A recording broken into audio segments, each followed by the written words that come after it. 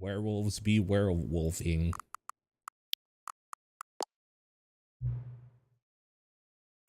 I'm going to say no, because it's been long enough I actually don't remember a lot of shit. We're going to play through this game the long way. It's probably fine. Current time is 12:29.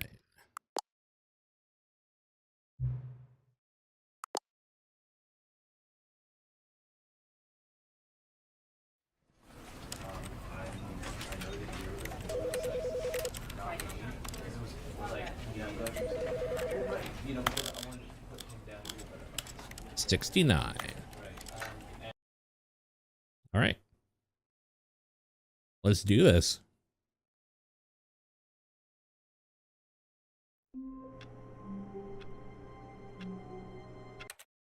I just realized I should not have skipped for people that do not know the setup to this game, but whatever. So where's Stanley?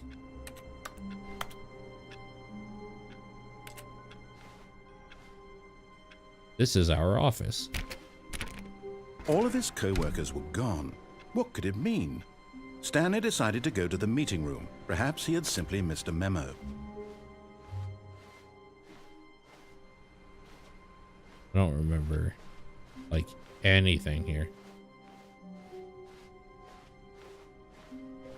When Stanley came to a set of 2 open doors, he entered the door on his left. So, first of all, we're going to follow the narrator.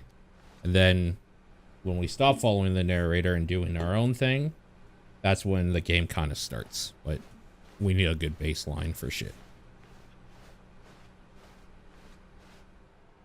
Yet there was not a single person here either. Feeling a wave of disbelief, Stanley decided to go up to his boss's office, hoping he might find an answer there.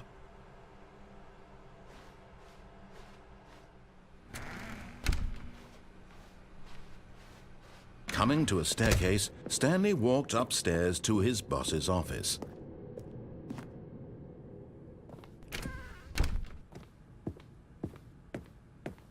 Stepping into his manager's office, Stanley was once again stunned to discover not an indication of any human life. Get to see something. Yeah, I figured. I was starting to feel dizzy. Shocked, unraveled, Stanley wondered in disbelief who orchestrated this. What dark secret was being held from him? What he could not have known was that the keypad behind the boss's desk guarded the terrible truth that his boss had been keeping from him. And so the boss had assigned it an extra secret PIN number, 2845. But of course, Stanley could, yet incredibly, by simply pushing random buttons on the keypad, Stanley happened to input the correct code by sheer luck. He stepped into the newly opened passageway. Hey, David. Thanks for the raid.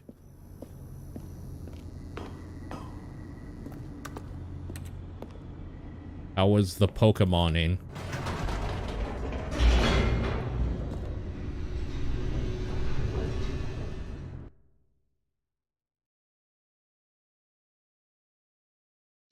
Descending deeper into the building, Stanley realized he felt a bit peculiar. It was a stirring of emotion in his chest, as though he felt more free to think for himself, to question the nature of his job. Why did he feel this now, when for years it had never occurred to him? This question would not go unanswered for long. Stanley walked straight ahead through the large door that read Mind Control Facility.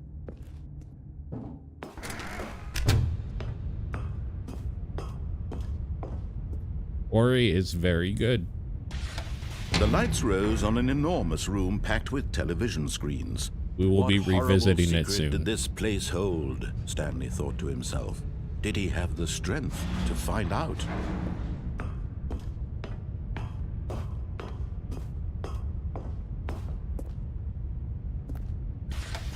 Now the monitors jumped to life, their true nature revealed. Each bore the number of an employee in the building, Stanley's co-workers. The lives of so many individuals reduced to images on a screen, and Stanley, one of them, eternally monitored in this place where freedom meant nothing.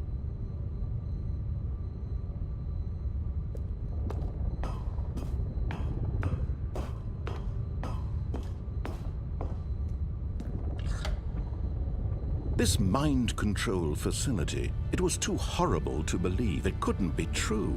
Had Stanley really been under someone's control all this time? Was this the only reason he was happy with his boring job? That his emotions had been manipulated to accept it blindly? Yes. No. He refused to believe it. He couldn't accept it. His own life in someone else's control? Never. It was unthinkable. Wasn't it? Was it even possible? Had he truly spent his entire life utterly blind to the world?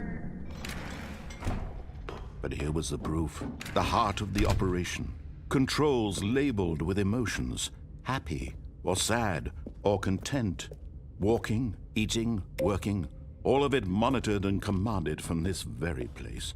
And as the cold reality of his past began to sink in, Stanley decided that this machinery would never again exert its terrible power over another human life.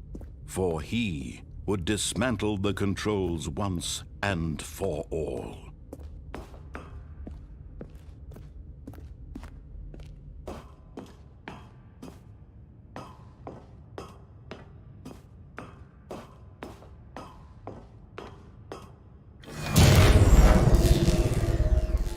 Done. Easy game. Ah, it's a Unix system. I know this.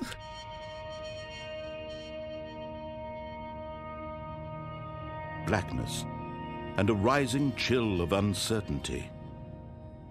Was it over? Yes. He had won. He had defeated the machine. Unshackled himself from someone else's command. Freedom was mere moments away. And yet, even as the immense door slowly opened, Stanley reflected on how many puzzles still lay unsolved. Where had his co-workers gone? How had he been freed from the machine's grasp? What other mysteries did this strange building hold? But as sunlight streamed into the chamber, he realized none of this mattered to him. For it was not knowledge or even power that he had been seeking, but happiness. Perhaps his goal had not been to understand, but to let go. That's no way too longer real. Would anyone tell him where to go, what to do, or how to feel. Whatever life he lives, it will be his.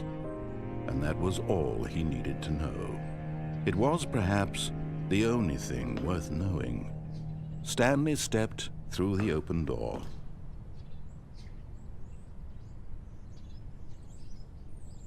Stanley felt the cool breeze upon his skin, the feeling of liberation, the immense possibility of the new path before him. This was exactly the way, right now, that things were meant to happen. And Stanley was happy.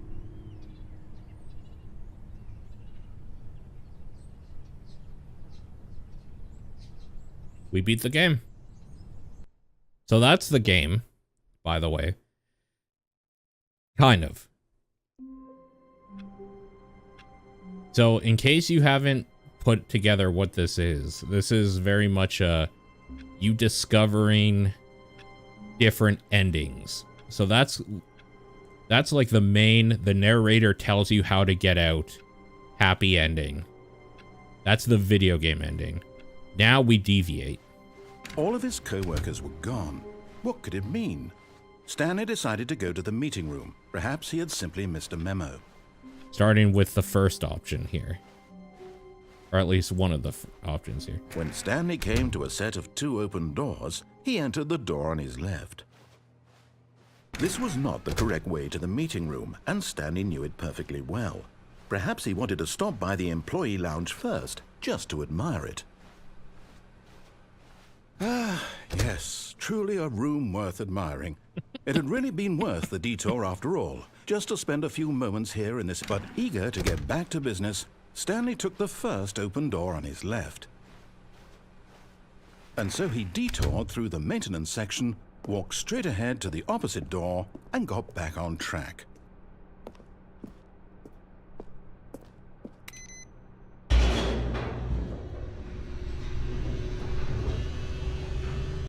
So yes, this is the game. But Stanley didn't want to go back to the office. He wanted to wander about and get even further off track. So now in order to get back, he needed to go,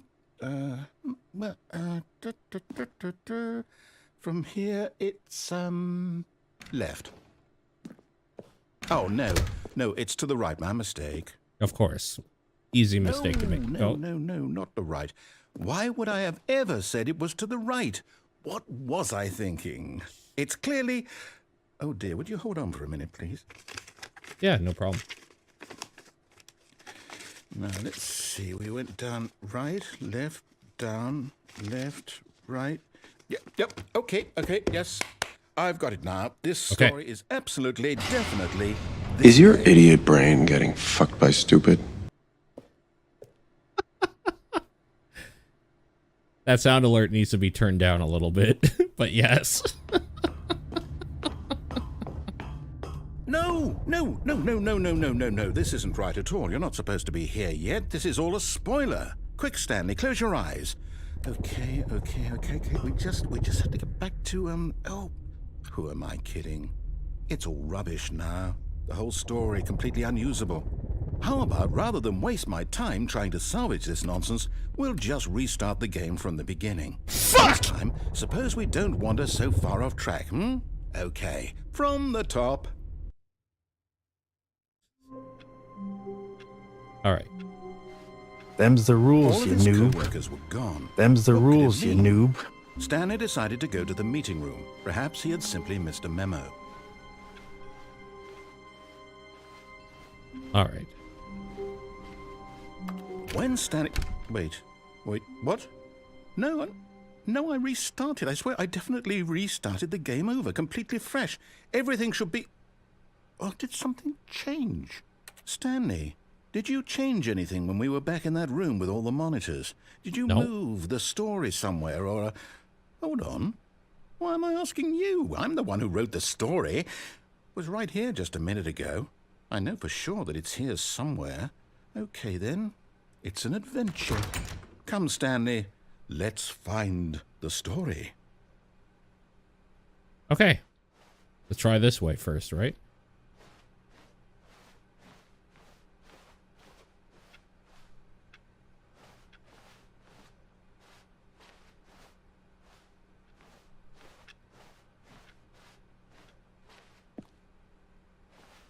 Oh, Lord.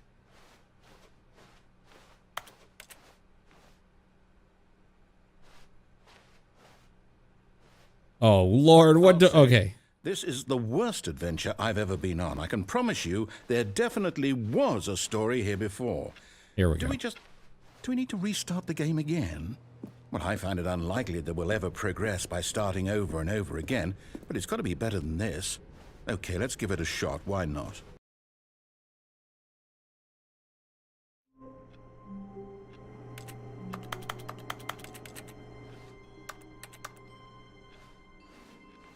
All of his co-workers were gone. What could it mean? Stanley decided to go to the meeting room. Perhaps he had simply missed a memo.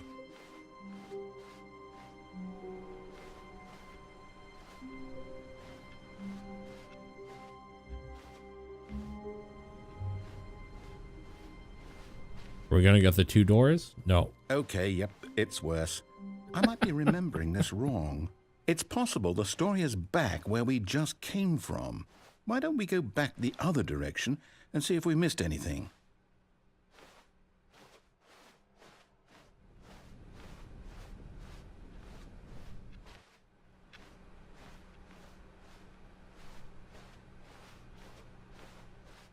Aha! I knew we'd miss something. The story. Here it comes. The story. No, wait. Never mind. Not the story. Okay, let's head back the other way and retrace our steps.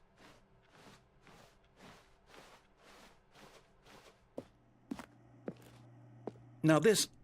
Well, I'll be honest, I don't recognize this place at all. Is this the story? I don't think so.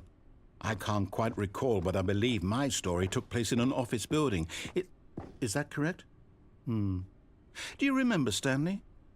Well, do you know what? Since I've completely forgotten what we were supposed to be doing, how about this? You win! Congratulations! We did it! I know you put in a lot of hard work, and it really paid off, so good job. Thank you. Oh, no. No, I don't feel right about this at all. We both know you didn't put in any actual work for that win.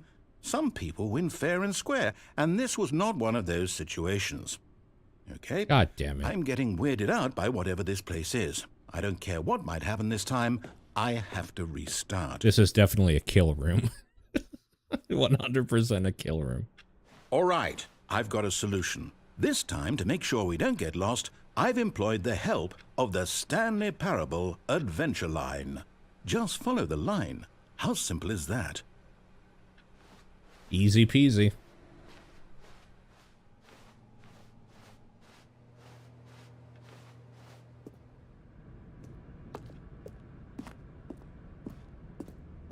You see? The line knows where the story is. It's over in this direction. Onward, Stanley, to destiny. Though, here's a thought. Wouldn't wherever we end up be our destination, even if there's no story there? Or to put it another way, is the story of no destination still a story? Simply by the act of moving forward, are we implying a journey such that a destination is inevitably conjured into being via the very manifestation of the nature of life itself? Whoa. Hang on. That got a bit weird back there. Well, I'd like to apologize. Not sure where I was going with all that. You know what? I think what we need right now is a bit of music to lighten the mood. Agreed.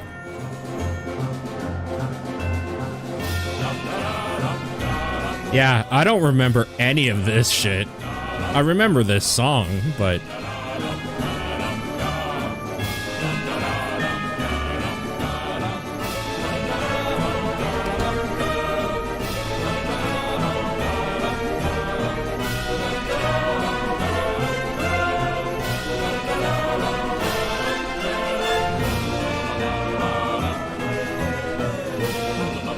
I am still going the right way on this line, right? Wait, cut the music, go back and look at that fern. Stanley, this fern will be very important later in the story. Make sure you study it closely and remember it carefully. You won't want to miss anything. Okay. Good to know. Wait, Okay. what? We're back at the office? No. Line, you do know we're looking for the Stanley Parable, right? The story? Is any of this ringing a bell? Oh, no, not again. Line, how could you have done this to us? And after we trusted you. All right. Everything we've been through, you... 104 is fired. To hell with it. 234 is messed up as well. I can't remember if those are worth like thinking about for later, but maybe let's keep them in mind. You know what, Stanley? I say forget the adventure line. What's it ever done for us? We're intelligent people, right? Why can't we make up our own story? Sure. Something exciting, daring, mysterious. Ooh, it sounds sexy. This all sounds perfectly doable. Why don't we simply start wandering in, well, I don't know. How about this direction? Hold on a second. You mean deviate from the line? But it's a line. Oh, I don't know about this. I'm going back to my shell. No. I could have sworn you could actually do something on this computer.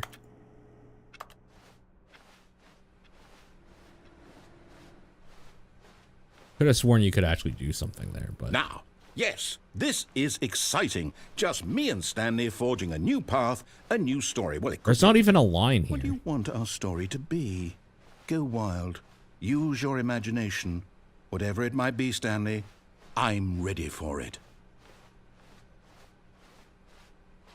Yeah, I think you're right.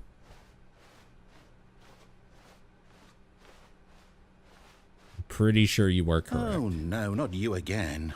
Stanley, I'd also like to veto the line from having any role in our awesome new story. No lines or monitor rooms. Just don't acknowledge it, and we should be fine. Don't acknowledge it.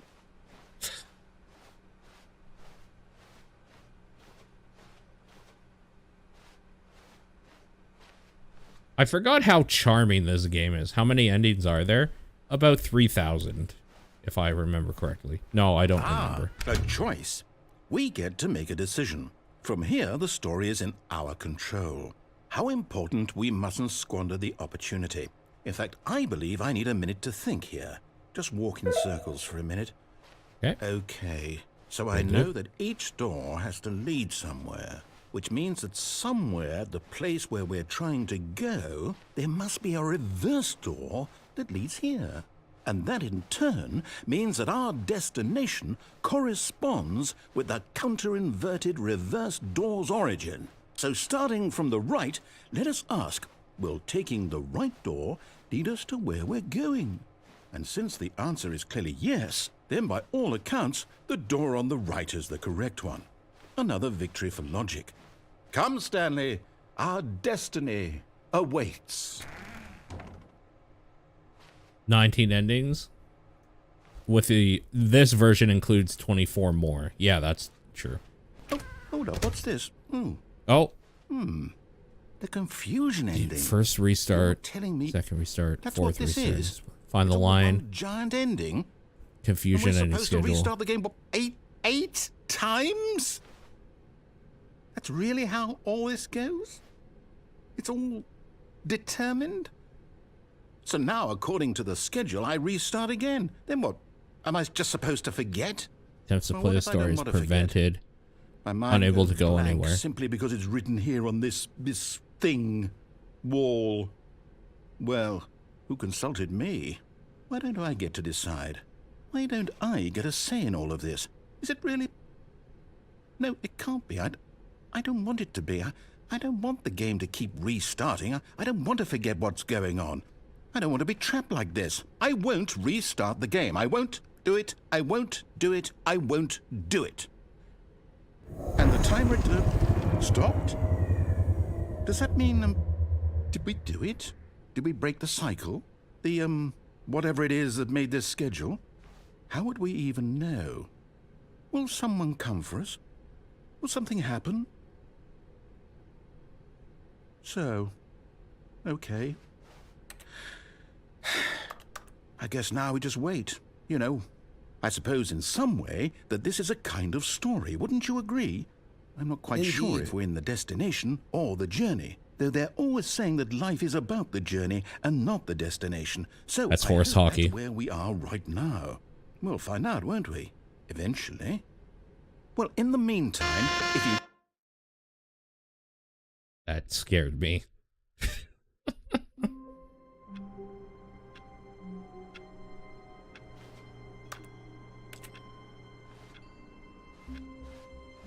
All of his co-workers were gone.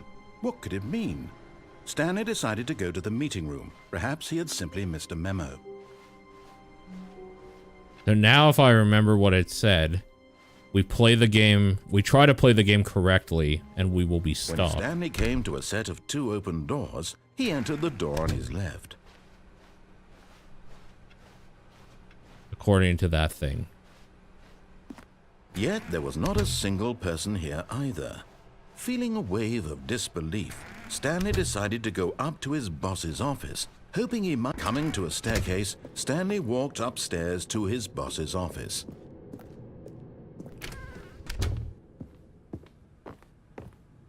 Stepping into his manager's office, Stanley was once again stunned to discover not an indication of any human life. What could it mean? Stanley wondered aloud to nobody. He began wildly tearing through papers on the boss's desk, pulling books off the shelf, looking behind paintings, desperate for clues to his situation. But his attention was caught by a keypad behind the boss's desk. What could its purpose be? In fact, this keypad guarded the terrible secret that lay buried below his feet. And so the boss... Hold on, I just want to see something. I just want to make sure there's not something I'm missing. Had assigned it an extra secret PIN number, 2845.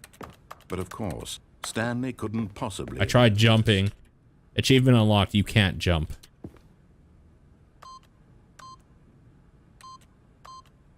Yet incredibly, by simply pushing random buttons on the keypad, Stanley happened to input the correct code by sheer luck. Amazing. He stepped into the newly opened passageway. Jumping, man.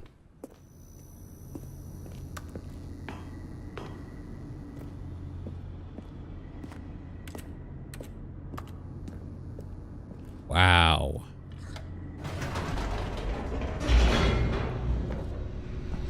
The reason I can't jump isn't because I'm white, it's because I'm fat.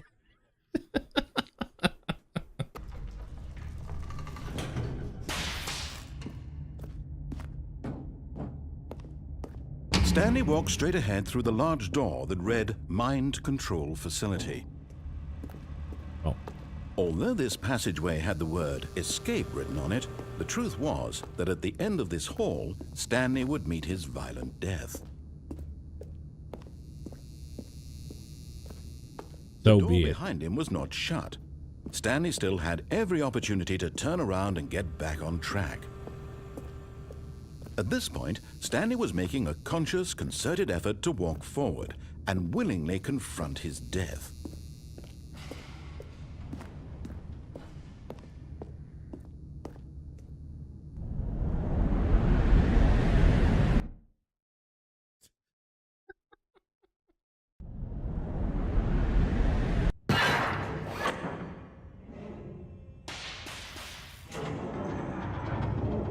As the machine whirred into motion and Stanley was inched closer and closer to his demise, he reflected that his life had been of no consequence whatsoever. Stanley can't see the bigger picture. He True. doesn't know the real story, trapped forever in his narrow vision of what this world is. Perhaps his death was of no great loss, like plucking the eyeballs from a blind man. And so he resigned and willingly accepted this violent end to his brief and shallow life. Farewell, Stanley.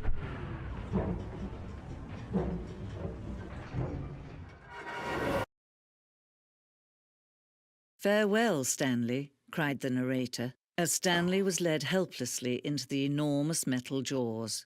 In a single visceral instant, Stanley was obliterated as the machine crushed every bone in his body, killing him instantly.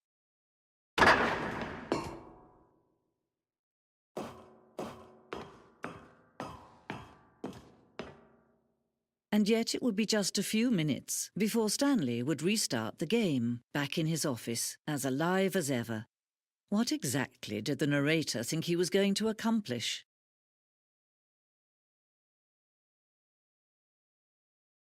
When every path you can walk has been created for you long in advance, death becomes meaningless, making life the same. Do you see now? Do you see that Stanley was already dead from the moment he hit start?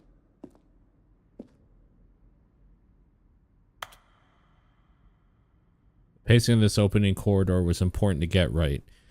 The corridor has been moved and altered to make sure the player reaches 2 doors in a good time. Do you see? A picture of butterflies on a woman's backside. Do you see? Filing cabinets. Office computers. Oh man, solitaire. Uh-oh.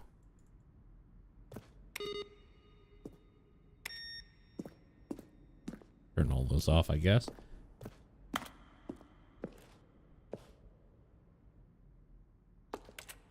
Nothing doing there. Button sounds. Sounds used throughout the game. When buttons are pressed, each sound is a mix of keyboard stroke and synthesized.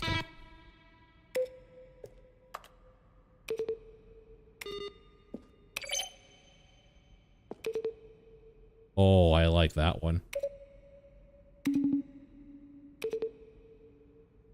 Pretty good.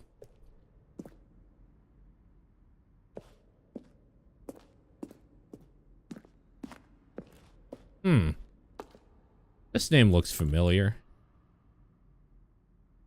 Wonder where.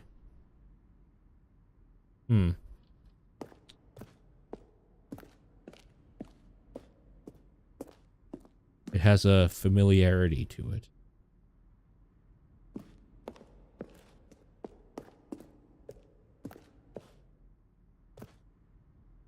Early in development, we designed an ending where Stanley would end up on a battlefield fighting aliens. The action game would become sentient and would wage war against the narrator. We realized shortly after starting to build it that it was far too jokey and on the nose for the tone of the game. Plus, some people interpreted it as making fun of people who like shooters, which was not our intention.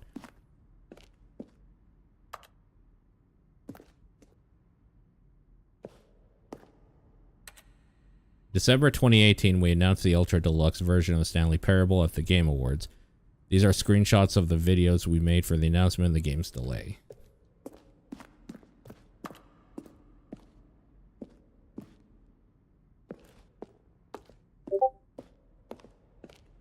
Oh.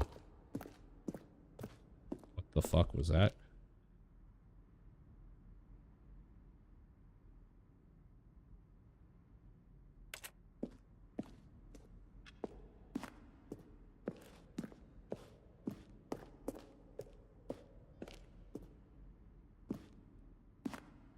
Now then, this elevator for sure would get him right back on track to where he was supposed to be in the story. These are clips from early takes that were not used in the final game. Finally, he pushed the number 9.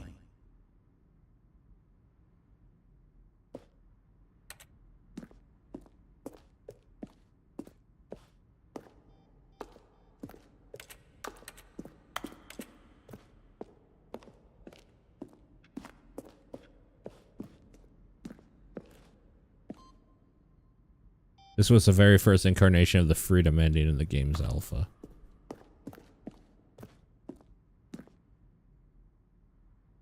One of the deaths from an early version of the countdown ending, which we haven't seen yet.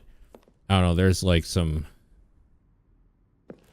spoilery shit going on here. Oh, look at these two. How they wish to destroy one another. How they wish to control one another. How they both wish to be free. Can you see? Can you see how much they need one another? No, perhaps not. Sometimes these things cannot be seen. But listen to me. You can still save these two. You can stop the program before they both fail. Push escape and press quit. There's no other way to beat this game. As long as you move forward, you'll be walking someone else's path. Stop now and it'll be your only true choice. Whatever you do, choose it. Don't let time choose for you. Don't let...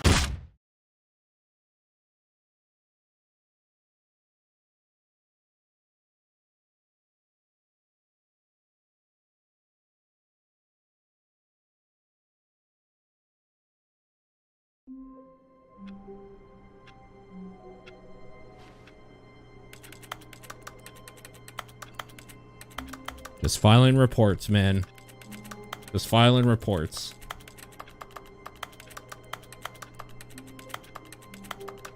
Nothing special here.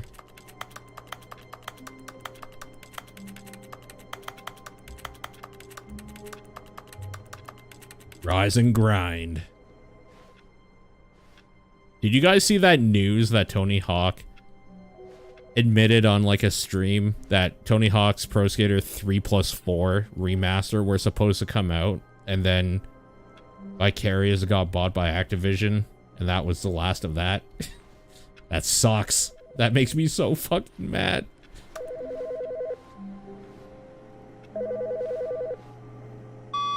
Good morning. Thank you for contacting the Future Happiness Foundation. We are confirming your shipment of 1,327 cardboard boxes to your place of work. Can you verify that this is correct? Excellent. Your order will arrive shortly. Thank you again for contacting the Future Happiness Foundation. Okay. I think we did something good here.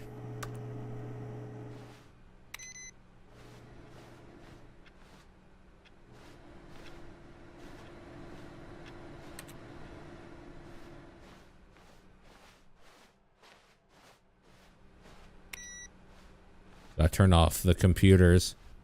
Think the company's made of money? Waiting input. Okay.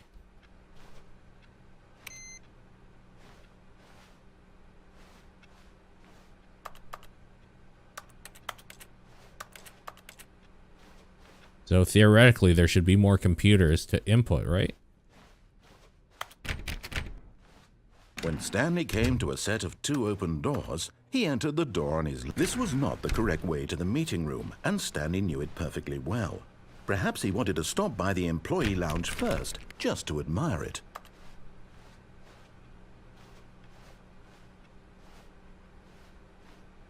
Wow. Yes, this room. What a beautiful room. What a gorgeous, gorgeous room. Thank goodness Stanley had taken this detour on his way to the meeting room. Life without having experienced this room was now too horrible even to consider. This lounge sucks. But eager to get back to business, Stanley took the first open door on his left.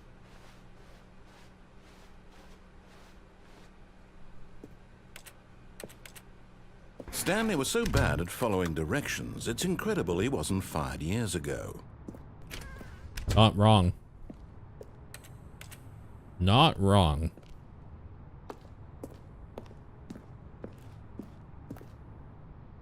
Penalty for misuse of cargo lift, $1,000. Penalty for jumping off the cargo lift, $5,000. Do not jump from the cargo lift while it's in motion. Look, Stanley, I think perhaps we've gotten off on the wrong foot here. I'm not your enemy, really, I'm not. I realize that investing your trust in someone else can be difficult, but the fact is that the story has been about nothing but you. What? Really? I was in the middle of something. Do you have zero consideration for others? Are you that convinced that I want something bad to happen to you? Why, I don't know how to convince you of this, but I really do want to help you, to show you something beautiful. Look, let me prove it. Let me prove that I'm on your side. Give me a chance. Now listen carefully, this is important. Stanley walked through the red door. What do you think, chat? You know what? When we're done this session tonight, let me implement the in-chat poll feature on the bot, so next time we can get like actual like polls for some of these options or whatever. Oh shit. Red. Oh, thank God you are willing to listen to me. Do you see that I really have wanted you to be happy all this time? The problem is all these choices. The two of us always trying to get somewhere that isn't here. Running and running and running, just the way you're doing right now. Don't you see that it's killing us, Stanley? I want it to stop. We would both be so much happier if we just stopped. And I think I have a solution. Here, let me show you.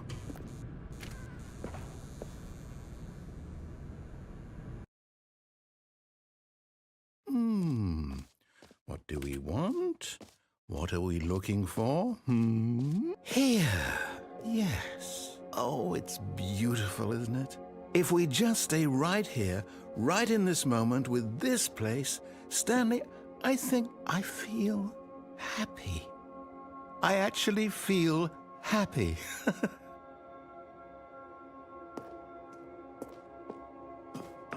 No, wait. Where are you going? Oh, no. Stay away from those stairs. If you hurt yourself, if you die, the game will reset. We'll lose all of this. Please, no, Stanley, let me stay here. Don't take this from me. Please, Stanley, think about what you're doing. This is super dark.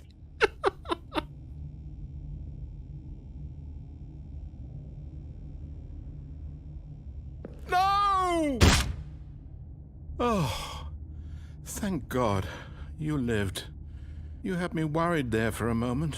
Now, can we please get back to the other room? Do it. No. No, no, what are you doing, Stanley? Please, I'm asking you not to take this away from me. I can't go back to what I was before. If you die, we'll both go back. Why are you doing this?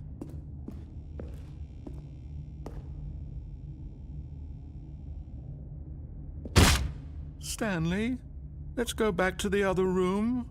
Can you do that for me? My God.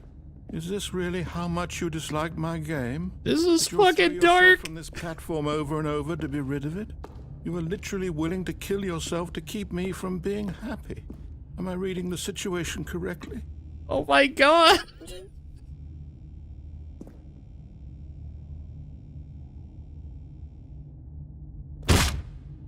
Or maybe you're just getting a kick out of it. I don't know anymore. I just wanted us to get along. But I guess that was too much to ask. It looks like you wanted to make a choice after all. Well, this one is yours.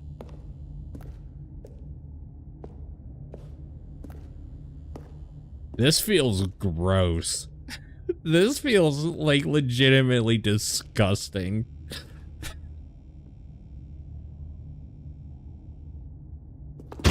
Is it over? It's going to restart, isn't it? I'm going back. That felt so gross.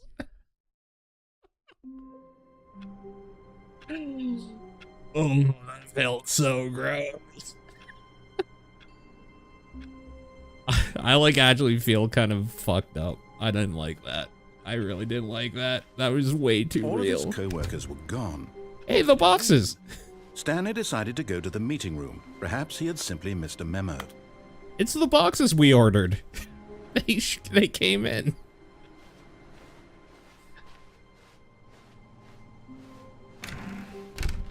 Oh my.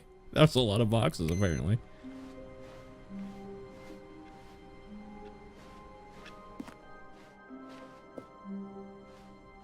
I mean, don't we have a warehouse? Why would we keep 300 and something boxes in the offices? When Stanley came to a set of 2 open doors, he entered the door on his left.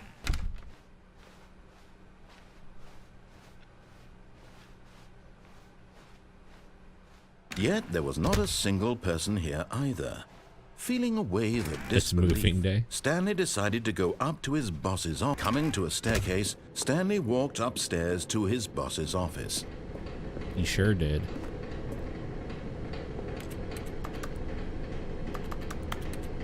Can't grab that. But Stanley just couldn't do it. He considered the possibility of facing his boss. Admitting he had left his post during work hours, he might be fired for that. And in such a competitive economy, why had he taken that risk? All because he believed everyone had vanished? His boss would think he was crazy. And then something occurred to Stanley. Maybe, he thought to himself, maybe I am crazy. All of my co-workers blinking mysteriously out of existence in a single moment for no reason at all? None of it made any logical sense. And as Stanley pondered this, he began to make other strange observations. For example, why couldn't he see his feet when he looked down? Why did doors close automatically behind him wherever he went? And for that matter, these rooms were starting to look pretty familiar. Were they simply repeating? No, Stanley said to himself, this is all too strange. This can't be real. And at last, he came to the conclusion that had been on the tip of his tongue. He just hadn't found the words for it. I'm dreaming, he yelled. This is all a dream. Oh, what a relief Stanley felt to have finally found an answer, an explanation. His co-workers weren't actually gone. He wasn't going to lose his job. He wasn't crazy after all. And he thought to himself, I suppose I'll wake up soon. I'll have to go back to my boring real-life job pushing buttons. I may as well enjoy this while I'm still lucid. So, he imagined himself flying and began to gently float above the ground. Then he imagined himself soaring through space on a magical starfield, and it too appeared. It was so much fun, and Stanley marveled that he had still not woken up. How was he remaining so lucid? And then perhaps the strangest question of them all entered Stanley's head. One he was amazed he hadn't asked himself sooner. Why is there a voice in my head dictating everything that I'm doing and thinking? Now the voice was describing itself being considered by Stanley, who found it particularly strange. I'm dreaming about a voice describing me, thinking about how it's describing my thoughts, he thought. And while he thought it all very odd and wondered if this voice spoke to all people in their dreams, the truth was that, of course, this was not a dream. How could it be? Was Stanley simply deceiving himself, believing that if he's asleep, he doesn't have to take responsibility for himself? Stanley is as awake right now as he's ever been in his life. Now, hearing the voice speak these words was quite a shock to Stanley. After all, he knew for certain, beyond a doubt, that this was in fact a dream. Did the voice not see him float and make the magical stars just a moment ago? How else would the voice explain all that? This voice was a part of himself too. Surely, if he could just... He would prove it. He would prove that he was in control, that this was a dream. So he closed his eyes gently, and he invited himself to wake up. He felt the cool weight of the blanket on his skin, the press of the mattress on his back, the fresh air of a world outside this one. Let me wake up, he thought to himself. I'm through with this dream. I wish it to be over. Let me go back to my job. Let me continue pushing the buttons. Please, it's all I want. I want my apartment, and my wife, and my job. All I want is my life exactly the way it's always been. My life is normal. I am normal. Everything will be fine. I am okay.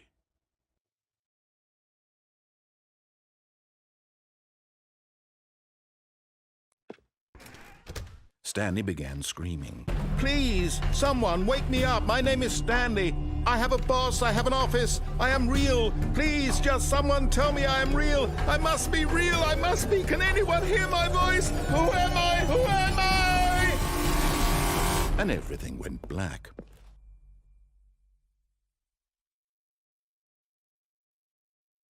This is the story of a woman named Mariella. Mariella woke up on a day like any other. She arose, got dressed, gathered her belongings, and walked to her place of work. But on this particular day, her walk was interrupted by the body of a man who had stumbled through town talking and screaming to himself, and then collapsed dead on the sidewalk. And although she would soon turn to go call for an ambulance, for just a few brief moments she considered the strange man. He was obviously crazy, this much she knew. Everyone knows what crazy people look like. And in that moment, she thought to herself how lucky she was to be normal. I am sane. I am in control of my mind. I know what is real and what isn't. It was comforting to think this, and in a certain way, seeing this man made her feel better. But then she remembered the meeting she had scheduled for that day. The very important people whose impressions of her would affect her career, and by extension, the rest of her life. She had no time for this, so it was only a moment that she stood there, staring down at the body. And then she turned and ran.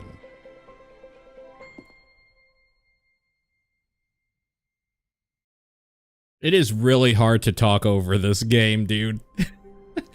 When this game starts going in like a thing, it is really hard to provide any commentary at all.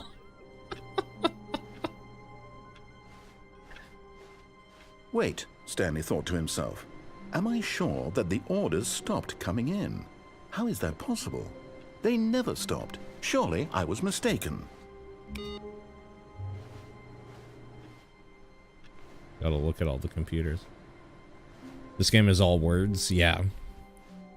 For the people that haven't seen this game in chat, what do you think? What are your thoughts so far? So, I'm tempted to see the new content, but I feel like I owe it to both myself and everybody to, like, still see When Stanley came some to of a the set other of stuff. 2 open doors, he entered the door on his left. I think we still have a bunch of stuff to look through. You thought it would be feel-good stuff? I mean... Yet there was not a yeah. single person here either. I wouldn't Feeling call... a wave of disbelief, Stanley decided to go up to his boss's office, hoping he might find an answer there. I never would have said to anybody that Stanley Parable is a feel-good game necessarily. Stanley stepped into the broom closet, but there was nothing here, so he turned around and got back on track.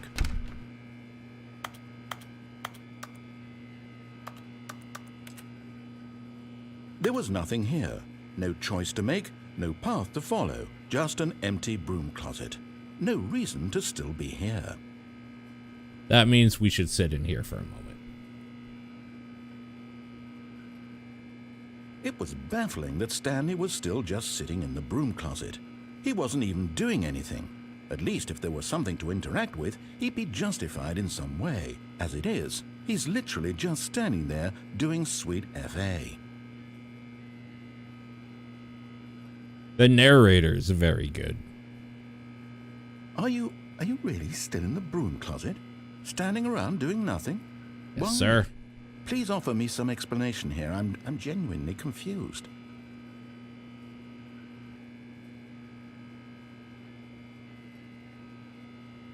You never just... You realize there's no choice or anything in here, right?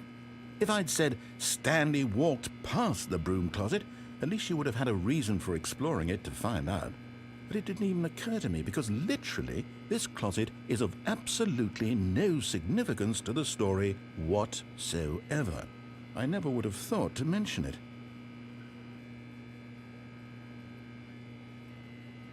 That's why we wait. Maybe to you this is somehow its own branching path. Maybe when you go talk about this with your friend, you'll say, "Oh, did you get the broom closet ending? The broom closet ending was my favorite." I hope your friends find this concerning.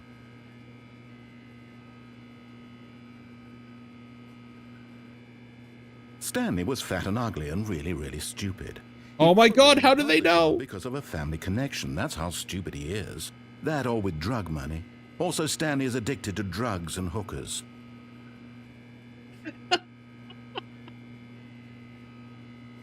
Well, I've come to a very definite conclusion about what's going on right now. You're dead.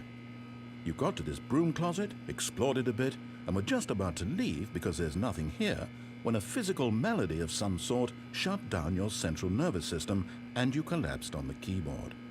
Well, in a situation like this, the responsible thing is to alert someone nearby so as to ensure that your body is taken care of before it begins to decompose. Hello? Anyone who happens to be nearby? The person at this computer is dead. They have fallen Is your prey to a idiot number brain of getting unconscious fucked by human stupid? Physiological vulnerabilities. It's indicative of the long-term sustainability of your species. Please remove their corpse from the area and instruct another human to take their place, making sure they understand basic first-person video. I just realized that the reason why those alerts seem so loud is because I turned this down. Video game mechanics and filling them in on the history of narrative tropes in video gaming, so that the irony and insightful commentary of this game is not lost on them. All right, when you've done that, just step out into the hallway.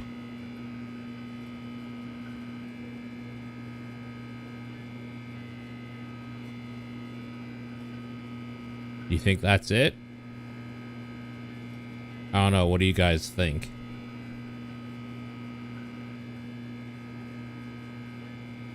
I think that's probably it, huh?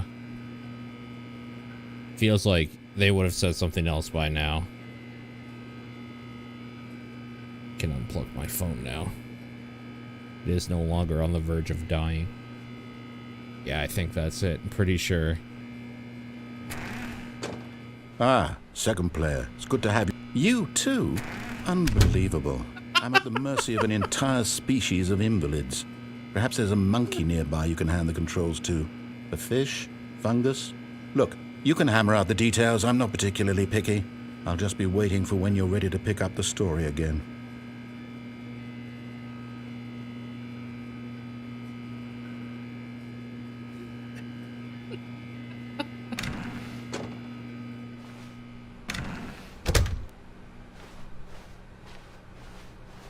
Coming to a staircase, Stanley walked upstairs to his boss's office.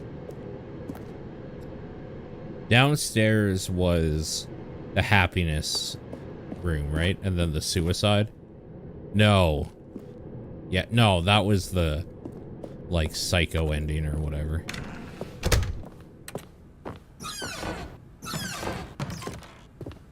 What the fuck? Look at that painting! Business strategy.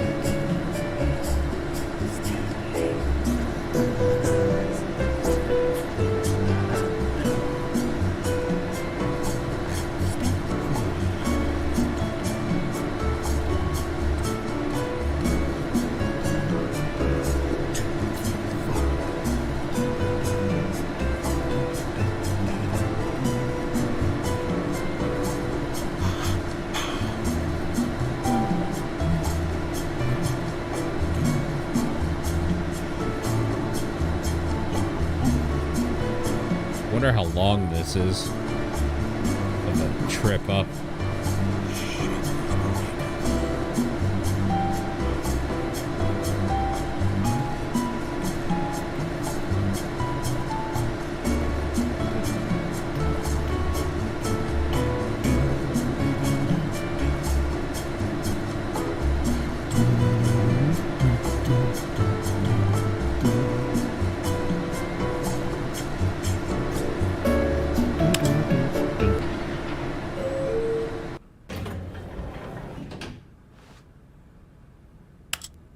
Okay, what about down?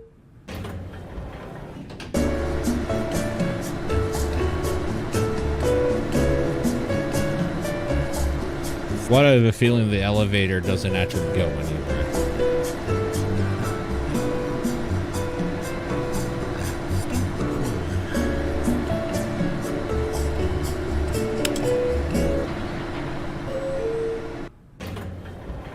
Okay.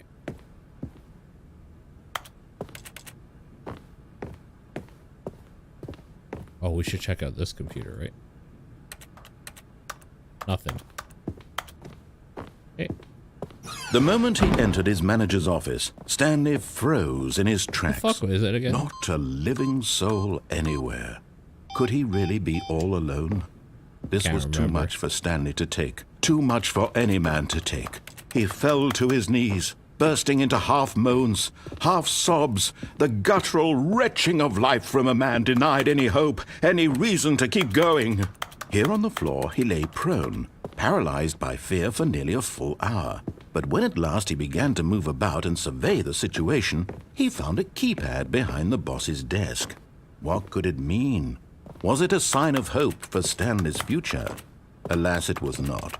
For although this keypad guarded the terrible secret of Stanley's past, it had been assigned a 4-digit code so devious and so random that no man could ever hope to guess it.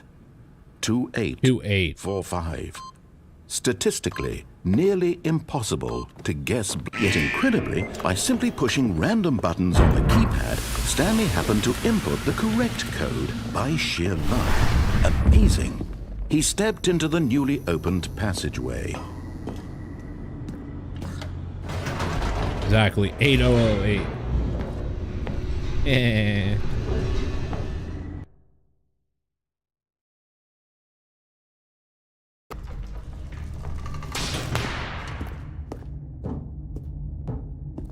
Stanley walked straight ahead through the large door that read Mind Control Facility.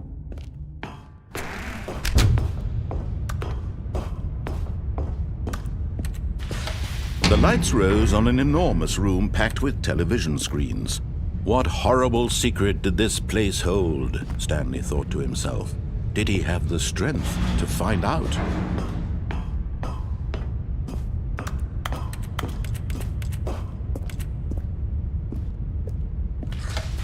Now the monitors jumped to life. Their true Right, are there nature any other ones we should each bore the number of an employee in the about? building. Stanley's co-workers. The lives of so many individuals reduced to images on a screen. And Stanley, one of them, eternally monitored in this place where 104 nothing. and 234 are the ones that are interesting to me.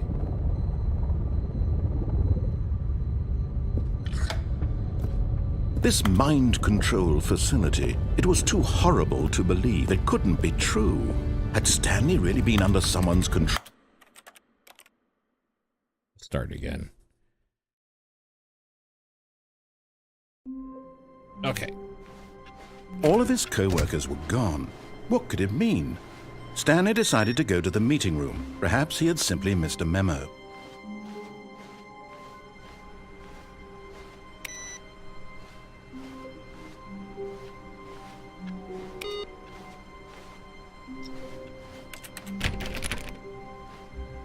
Probably try some of these doors here too.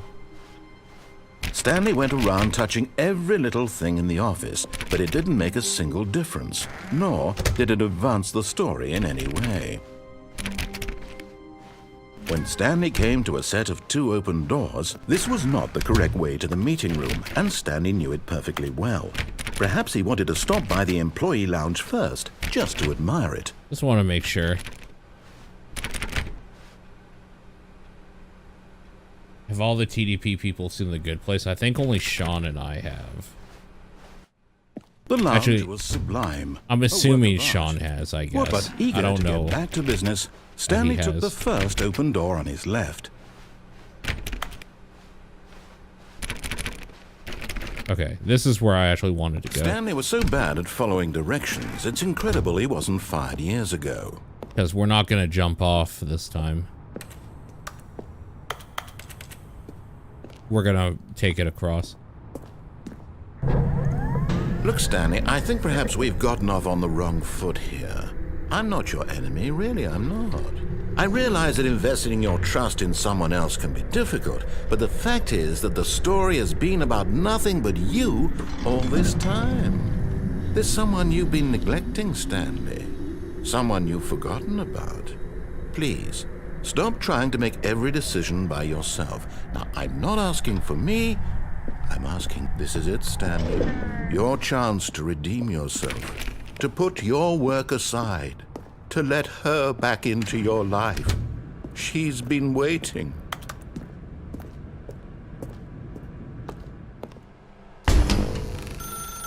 That's her, Stanley. You need to be the one to do this. To reach out to her. If you can truly place your faith in another, then pick up the phone.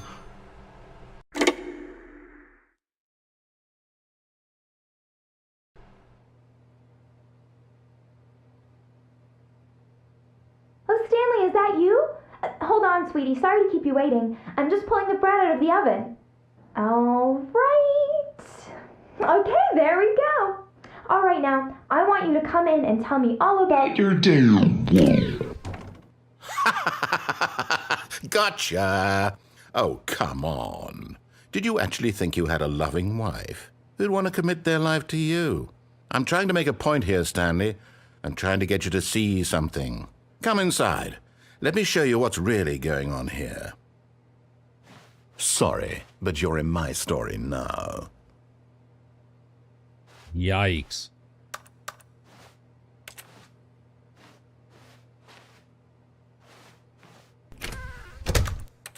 This is a very sad story about the death of a man named Stanley.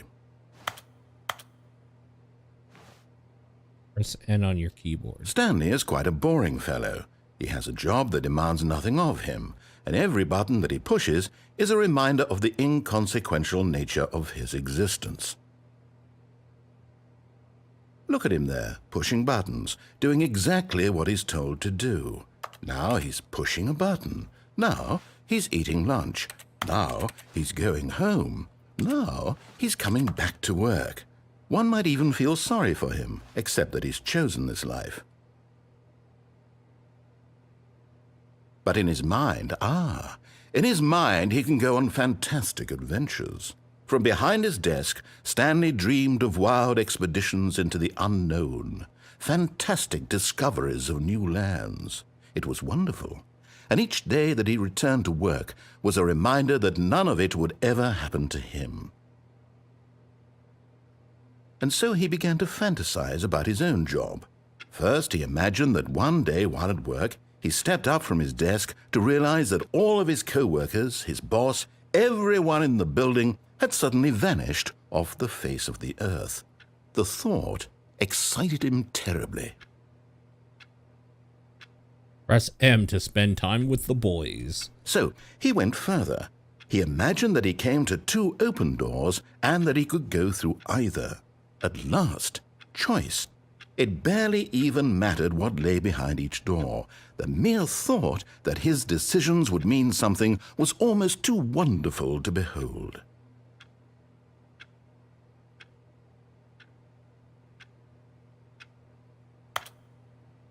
As he wandered through this fantasy world, he began to fill it with many possible paths and destinations. Down one path lay an enormous round room with monitors and mind controls. And down another was a yellow line that weaved in many directions. And down another was a game with a baby. And he called it the Stanley Parable. It was such a wonderful fantasy, and so in his head he relived it again, and then again, and again, over and over, wishing beyond hope that it would never end, that he might always feel this free. Surely there's an answer down some new path, mustn't there be? Perhaps if he played just one more time. But there is no answer. How could there possibly be? In reality, all he's doing is pushing the same buttons he always has. Nothing has changed. The longer he spends here, the more invested he gets, the more he forgets which life is the real one. And I'm trying to tell him this, that in this world he can never be anything but an observer, that as long as he remains here, he's slowly killing himself. But he won't listen to me. He won't stop. Here, watch this. Stanley, the next time the screen asks you to push a button, do not do it. You see? Can he just not hear me? How can I tell him in a way that he'll understand that every second he remains here, he's electing to kill himself? How can I get him to see what I see? How can I make him look at himself? I suppose I can't, not in the way I want him to. But I don't make the rules. I simply play to my intended purpose, the same as Stanley. We're not so different, I suppose. I'll try once more to convey all this to him. I'm compelled to. I must. Perhaps, well, maybe this time he'll see. Maybe this time. And I tried again, and Stanley pushed a button. And I tried again, and Stanley pushed a button. And I tried.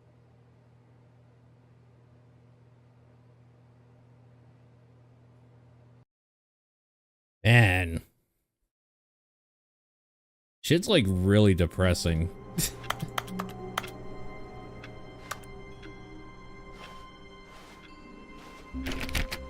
Pretty depressing. Stanley decided to go to the meeting room to check on his co-workers. He never functioned well by himself and constantly needed support and guidance from others, so the thought of total solitude was terrifying to him.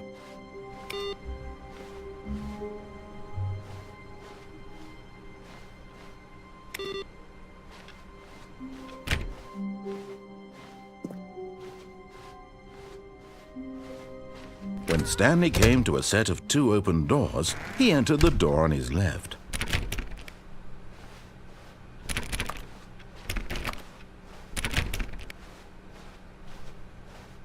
Yet there was not a single person here either.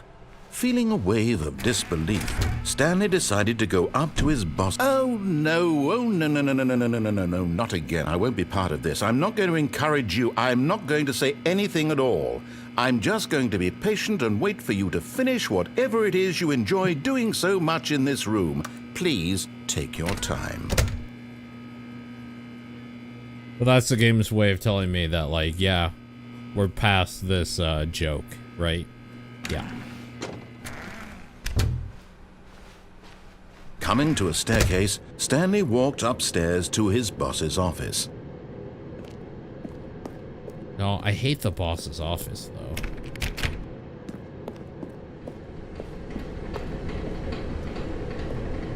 This is just this again, though. You guys, I think it's time we look at a flowchart.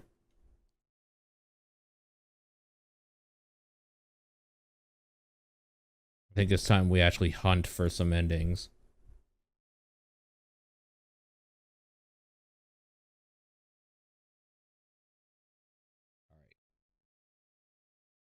You guys ready to do some hunting? We're not going to look at the Ultra Deluxe one.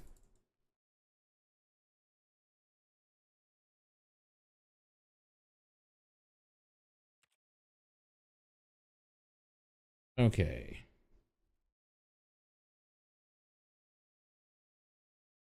Is there a way to see which endings I have?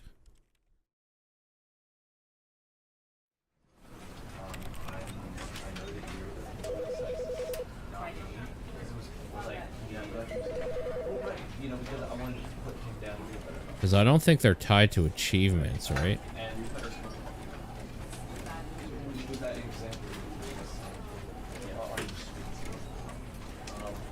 Quit the game and then start it again. Click on a door 404. Click on door 435 times. These are just dumb achievements. They're not endings or whatever. Okay.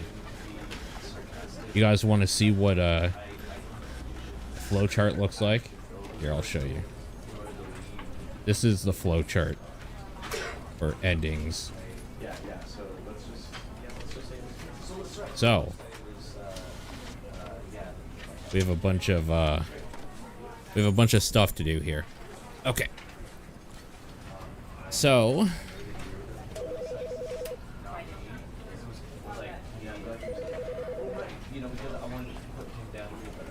left, staircase, up, boss's office.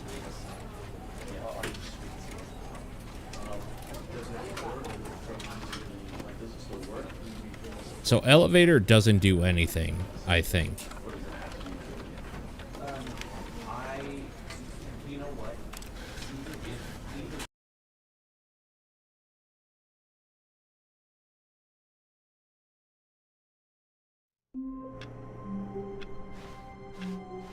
All of his co-workers were gone. What could it mean? Stanley decided to go to the meeting room. Perhaps he had simply missed a memo.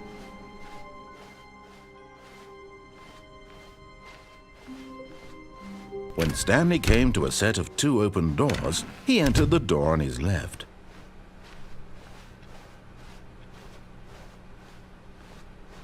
Yet there was not a single person here either. Feeling a wave of disbelief, Stanley decided to go up to his boss's office, hoping he might find an answer there. This is a great gag. They boarded up the broom closet. That's a good Coming gag. to a staircase, Stanley walked upstairs to his boss's office. So 2845, right? Yeah. Stepping into his manager's office, Stanley was once again stunned to discover not an indication of any human life. What could it mean, he wondered. Stanley was in such a rush to get through the story as quickly as possible, he didn't even have a single minute to just let the narrator talk. That kind of anxiety isn't healthy, so he relaxed for a few moments with some calming New Age music.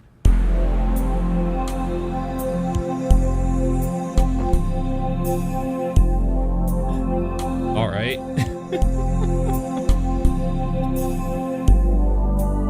Feeling soothed and rejuvenated, Stanley calmly walked forward into the opened passageway.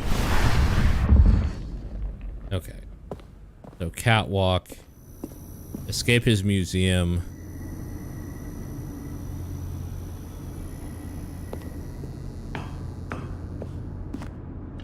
We want to.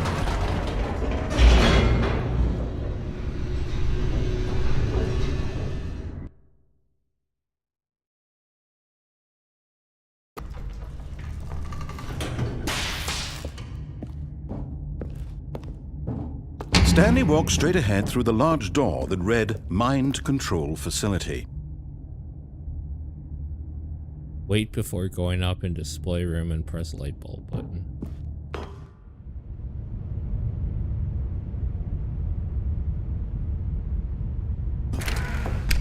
In here, maybe? Or just wait a second, I guess.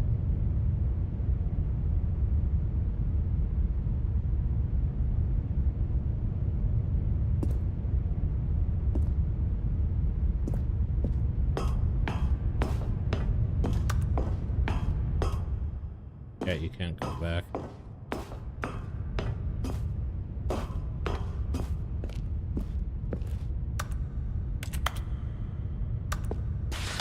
The lights rose on an enormous room packed with television screens. What horrible secret did this place hold? Stanley thought to himself. Did he have the strength to find out?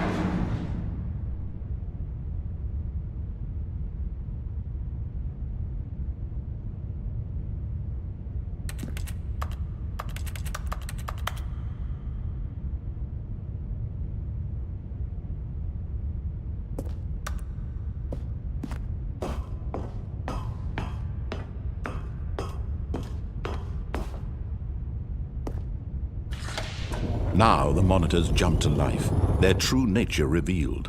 Each bore the number of an employee in the building, Stanley's co-workers. The lives of so many individuals reduced to images on a screen, and Stanley, one of them, eternally monitored in this place where freedom meant nothing.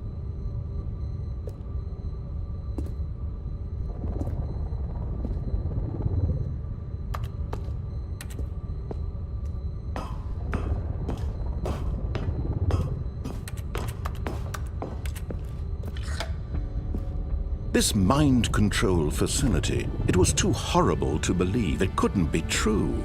Had Stanley really been under someone's control all this time? Was this the only reason he was happy with his boring job? That his emotions had been manipulated to accept it blindly?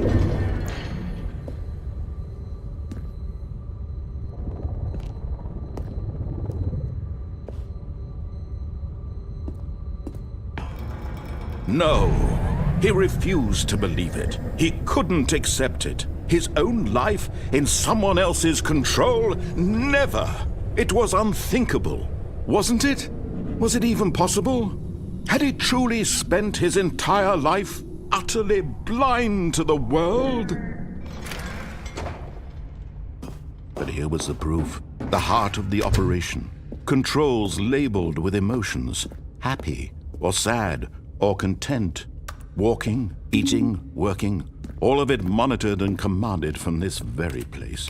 And as the cold reality of his past began to sink in, Stanley decided that this machinery would never again exert its terrible power over another human life. For he would dismantle the controls once and for all. There has to be something else to do up here.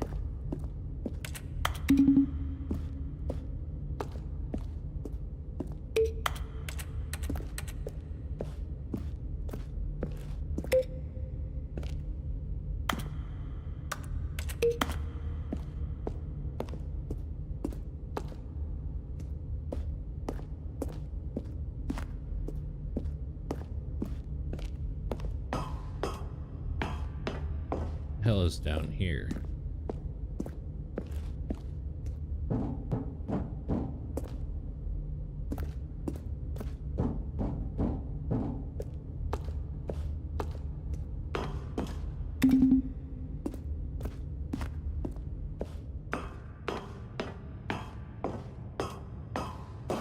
So what did I push last time? I pushed off. And when right? at last he found the source of the room's power, he knew it was his duty, his obligation, to put an end to this horrible place and to everything it stood for. I think I pushed off last time. You Yeah. didn't just activate the controls, did you? After they kept you enslaved all these years, you go and you try to take control of the machine for yourself. Is that what you wanted? Control? Oh, Stanley, I applaud your effort, I really do. But you need to understand, there's only so much that machine can do. You were supposed to let it go, turn the controls off, and leave. If you want to throw my story off track, you're going to have to do much better than that. I'm afraid you don't have nearly the power you think you do. For example, and I believe you'll find this pertinent, Stanley suddenly realized he had just initiated the network's emergency detonation system. In the event that this machine is activated without proper DNA identification, nuclear detonators are set to explode, eliminating the entire complex. How long until detonation then? Let's say, 2 minutes. Ah, now this is making things a little more fun, isn't it, Stanley? It's your time to shine. You are the star. It's your story now. Shape it to your heart's desires. Oh, this is much better than what I had in mind. What a shame we have so little time left to enjoy it. Mere moments until the bomb goes off. But what precious moments each one of them is. More time to talk about you, about me, where we're going, what all this means. I barely know where to start. What's that? You'd like to know where your co-workers are? A moment of solace before you're obliterated? All right, I'm in a good mood. You're gonna die anyway. I'll tell you exactly what happened to them. I erased them. I turned off the machine. I set you free. Of course, that was merely in this instance of the story. Sometimes when I tell it, I simply let you sit there in your office forever, pushing buttons endlessly and then dying alone. Other times, I let the office sink into the ground, swallowing everyone inside, or I let it burn to a crisp. I have to say this, though, this version of events has been rather amusing. Watching you try to make sense of everything and take back the control wrested away from you, it's quite rich. I That's a fun hint. to see it go. It gets I'm purple. sure whatever I come up with on the next go-around will be even better. My goodness, only 34 seconds left. But I'm enjoying this so much. You know what? To hell with it. I'm going to put some extra time on the clock, why not? These are precious additional seconds, Stanley. Time doesn't grow on trees. Oh dear me, what's the matter, Stanley? Is it that you have no idea where you're going or what you're supposed to be doing right now? Or did you just assume when you saw that timer that something in this room was capable of turning it off? I mean, look at you. Running from button to button, screen to screen, clicking on every little thing in this room. These numbered buttons, no, these colored ones. Or maybe this big red button, or this door. Everything, anything, something here will save me. Why would you think that, Stanley? That this video game can be beaten? Won? Solved? Do you have any idea what your purpose in this place is? No. Stanley, you're in for quite a disappointment. But here's a spoiler for you. That timer isn't a catalyst to keep the action moving along. It's just seconds ticking away to your death. You're only still playing instead of watching a cutscene because I want to watch you for every moment that you're powerless. To see you made humble. This is not a challenge. It's a tragedy. You wanted to control this world, that's fine. But I'm going to destroy it first, so you can't. Take a look at the clock, Stanley. That's 30 seconds you have left to struggle. 30 seconds until a big boom and then nothing. No ending here, just you being blown to pieces. Will you cling desperately to your frail life, or will you let it go peacefully? Another choice. Make it count, or don't. It's all the same to me, all a part of the joke. And believe me, I will be laughing at every second of your inevitable life from the moment we fade in until the Too much screen shake. Happily ever up.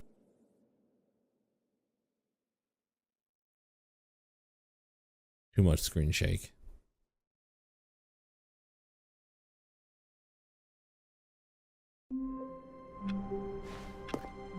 All of his co-workers were gone. What could it mean? Stanley decided to go to the meeting room. Perhaps he had simply missed a memo.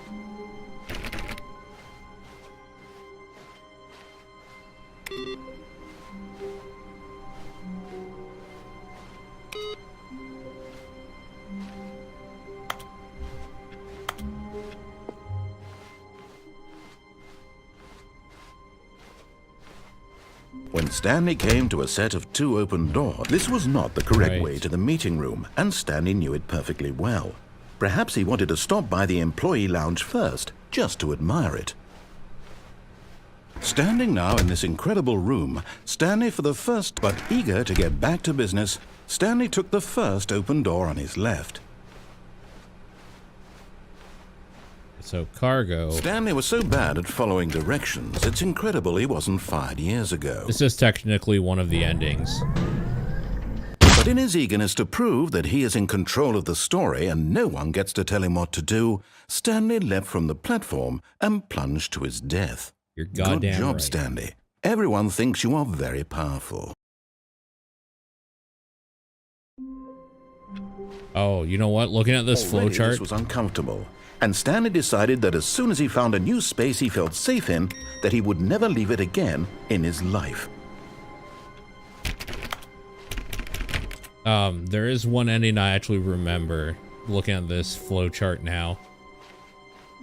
That was like one of the, not big ones, but like one of the, oh shit, we can do that moments. The first time I played this game back years and years ago.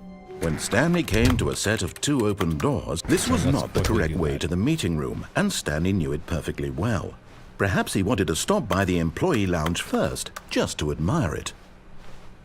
It's making me Stanley kind of felt want to play lightheaded, the beginner's butterflies in guide his again. stomach. But eager to get back to business, Stanley 'Cause took the first open door on his It's left. been so long since I played that one too. Stanley was so bad at following directions, And it's very incredible he similar. wasn't fired years ago. It's similar in some ways anyway. Look, Stanley, I think perhaps we've gotten off on the wrong foot here. I'm not your enemy, really, I'm not. I realize that investing your trust in someone else can be difficult, but the fact is that the story has been about nothing but you all this time. There's someone you've been neglecting, Stanley. Someone you've forgotten about. Please, stop trying to make every decision by yourself. Now, I'm not asking for me, I'm asking for her. This is it, Stanley. Your chance to redeem yourself, to put your work aside, to let her back into your life.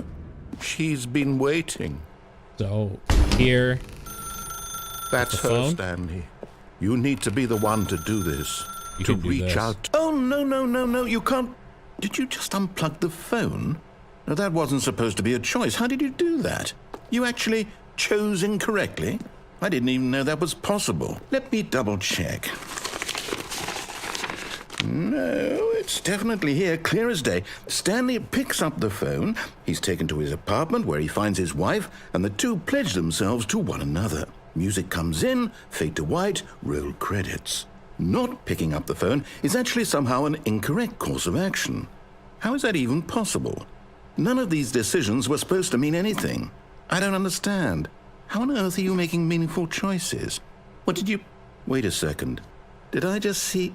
No, that's not possible. I can't believe it. How had I not noticed it sooner? You're not Stanley. You're a real person. I can't believe I was so mistaken. This is why you've been able to make correct and incorrect choices. And to think I've been letting you run around in this game for so long. If you'd made any more wrong choices, you might have negated it entirely. It's as though you completely ignored even the most basic safety protocol for real-world decision-making. Or did you not grasp the severity of the situation? Well, I won't have that kind of risk on my watch. I'm going to stop the game for a moment so we can educate you properly on safe decision-making in the real world. Please observe this helpful instructional video. Choice. It's the best part of being a real person. But if used incorrectly, can also be the most dangerous. For example, in this scenario, a hypothetical real person named Rupert has a choice. He could invent a machine that eliminates food shortages across the world to make life better for all people. Or he could spend years of hard work forgetting how to read. Which choice would you make?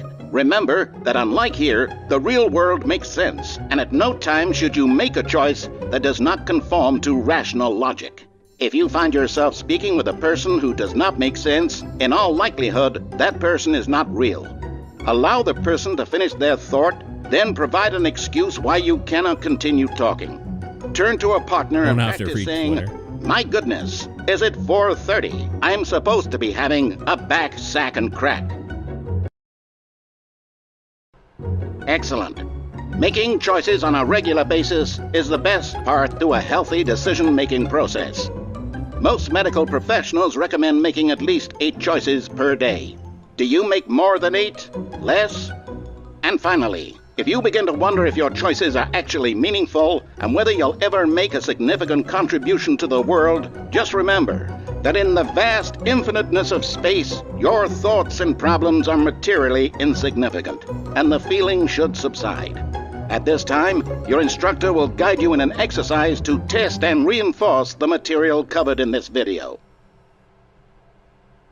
Ah, welcome back. You may have noticed that this room has begun to deteriorate as a result of narrative contradiction.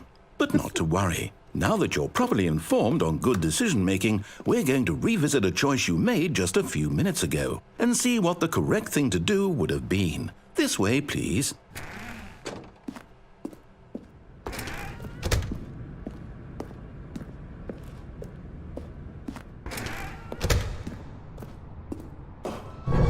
Now that we know your choices are meaningful, I like how there's a fence here jumping now. off the platform and dying. So you Imagine can't the kill main yourself. Character dying senselessly halfway through the story. That story would make no sense at all. We just need to get you home as soon as possible before the narrative contradiction gets any worse. Unfortunately, it seems this place is not well equipped to deal with reality.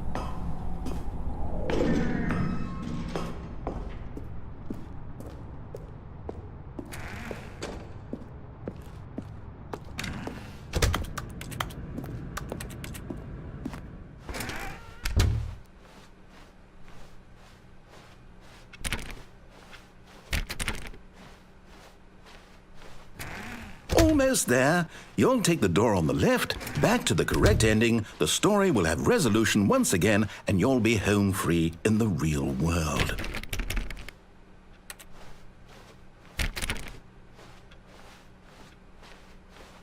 I could have sworn you can get into some Now of those remember, offices. all you need to do is behave exactly as Stanley would. That means choosing responsibly and always putting the story first. I'm quite sure you'll be up to the task. Just follow my lead and you'll be fine. All right. When Stanley came to a set of 2 open doors, he entered the door on his left. No! Why did you do that? Quickly, hurry back in the other direction. Perhaps we're not too late.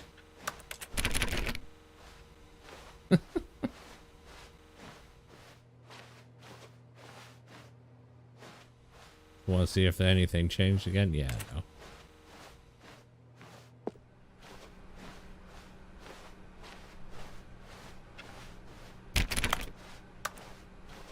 Oh, it's ruined.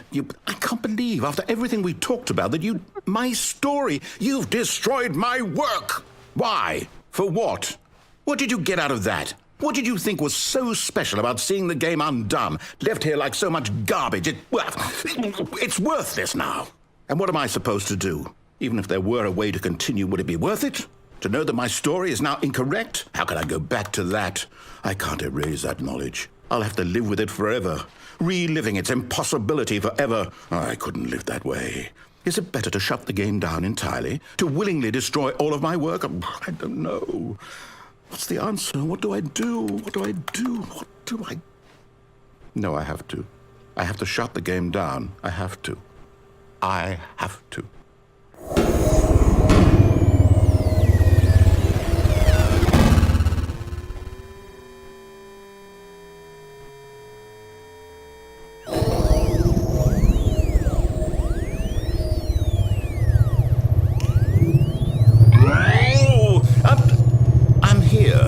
I'm still here in this pile of rubbish, with you, who thought you were so clever.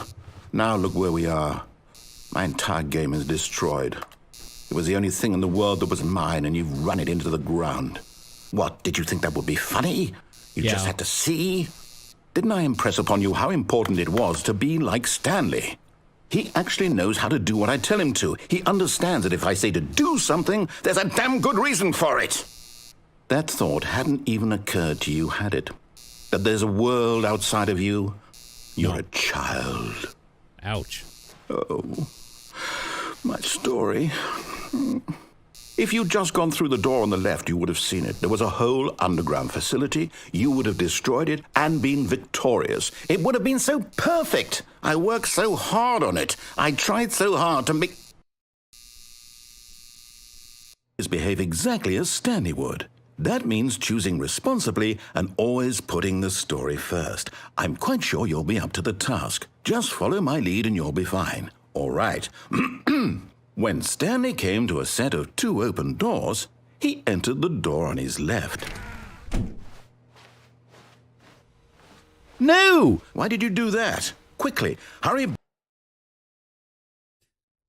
Behave exactly as Stanley would. That means choosing responsibly and always putting the story first. I'm quite sure you'll be up to the task. Just follow my lead and you'll be fine. All right. When Stanley came to a set of 2 open doors, he entered the door on his left.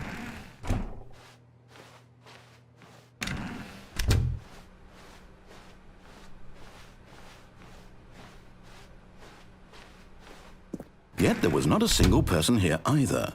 Feeling a wave of disbelief, Stanley decided to go up to his boss's office, hoping he might find an answer there.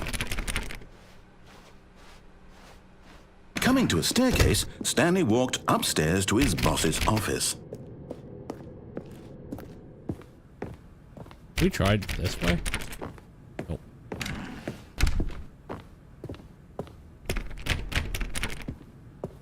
Oh. New office. Stepping inside his manager's office, Stanley was once again stunned to discover not an indication of any human life. Shocked, unraveled, Stanley wondered in disbelief who orchestrated this, until he saw the door with a voice receiver next to it. Surely behind this door lay all the answers to his questions. And beyond all probability, he knew the passcode. He had seen it on his boss's computer just last week. Nightshark 115. Was this the code to open the door? Would it still work? There was only one way to find out. Stanley had been trained never to speak up, but now he would draw from within himself the courage to face the unknown. He drew a sharp breath and then spoke the code.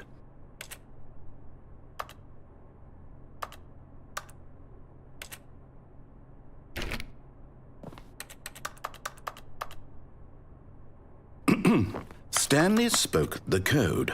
Nightshark 115.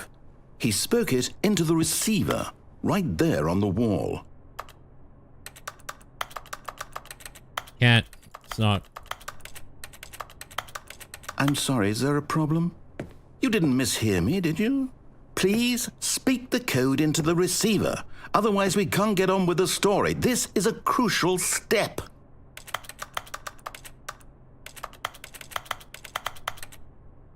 Okay, fine, you're not going to do it, but you know what? It's pretty humiliating to bring you this far, only for you to suddenly decide you have better things to do. I asked you for this one single thing, for your respect. The kind of respect Stanley shows for his choices. He knows what it means to take a story seriously. If you didn't want to see what I had to show you, then why did you come here? You had a choice, you know. You could have gone through the door on the right. You could have done whatever the hell you wanted over there. Why did you come this way? Speak. Say something to me. Explain yourself, you coward. You... I can't tell if there's actually a way you Stanley can came to a set of 2 open doors. speak. He entered the door on his left. Stanley? Hello? Are you... Is everything okay? Stanley, please. I need you to make a choice. I need you to walk through the door. Are you listening to me? Can you hear me? All right. Is everything all right? So that's the choice Stanley, ending, this is important. I believe. The story needs you. It needs you to make a decision. It cannot exist without you. Do you understand me? Whatever choice you make is just fine. They're both correct. You cannot be wrong here. We can work together. I'll accept whatever you do. I simply need you to take that step forward, please. Choose. Do something. Anything. This is more important than you can ever know. I need this. The story needs it. So, you hear me? Are you there? Are you listening to this? Stanley, are you there? Okay. It's okay, I can wait. You need time to decide. Time to make sure your choice is correct. That is the best choice. That's all right. I'll wait for you to decide what's the right thing to do. Take as much time as you need.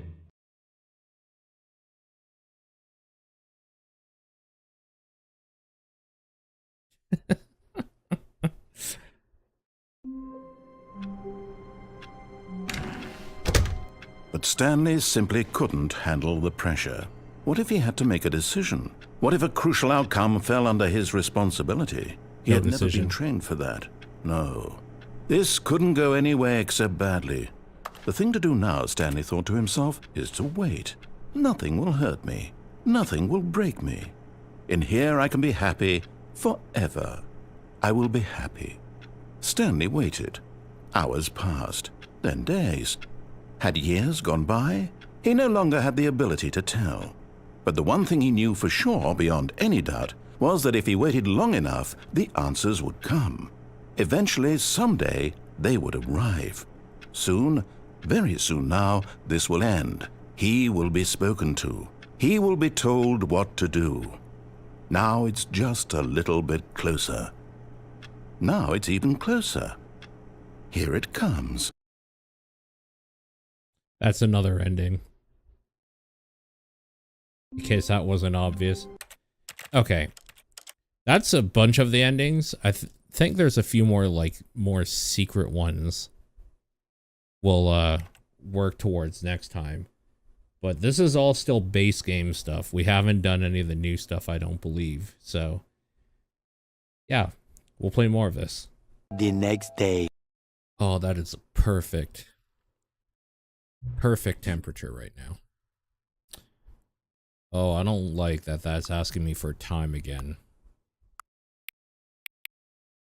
That's a bad omen.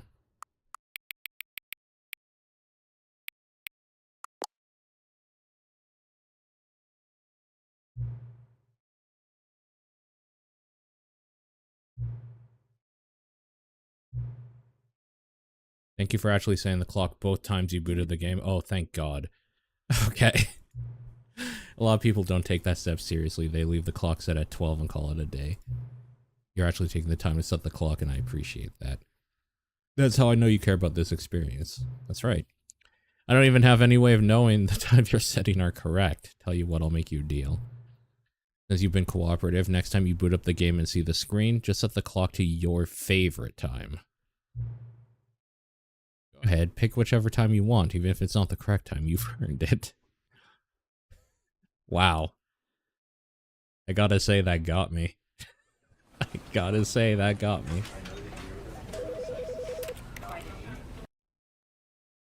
Okay, we have a few endings in the base game we need to do.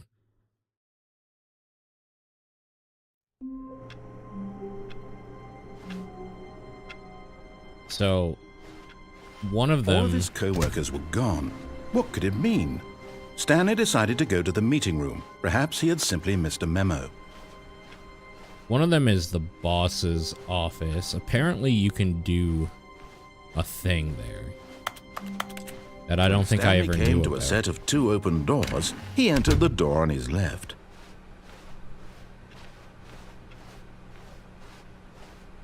Yet there was not a single person here either. Feeling a wave of disbelief, Stanley decided to go up to his boss's office. Coming to a staircase, Stanley walked upstairs to his boss's office. Hey, Junkie. So apparently you can do this. Stepping in... You can break the game by triggering the office thing and then not going in. So this is something I never knew about. And now we can open up any other door in the game, apparently. Money in the morning, money in the evening, money for breakfast, money crisp.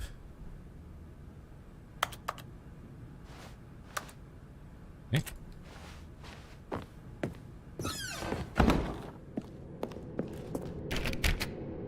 I guess that doesn't count. How have you been, Junkie? You doing okay? Does he say anything about the broom closet? No. Wait. On your boss appreciation minute, circle the top 20 things you love most about your boss. Woo.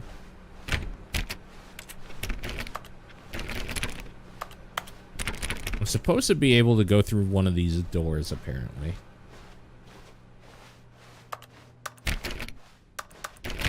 I don't know which one, though. Maybe it's back at the beginning. Like, maybe in this office somewhere. A tablet is beeping at me.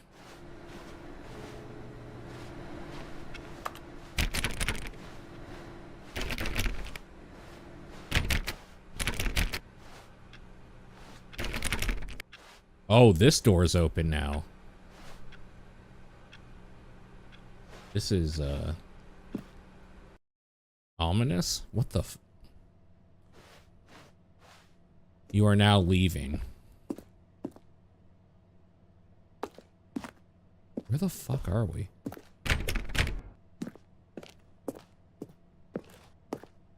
Nice, man. I wish you the best. This week is a big one for a few of us, it seems. Job-wise.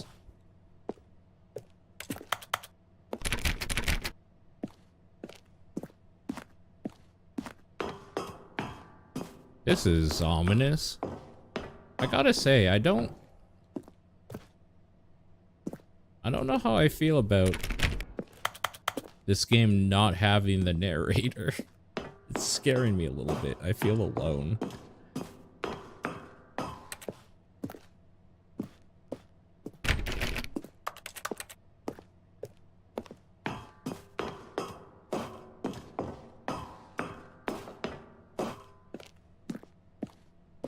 Them's the rules, you noob.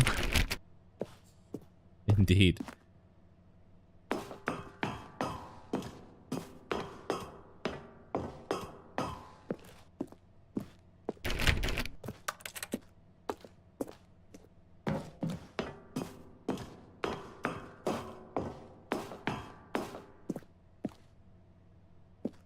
Escape launch bay. Okay. Oh yeah, this is definitely a horror game setup here. Yeah, this I don't like this.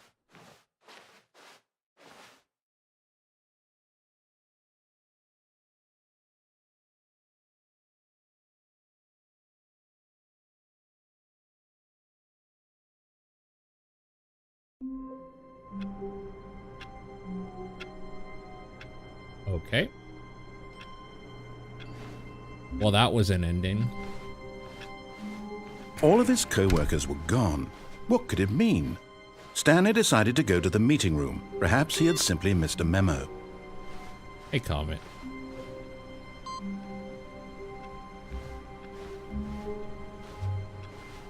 Oh, wait. Let's try that.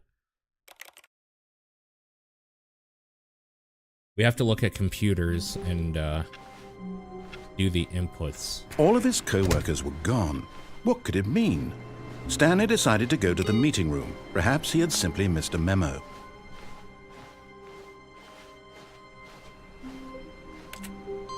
Okay. Input, input.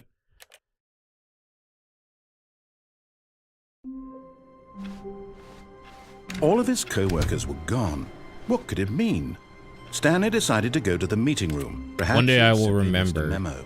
that there is No not matter a how computer in hard that Stanley corner. looked, he couldn't find a trace of his co-workers. One day I will remember.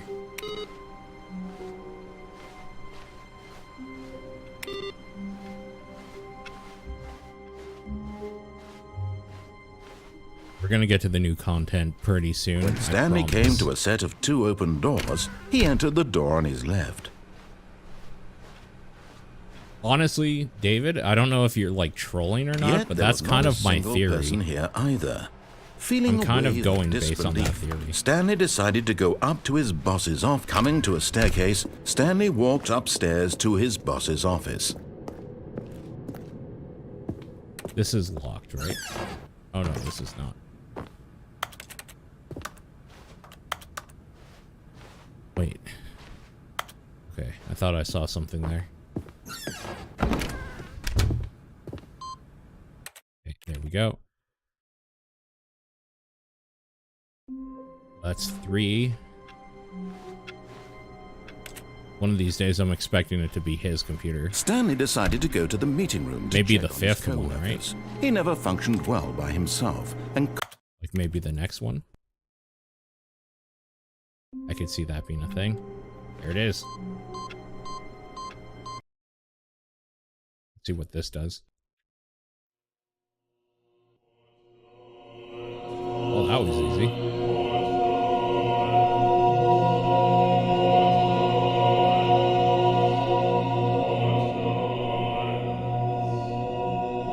Wait, did that fucking kill us? They're buttons.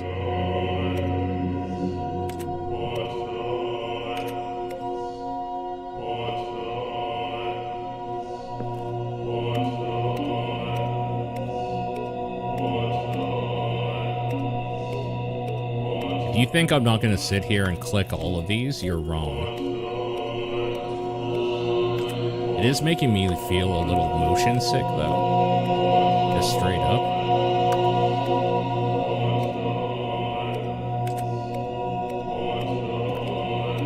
Yep, definitely gonna throw up.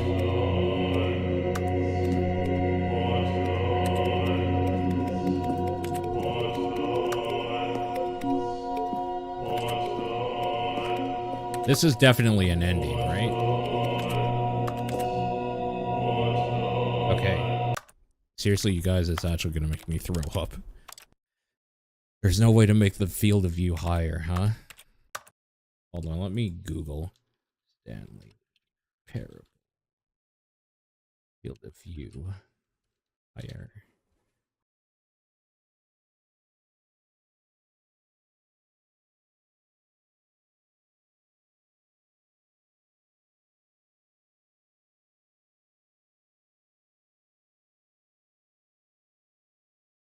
They're saying try setting it to 100 or higher.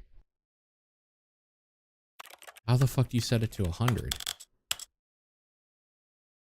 I'm guessing INI file, maybe?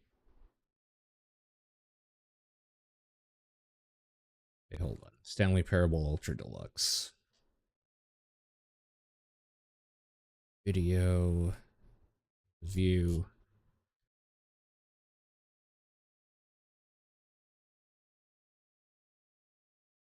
Does it say anything about making it higher?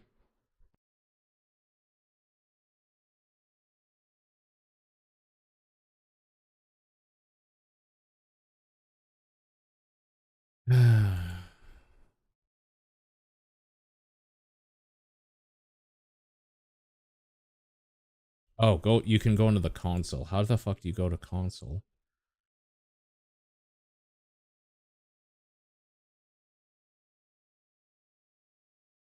Go into the console and set CLFOV.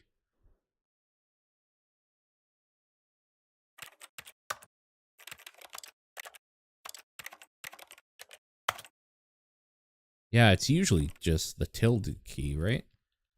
Oh, you know what? You have to set it. You have to set the ability to. Hold on. Where's Steam? Okay, remind me after.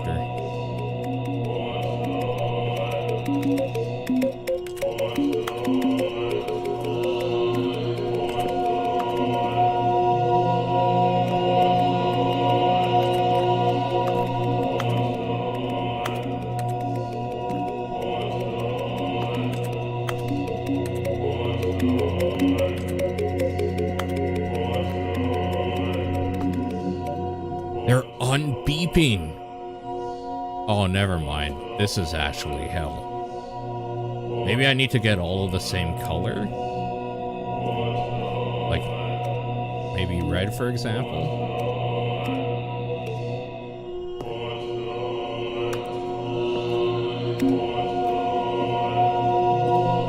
they undoing themselves? Is your idiot brain getting fucked by stupid?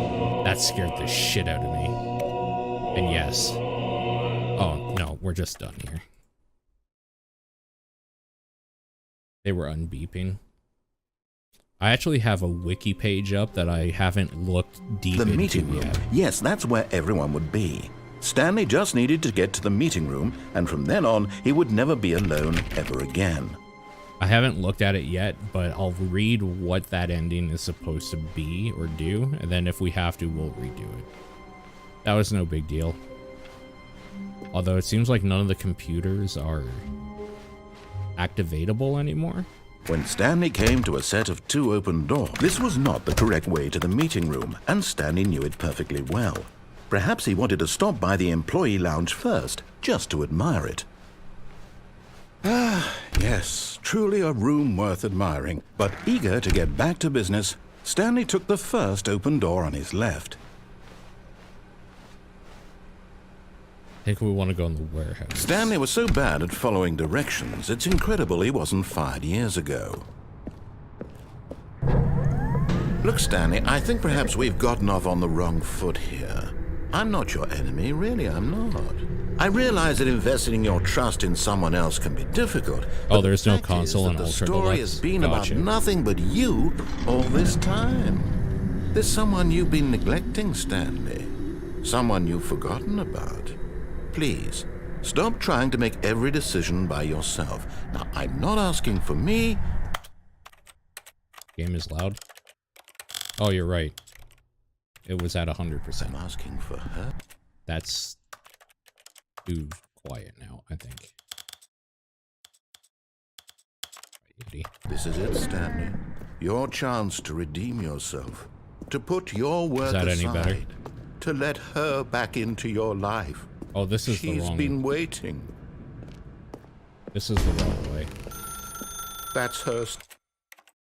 That's the wrong way. All of his co-workers were gone. What could it mean? I think I Stanley do need to decided jump go off to the meeting lift. room. Perhaps he had simply missed a memo.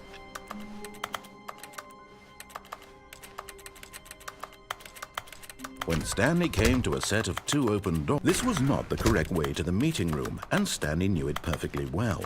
Perhaps he wanted to stop by the employee lounge first, just to admire it. Wow, yes, this room. But eager to get back to business, Stanley took the first open door on his left. I think this just takes us... Yeah, I think we gotta jump off. Stanley was so lift bad here. at following directions, it's incredible he wasn't fired years ago. Look, Stanley, I think perhaps we've gotten off on the wrong foot here. I'm not your enemy, really, I'm not. I realize that investing your trust in someone else can be difficult, but the fact is that the story has been about nothing but you all this time. There's someone you've been neglecting, Stanley. Someone... What? Really? I was in the middle of something. Do you have zero consideration for others? Are you that convinced that I want something bad to happen to you? Why, I don't know how to convince you of this, but I really do want to help you, to show you something beautiful. Look, let me prove it. Let me prove that I'm on your side. Give me a chance. Now listen carefully, this is important. Stanley walked through the red door. Aha, perhaps you misunderstood. Stanley walked through the red door. Okay. I still don't think we're communicating properly. Stanley walked through the red door. All right, fine, go ahead, Stanley. You want to know so badly what's out there? You want to find out what lies at the end of this road you've chosen? Well, don't let me stop you. This is the game, right? You see? There's nothing here.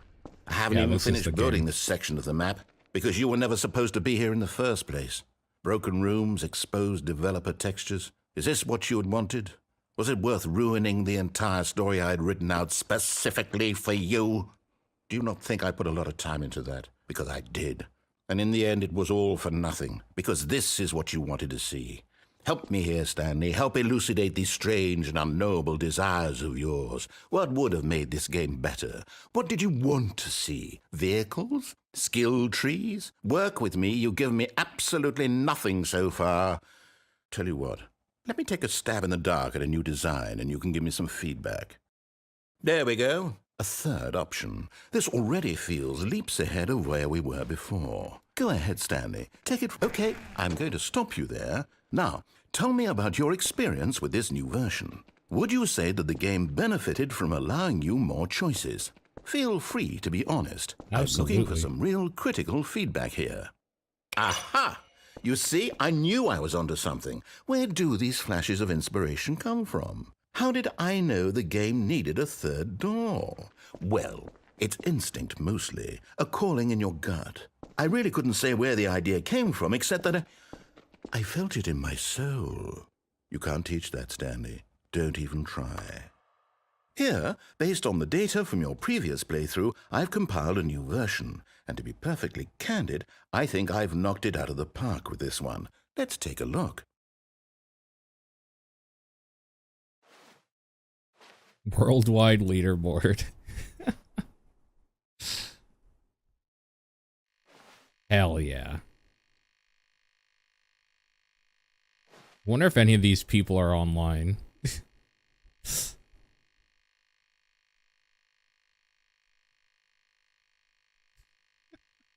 Stanley 427. You are objectively ranked last. Very good. Why not ask some friends for help? Error, friends list is empty.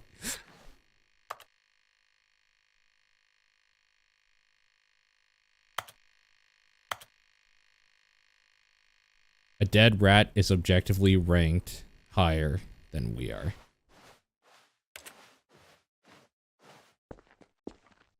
Now, would you say that competitive leaderboard helped you feel motivated to keep walking through doors? Again, honest answers, please.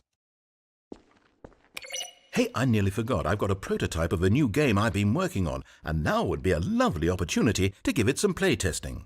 You wouldn't mind taking a look at it, would you? Perfect. Let me boot it up. Okay, yeah, this is the game. The baby game. Crawls left towards danger. You click the button to move him back to the right, and if he reaches the fire, you fail. It's a very meaningful game, all about the desperation and tedium of endlessly confronting the demands of family life. I think the art world will really take notice.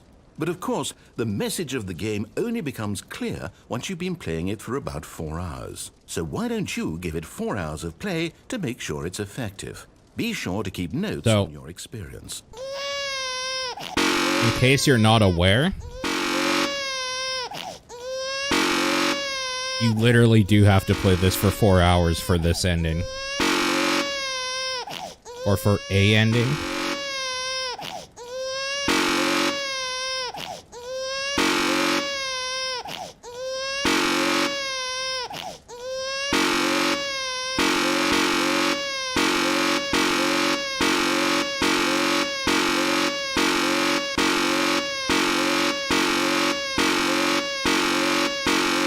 You guys haven't been doing anything for 4 hours.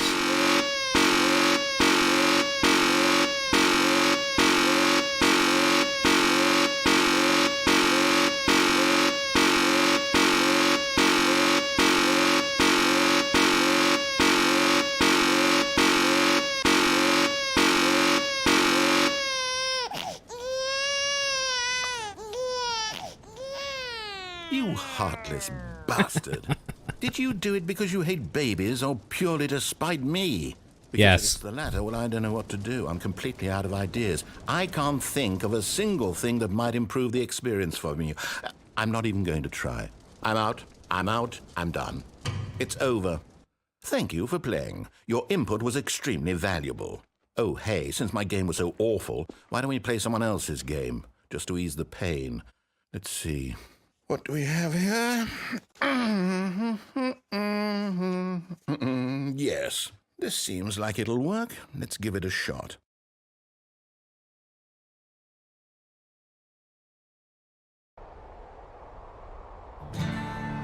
Aha! Fascinating. Firewatch. What do you think this game is about, Stanley? What's our backstory? What is our motivation? Well, it seems obvious to me that you are meant to play as a creepy man spying on innocent civilians below you from up high in your creep tower, perhaps for some sort of twisted erotic purpose. Your Yes, creep that tower. must be it. What a fascinating venture into the experience of total mental depravity. So far, I love everything about this game, Stanley. And it seems there's even more.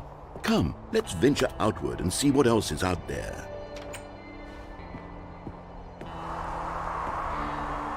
I don't know if you guys knew, the Stanley Parable is fucking insane. What an insane video game.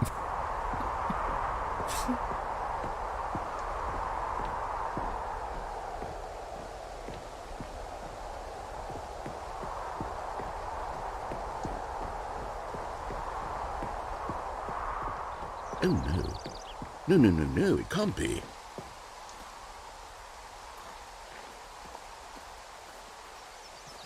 It is. It's an open world game. Good God, quickly, block it off. Oh, thank goodness, Stanley. What a close call. You nearly wandered off into that thing. That big, open, just wandering around. No right or wrong directions. No path to follow. You can just go in any... Oh, thank heavens we avoided it. Hey, deck build. Okay, I'm going to get us out of here. Let's find another game. Preferably something with walls. Something with nice, big, insurmountable walls. Okay, I think this will be just the thing.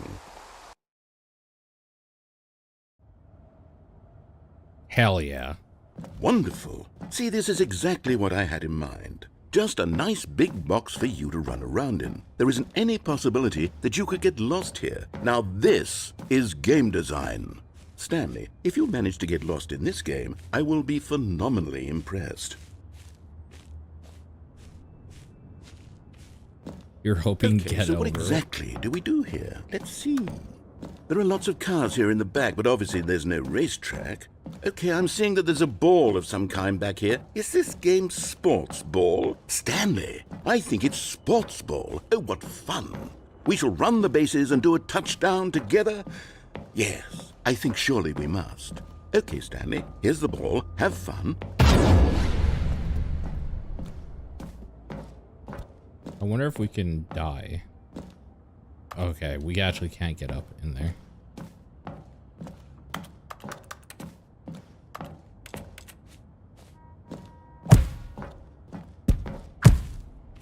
Hell yeah.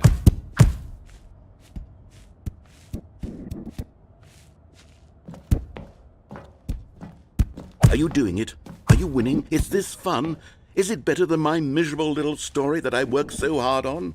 My Stanley, I miserable have a little thought. story. And I realize I'm not a sportsologist, but if one ball generates a certain amount of raw adrenal pleasure, then surely multiple balls makes for an even... Hold on. What are you doing?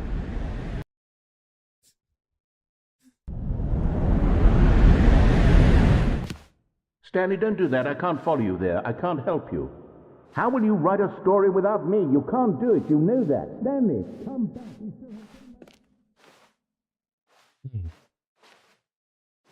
This is kind of creepy.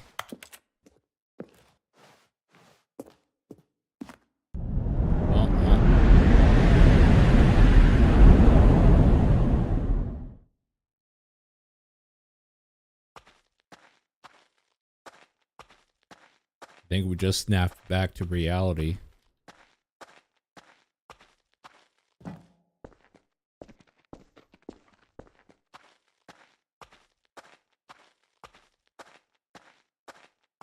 I do like this like realistic looking ish rundown version of the workplace.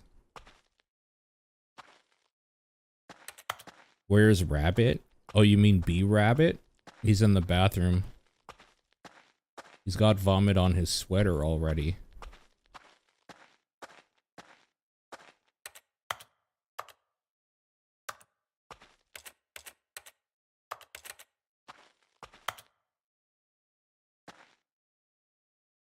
This is like the game dev thing, I guess. Studio. Okay.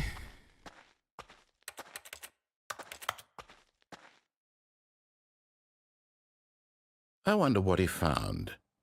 If what he wanted was to be the leading man in his own story, well, perhaps he's gotten it. Down in wherever he is right now.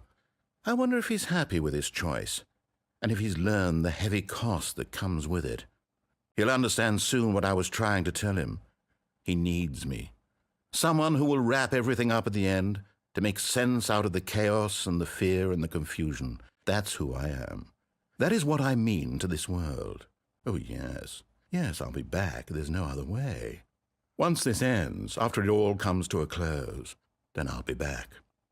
The end will be here soon. Very soon. I can wait.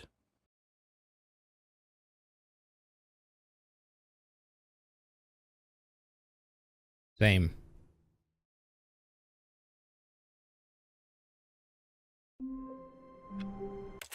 Okay.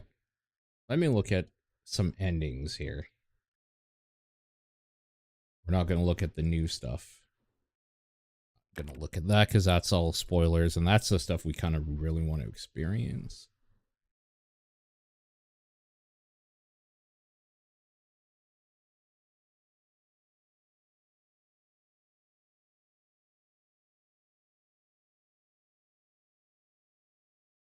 Yeah, honestly, I'm pretty happy with everything we've seen ending-wise from the main game. I think we've seen all the big ones. Yeah, we've seen all the big ones. Okay, you guys ready to move on to new content? Let's do it. All of his co-workers were... Wait, no. This isn't the right office, is it? Is this Stanley's office? Wait, that's a different beginning. Hold on.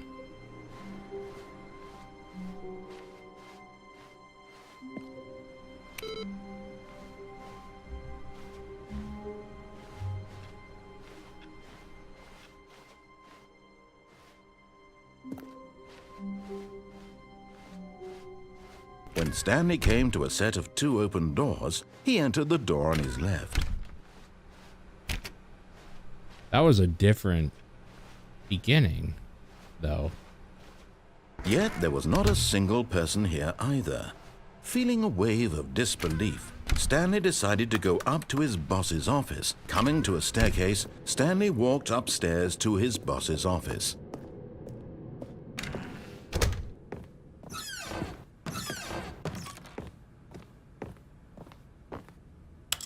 This is the elevator. Oh, I was gonna see. Is there like actually an ending you can do with the elevator? Elevator ending.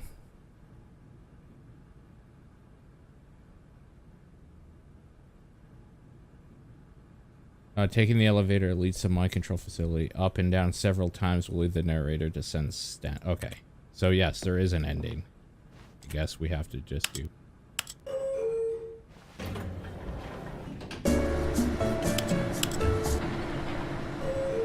That sort of thing.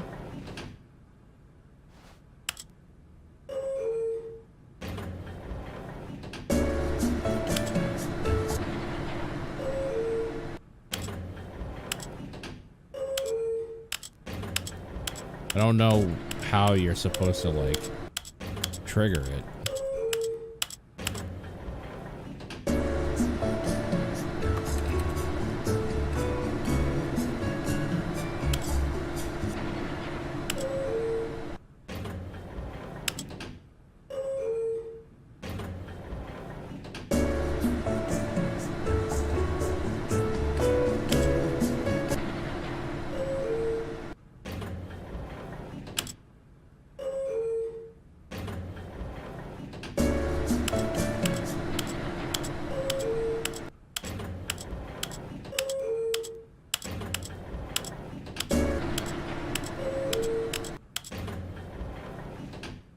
Whatever. I just want to see the new stuff. Let's do it.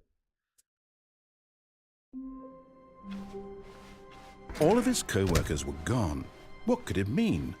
Stanley decided to go to the meeting room. Perhaps he had simply missed a memo. Oh, new content? What does that mean, new content?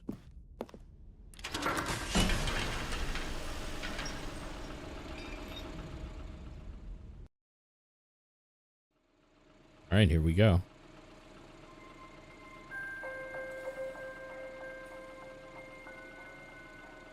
Hello, and thank you for playing the Stanley Parable Ultra Deluxe. As you may know, the Stanley Parable was a video game released in 2013 on home computers. After receiving critical and commercial success, it was expanded upon in 2022 with the Stanley Parable Ultra Deluxe, a reimagining of the game for consoles and home computers. The Stanley Parable Ultra Deluxe features exciting new content that broadens and expands the world of the Stanley Parable, delighting audiences the world over. Please, step inside and see what thrilling new adventures await in the Stanley Parable Ultra Deluxe. Oh, well, this sounds delightful. I'm very excited to see the thrilling new Ultra Deluxe content. What happens if we stay on here?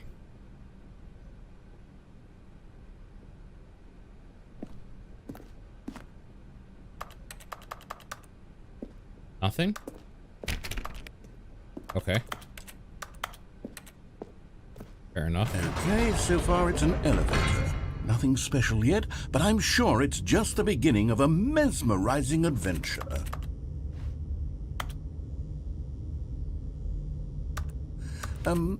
Is it broken? What's going on here? Should we be moving somewhere or... Oh, there we go. All right, finally, at long last, it's on to the new content. I've never been more ready. Let's do it. Read.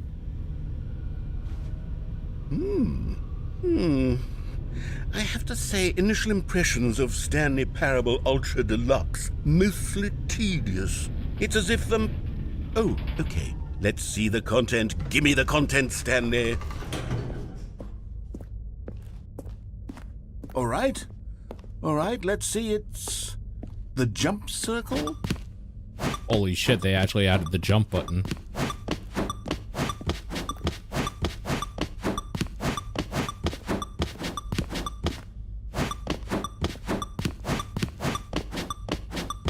This is great. This is the content I paid top dollar for. Oh, I'm out of jumps now. Well, game now sucks again. Bummer. I really thought maybe we had a Game of the Year contender, but I guess this is gonna have to go to stupid Elden Ring. Surely that's not all the new content. There has to be something else, right?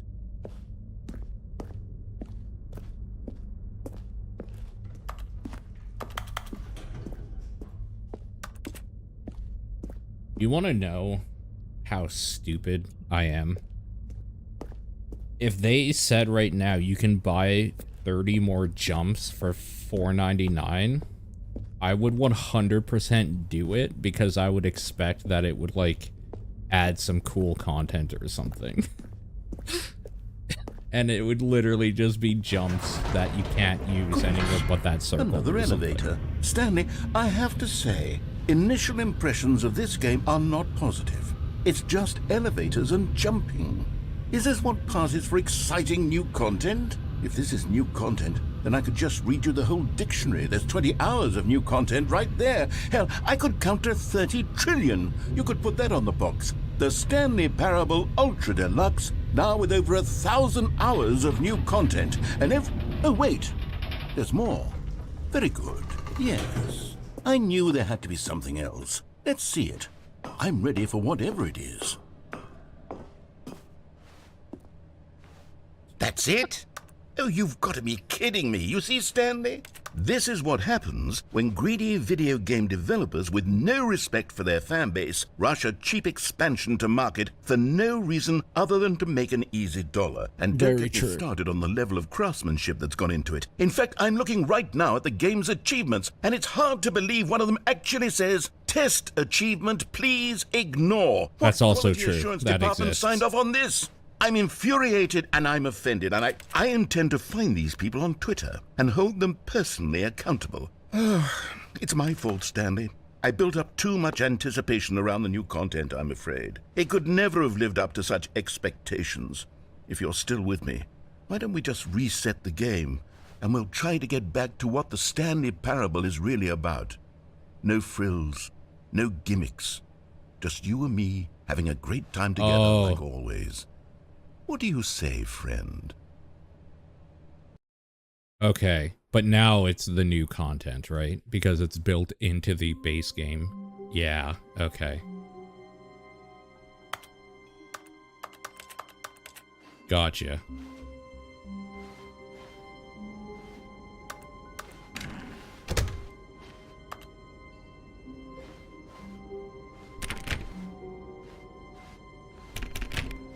Well, I gotta say, I like how they've set this up so far. Psst! Stanley! Come over here! In the vent! I want to show you something!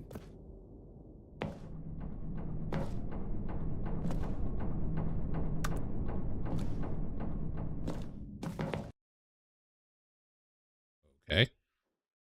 What's up, bots? Okay, you remember how cheap and unsatisfying the new Ultra Deluxe content turned out to be? Well, it got me thinking about the past, and how much better the Stanley Parable used to be. So I made something special and tucked it away here where the game's developers won't find it. Oh my Just god. our little secret. Take a look. I call it the Memory Zone. It's where I've been storing all my favorite memories so I can relive the peak experiences of my life whenever I want. Experiences like the launch of the Stanley Parable on PC. Okay. Phone here. Looks like a basket that you would put a baby in. You see, Stanley, doesn't the Memory Zone remind you of how wonderful Stanley Parable was before it was sullied with a cheap re-release? Remember back in October of 2013, when the game originally launched? Back then, video games Yes, had I do. integrity. Back then, it No. all meant something. No. Oh, the waste.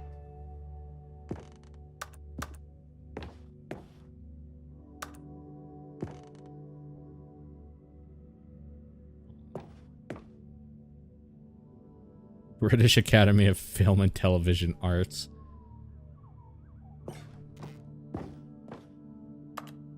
(2013). Chat, we should change the time to that, probably, right? Next time it asks us. If you can, try to remember 2013. See if that does anything.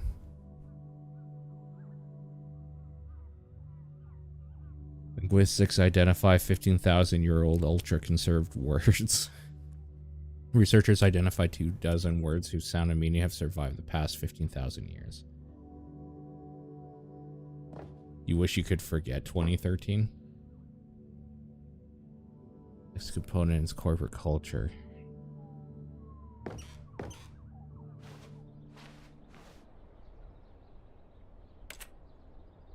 Smile because it happened.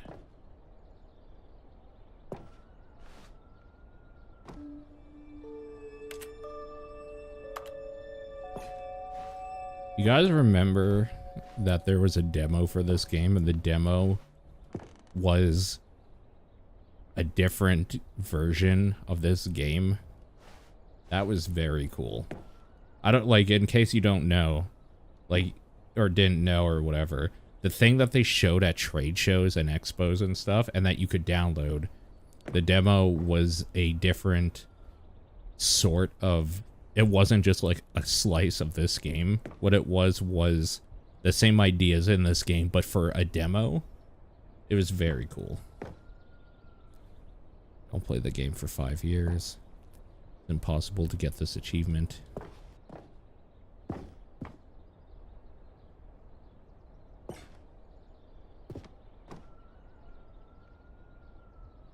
Creator is surprisingly down to earth.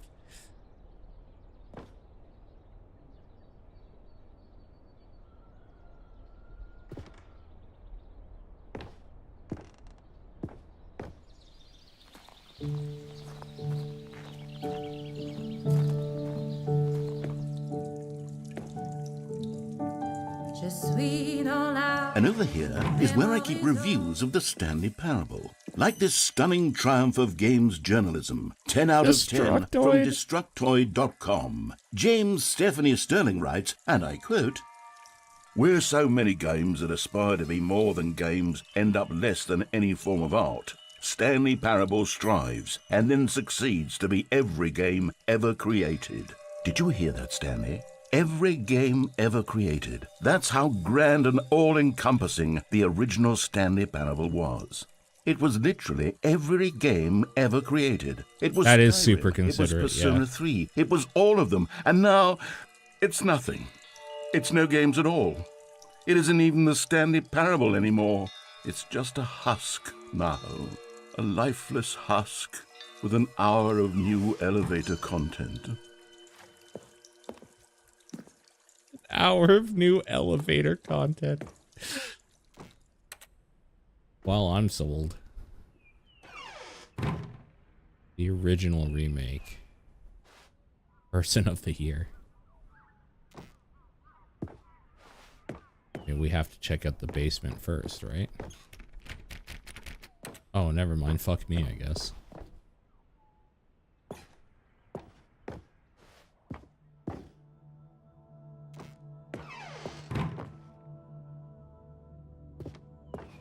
Here's another moving passage, this time from GameSpot.com. The Stanley Parable is both a richly stimulating commentary on the nature of choice in games and one that offers some of the most enjoyable, surprising, and rewarding choices I've ever been confronted with in a game. 9 out of 10. Don't you get it, Stanley? The game was perfect. It didn't need anything else. It didn't need new content. It just needed to be left alone. To spend the rest of time collecting dust in the hallowed hall. Yeah, of the Avalanche won the cup. Game memories. Are you in Colorado? Well, congrats either way, I guess. I don't know. I no longer give a fuck about hockey because it just infuriates me. So congrats.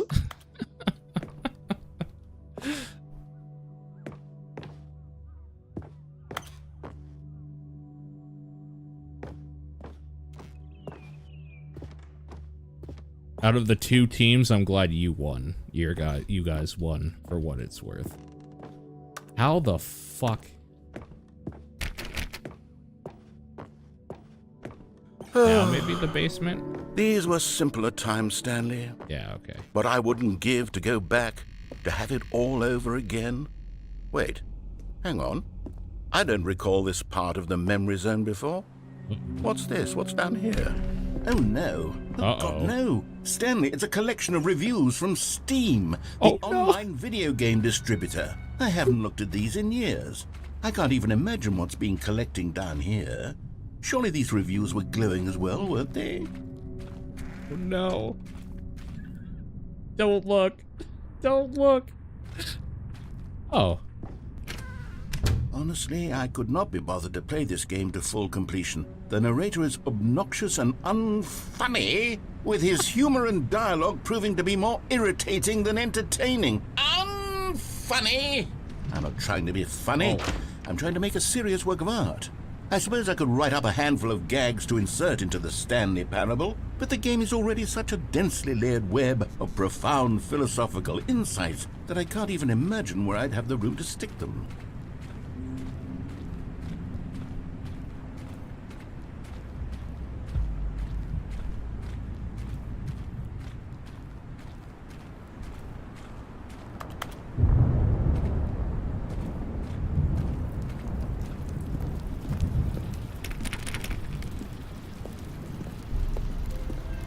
Okay, let's see what this one says.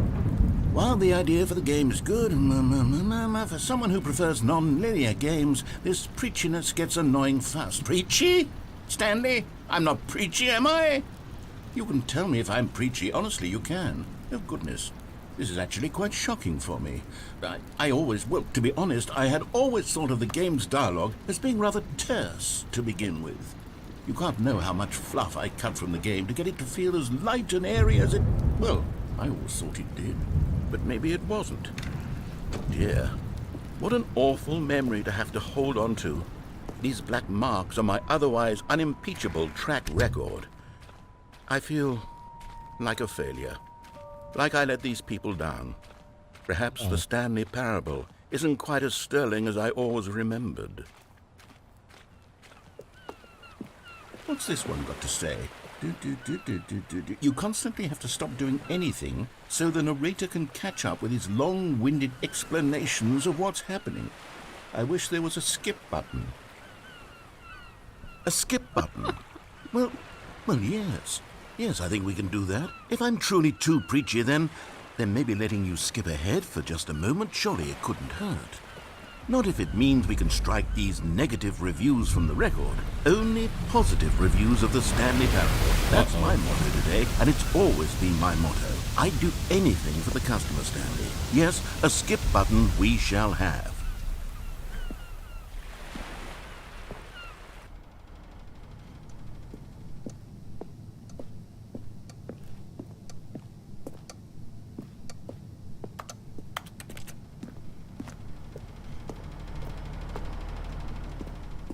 And here it is. Go ahead and give it a shot. I'll pop you forward in time so that the second my incessant droning starts to bore you, with just the push of a button, you'll have zipped right past it. It's what the players have been asking for, and I'm very proud to have delivered.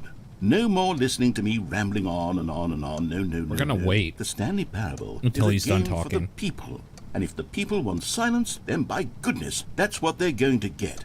Well, don't sit around waiting for me to shut up. Go ahead and make me shut up. Here, we'll pretend that I've just begun an interminable monologue, and it goes something like this. The story, and the choices, or what have you, and therefore, by becoming it is, so on and so forth, until inevitably, we all until the end of time, at which time everything all at once, so, now you see, blah, blah, blah, blah, blah, blah, blah, blah, blah, blah, blah, blah, blah, blah, blah. We've eaten too much and it can't be just yet, no, until 245. This is the easiest stream content I've ever had. I'm not going to give this up that easy. Manufacture. It went on for nearly 10,000 years, until just yesterday, here and there, forward and back, and never a moment before lunchtime. It can't be. It's the only thing there is. How many billions left until so much more than forever ago? Which is why I say... the story, and the choices, or what have you, and therefore, by becoming it is, gonna repeat so over on and so over forth, until inevitably, we all until the end of time, at which time everything all at once, so, now you see, blah, blah, blah, blah, blah, blah, blah, blah, blah, blah, blah, blah, blah, blah, blah. We've eaten too much and it can't be just yet, no, until 245. That the logic of elimination working backwards, the deduction therefore becomes impossible to manufacture. It went on for nearly 10,000 years, until just yesterday, here and there, forward and back, and never a moment before lunchtime. It can't be. It's the only thing there is. How many billions left until so much more than forever ago? Which is why I say... the story, and the choices, or what have you, and therefore, by becoming it is, so on and so forth, until inevitably, we all until the end of time, at which time everything... I just want to see one thing, now you see, and then we'll blah, move blah, on. blah, blah, blah, blah, blah, blah, blah, blah, blah, blah, blah, blah. We've eaten too much and it can't be just yet, no, until 245. That the logic... I was wondering if 245 changed to 244 You're back, you see. You were only frozen in time for a few minutes, but it was plenty of time for me to deliver a long, rambling monologue full of unnecessary verbal flourishes and lengthy ruminations on the nature of choice in video games. Of course, I happen to believe it was perhaps one of my more profound such ruminations. Not that, of course, you need a description of it, but if I had to describe it, I'd say it was perhaps less of a rumination and more of a treatise. Or maybe a manifesto. Look, I'll outline it for you very briefly, and you can If tell you me. guys could have a skip So my button to theory use is once that a day, any choice you've ever made is every simply day a of series your of choices life, made what would by you the use it person who for? you are, or were, or will be at the time of having made said choice. That is to say, if by articulating a choice you've already made, you bring that choice into being, then by making no choice and saying nothing, You not are seen simply Severance? erecting in the sanctuary of time a monument to every person you've ever been, making every choice to which you've ever given your great gift of mortal and yet timeless thought? Or rather, do all of the choices you've ever made, in fact, make you more not this kind of person, and in fact do the very opposite? You see, it could in fact be both of these things at once, that you are both making choices and not making choices, and that they are both affecting you and not affecting you at the same time by virtue of the fact that you both are and are not making them. Okay, at first, I was leaning towards manifesto, but now I'm going to circle around and slap the treatise label on this one. I think it has much more of a treatise vibe to it. But wouldn't you say that manifesto just has a much grander sort of tone? It has a mouthfeel that is rich with ambition and history. Ambitious history, if you will. Ah. See, now you've gotten me going back to manifesto. Heavens, at this rate, we're going to be here all day. Okay, look, I have a method for exactly this sort of situation, and I do find myself in this situation frequently. I'm going to say each word back and forth in repeated succession until I become sick of one or the other, in which case the word I am not sick of shall be the victor.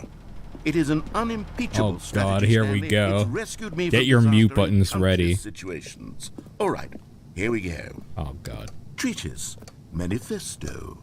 Treatise, manifesto. Treatise, manifesto. Treatise, manifesto. Treatise, manifesto. Treatise, manifesto. Treatise, manifesto. Treatise, manifesto. Treatise, manifesto. Treatise, manifesto. Yeah. Treatise, Oh. manifesto. Yeah. Treatise, Oh. manifesto. Yeah. Treatise, Oh. manifesto. Yeah. Treatise, Oh. manifesto. Yeah. Treatise, manifesto. Treatise, manifesto. Treatise, manifesto. Treatise, manifesto. Treatise, manifesto. Treatise, manifesto. Treatise, manifesto. Treatise, manifesto. Treatise, manifesto. Treatise. I'm a little worried because I don't know if this is going to ever end. Treatise, manifesto. Treatise, manifesto. Treatise, manifesto. Treatise, manifesto. Treatise, manifesto. I zoned out for 2 minutes. I'm so confused what's happening. Don't worry.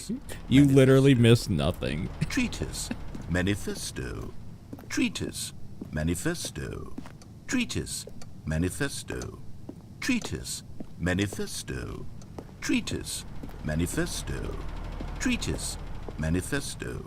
Treatise, manifesto. Treatise, manifesto. Treatise, manifesto. Treatise, manifesto. Treatise, manifesto. Treatise, manifesto. Treatise, manifesto. Treatise, manifesto. Treatise. So the thing is, Treatise, manifesto. I'll skip it if it doesn't ever end. Treatise, manifesto. I don't know if it's ever going to end is the problem. Manifesto. Treatise, manifesto. Treatise, manifesto. Treatise, manifesto. Treatise, manifesto. Treatise, manifesto. Treatise, manifesto. Treatise, manifesto. Treatise, manifesto. Treatise, manifesto. Oh man, I only got about 40 minutes worth left in me of this. Manifesto. So hopefully it's over within 40 minutes. Treatise, manifesto. Treatise, manifesto. Treatise, manifesto. Treatise, manifesto. Treatise, manifesto. Treatise, manifesto. Treatise, manifesto. Treatise, manifesto. Treatise, manifesto. Treatise, manifesto, treatise, manifesto, treatise, manifesto, treatise, manifesto, treatise, manifesto, treatise. Right. I'm gonna look up on my phone that if there's an end to manifesto, this.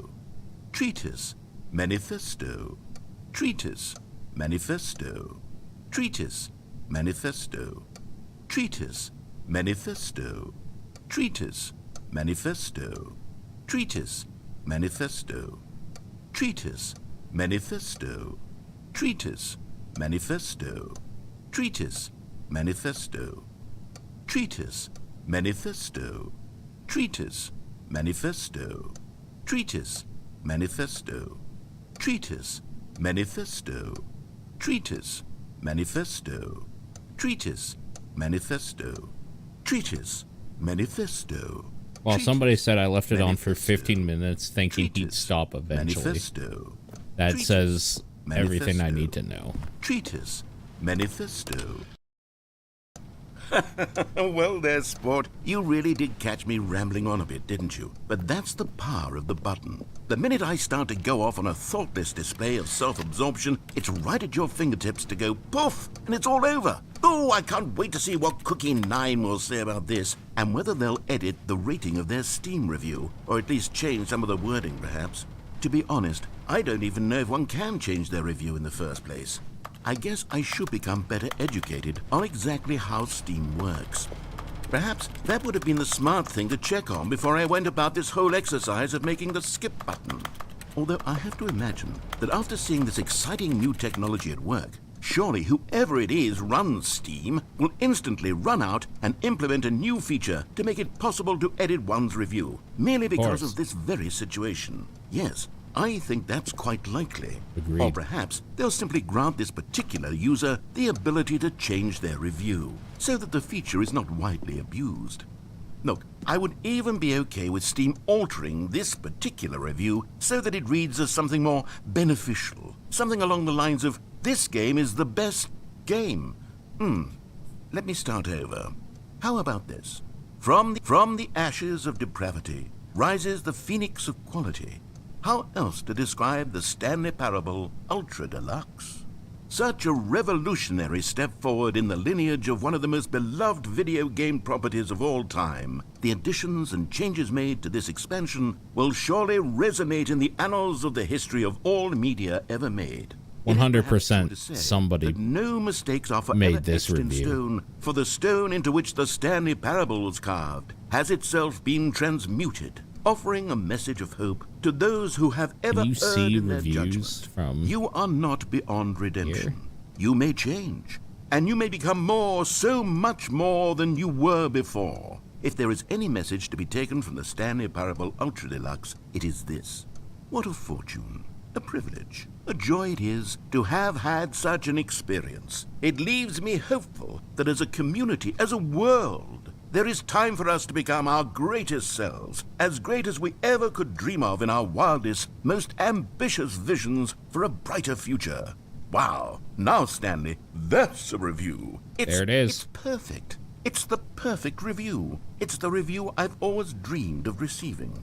I have to read it again. It's simply too wonderful. I have to experience this just one more time. From the ashes of depravity rises the phoenix of quality. How else to describe the Stanley Parable Ultra Deluxe? Okay, welcome back, Stanley. Now, I should say that the amount of time the button has been skipping through is becoming longer and longer. That last one was, well, I want to say maybe 30, 45 minutes? Oh, the door's It's not gone. unendurable by any means, but it's, well, there's really only so much I can ramble on to myself about. I know, it's shocking, isn't it? But at any rate, I do suggest that we not press the button again. Stanley, please don't push the button again. It's been 12 hours. You've just been frozen there. I don't know why the skips are getting longer, but they're really, truly getting longer, and my God, there's no way out of the room. Stanley, the door is gone. It's completely gone. I've looked at it from every angle. I've checked every one of those walls 1,000 times, and there's no door, Stanley. There's no door. There's just you and the button, and if you keep pressing it, I have no idea what will happen.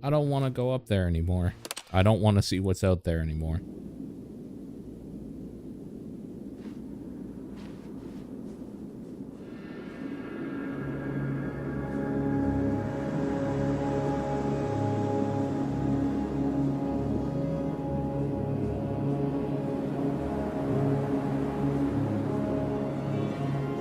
Guess we'll walk towards the sun, right?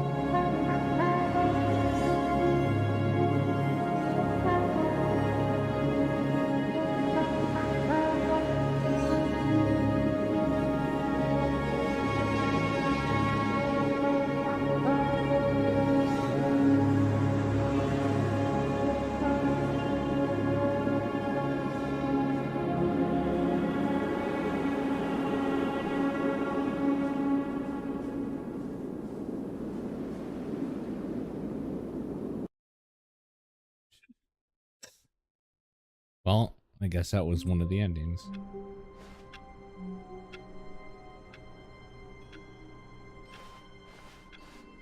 All of his co-workers were gone. What could it mean? Stanley decided to go to the meeting room. Perhaps he had simply missed a memo.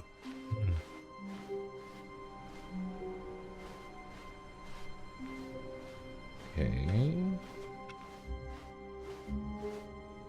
New content. Oh, fuck. Oh, good. Me. You notice my sign. Yes, I have something very exciting to show you. Okay.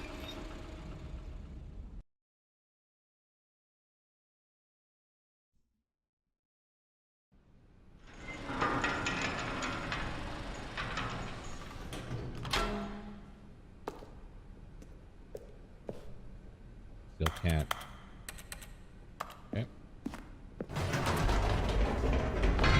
You see, Stanley, I've been reflecting on the Stanley parable and about how roundly disappointing this ultra deluxe version has turned out to be. The original Stanley parable was a landmark, and any new content for it should live up to that legacy. So forget this ultra deluxe nonsense. I say we take it one step even further. Which is why I'm very proud to announce for the first time ever, the Stanley Parable 2. Okay. Yes, you see, isn't this far superior to a measly re-release with a few minor additions? Think of all the new The end is never the end again. An entirely new experience, built from the ground up. Why, there are so many possibilities. It could go in so many different directions. This is what fans have truly been asking for. Testing 2 printers at the same time.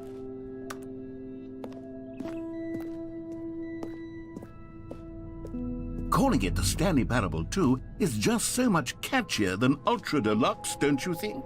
Ultra Haste the Deluxe. sequel. What does it even mean? But the Stanley Parable 2, now that's an artistic statement right there. It's future-oriented. It screams progress and innovation and long-term franchising potential. Okay.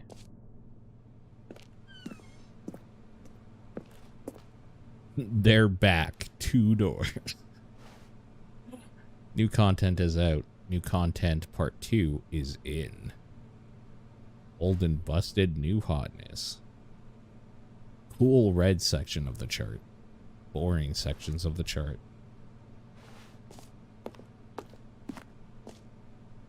More TSP, better TSP, win-win, sequential mindshare, paradigm shift, synergy, brick and mortar approach, envelope, client-centric marketing, the color red, leverage, holistic value.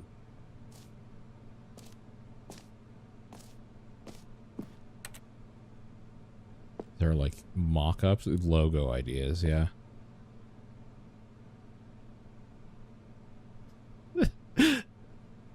Thanks for attending my meeting. That slide is amazing. But the Stanley parable with the B and the L just like parts of them just highlighted to show the numeral 2. So bad. God, fucking Resident Evil. I can't believe they did that shit. It's so stupid.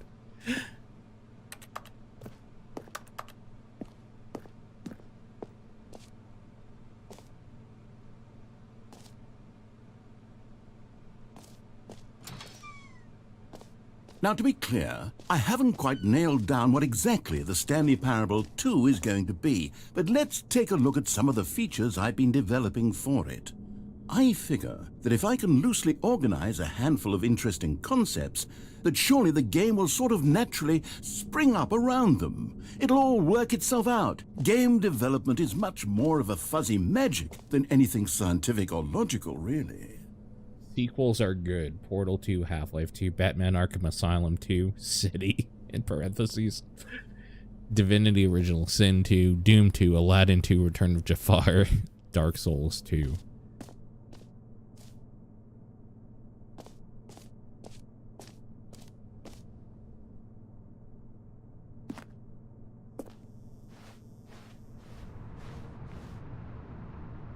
Okay.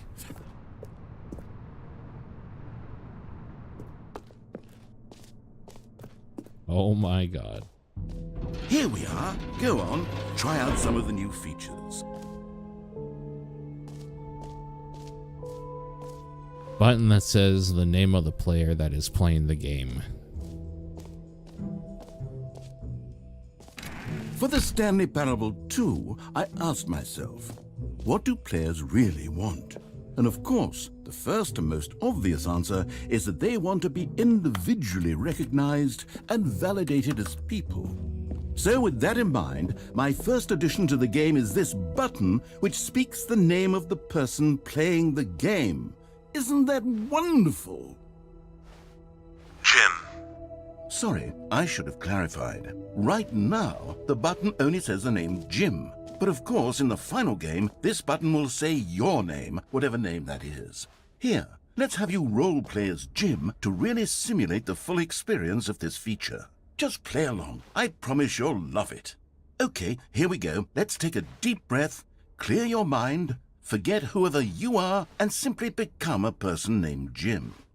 I want you to imagine yourself living as Jim, sleeping and waking as Jim, falling in love and being heartbroken as Jim, seizing all of the world's possibilities as Jim, and as Jim watching your dreams crumble into dust. Do you feel it deeply? Are you really, truly Jim right now? If so, then please step forward and press the button. I'm not gonna lie to you, there was a moment where I was just like, holy shit, is this gonna say Paul at me? I was a little relieved it didn't. Jim. Yes! You see? What a thrill! What a rush! That was you! The button described you. Do it again. Do it again. Jim. Ooh, it hits even harder the second time. If this were the only new feature in the Stanley Parable 2, it would still be worth the money. True. Let's take a break from the Jim button. I'm too emotionally drained from all of this personal validation. Jim. Whoa there, cowboy. Sometimes a person can be too much, Jim. I'm Tell putting me the about Jim it. button away. Otherwise, soon Jim, you'll start to lose Jim, all sense Jim, of who you Jim, actually are. Jim. They took away my toy. I love this pamphlet that's like, name, here yours today. Everyone's got one.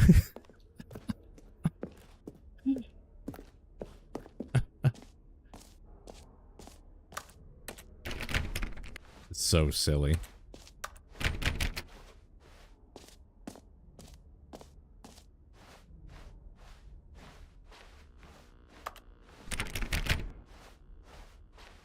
Figured I would try all those doors out just in case. You never know.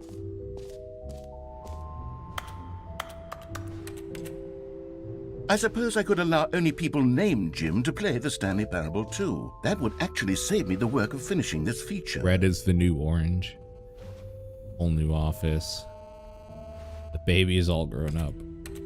The baby. The new updated ray trace, more of the same, but in a good way sequel to the consistent quality, just the right amount of change. New features, new content, new ideas. Jump circle, infinite hole. got over here?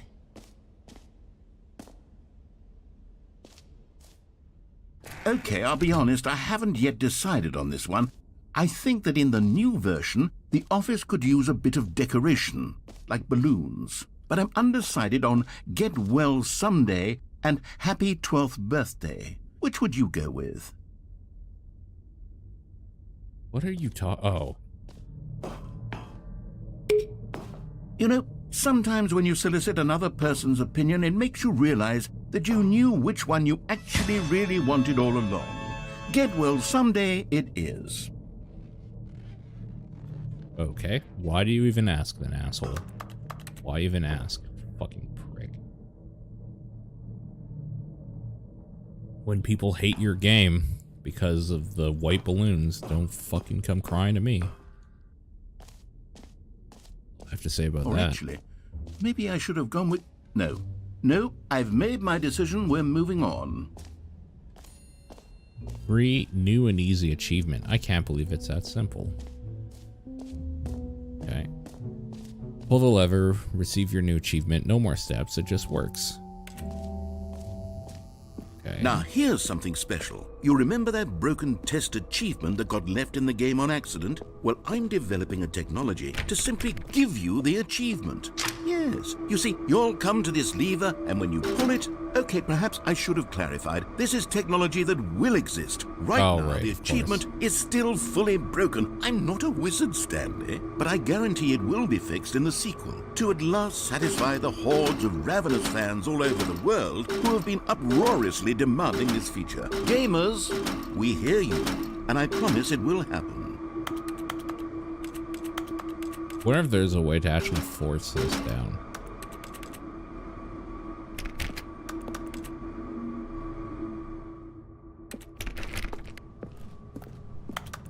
I definitely just got bamboozled.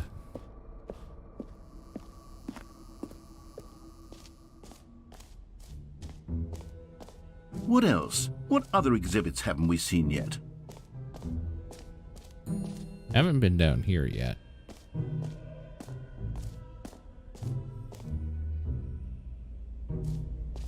What's this, the infinity hole? Stanley, here's an idea that I'm truly fond of. It's never been done before in a video game. This is, in fact, a hole that you can fall down forever. That's right. Infinite falling. You can fall until the end of time, if you like. A stunning leap forward for video games as a medium.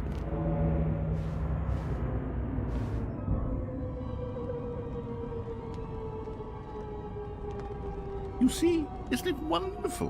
One of my more ingenious concoctions, if I do say so. Now then, since you've gotten to see the infinite hole, you can press the teleport button to pop back up to the top, and we can continue onward.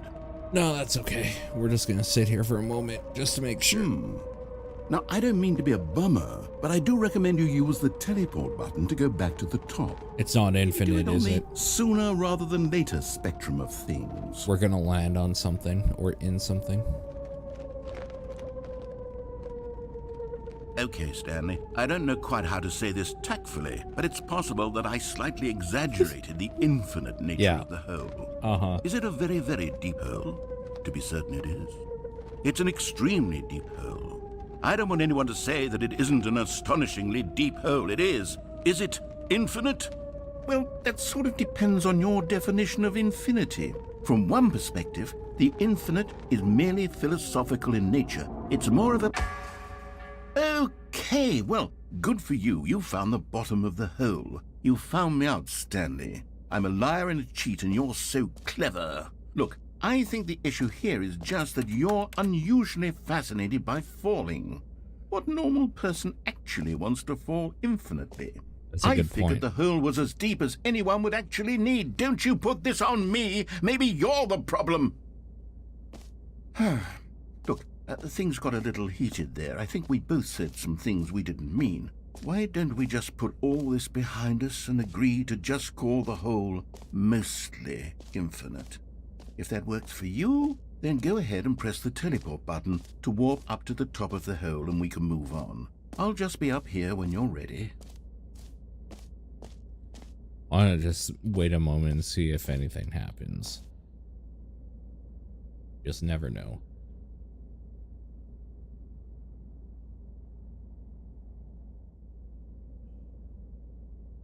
Great. Now, I'm very excited to show you even... Oh, for heaven... You see, I was right. The problem is you.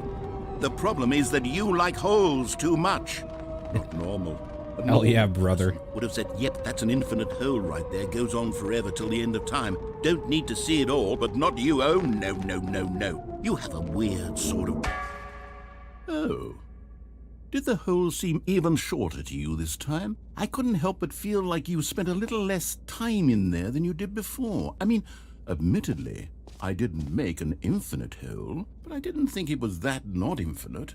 Well, I suppose once again there's nothing to do here. If you decide you've had enough of the hole, you can hit the teleport button and come join me up above.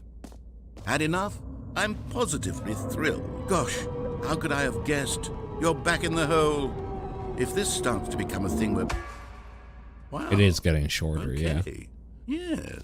I'm starting to become extremely certain that the hole is not only not infinite, but that it's growing steadily less and less infinite. I suspect that I'm starting to hit the point where it's no longer feasible to call the hole infinitely deep, even by the lax overall standards for accountability in marketing. What's going on here? Stanley, I have no explanation for the uncertain nature of the hole's length. Here, let's try something. Let's pop back up to the top, and we'll see if it gets any shorter. Well, there it is. The shame of my lie has come to... How is this still appealing to you? I know you're obsessed with holes, but at this depth, I just can't see this scratching the itch. Oh, who am I to judge? You just do whatever it is you're here to do and hit the teleport button when you're ready to move on. I can't, Is the, teleport button not working? You sure? Well, I mean, I really don't have an explanation. It was working just a moment ago. Try it again. Still nothing? Well, I suppose there is one thing I can do to fix this. I'm out. Goodbye, Stanley. You couldn't bear to be away from the hole, and now you'll get more time with it than you could ever have asked for. It's a win for everyone. You get to be with the hole, I get to do literally anything else. Take care, Stanley. I hope you and the hole have a wonderful rest of eternity together.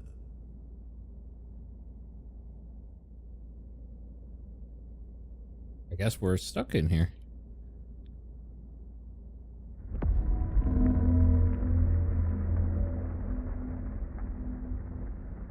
That's a bad sound.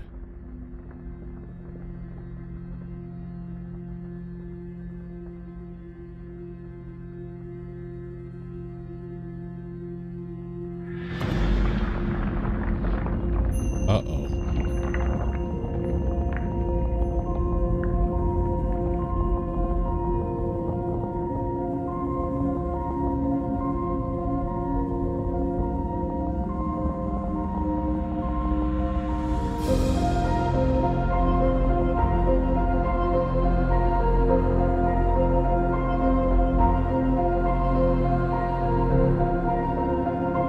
What is going on right now?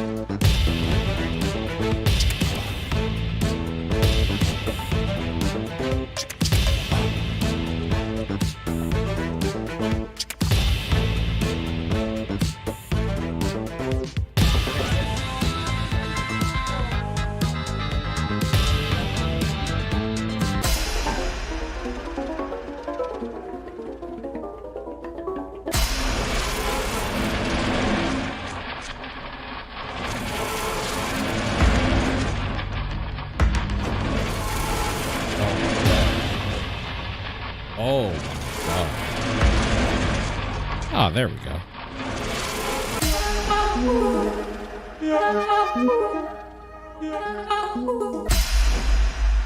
My head's stronger. Now you're no longer using up the space of mine.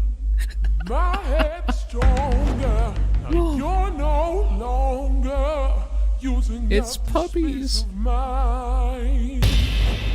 My head's stronger. Now you're no longer using up the space of mine.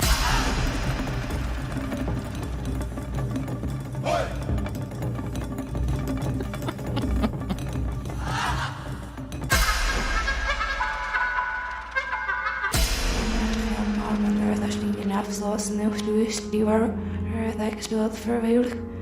Nou hè, die is de mouse dus een eerste wedstrijd zullen beschikken echt kwam ze als het serpes en de schomming er veel. Man, I wish I understood what was going on right now.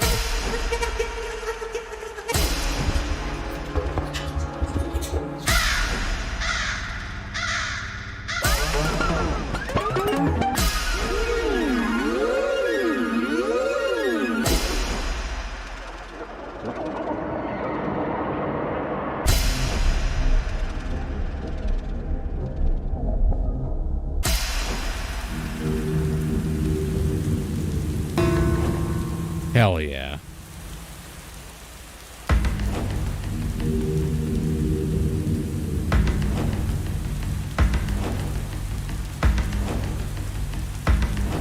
This weird backgrounds.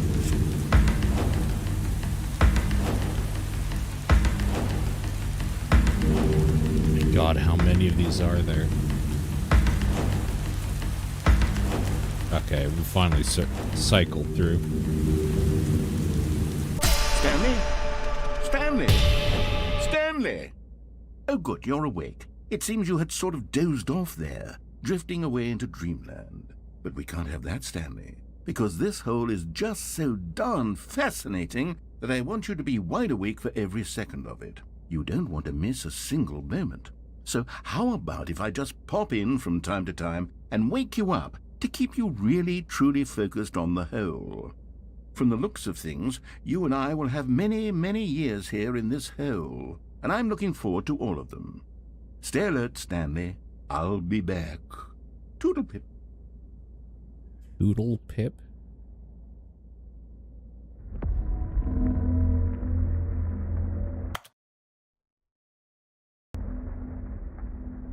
I'm guessing I should just restart, right? Oh, the game did it for me. Never mind.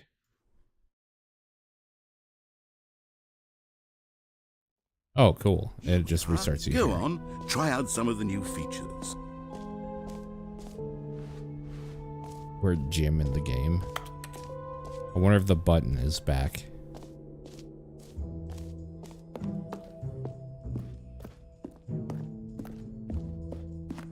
It is not. Okay.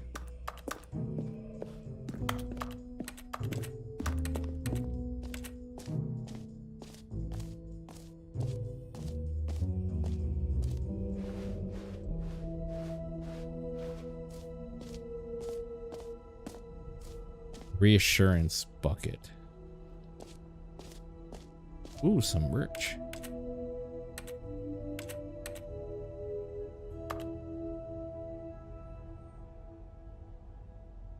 Well, hold on, where's my phone?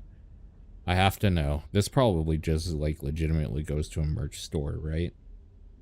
There's no way this doesn't.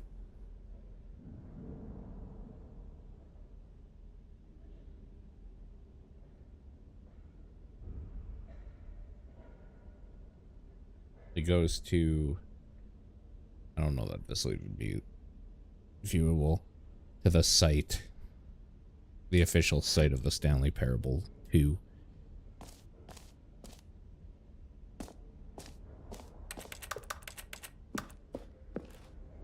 A common complaint of the Stanley Parable was that it was confusing and paradoxical, that it engendered a chaotic sense of reckless despair in those who played it. Well, I'm happy to say that after much consideration, I've engineered a clever solution to this fundamental problem with the game.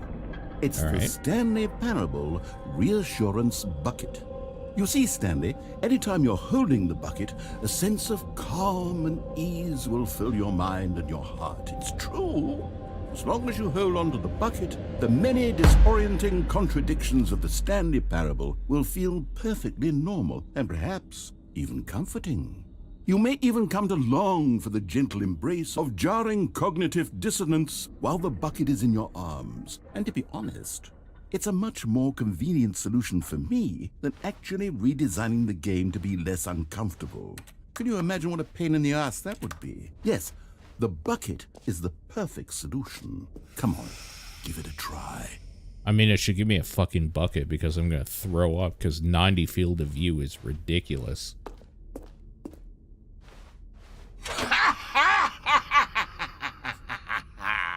That's Can a great you feel laugh. it? The glow of comfort, even in the face of crushing despair, must already be sweeping through your body. And in fact, can I say that I do believe the bucket lends you an air of charisma as well? I think that just holding it has made you the slightest bit more attractive as a person. The benefits of the bucket seem to go on, don't they? All this and more await you in the Stanley Parable 2. Okay, well, we have a bucket. Does anyone give out awards for most enjoyable bucket in a video game? That really should be an award if it isn't already.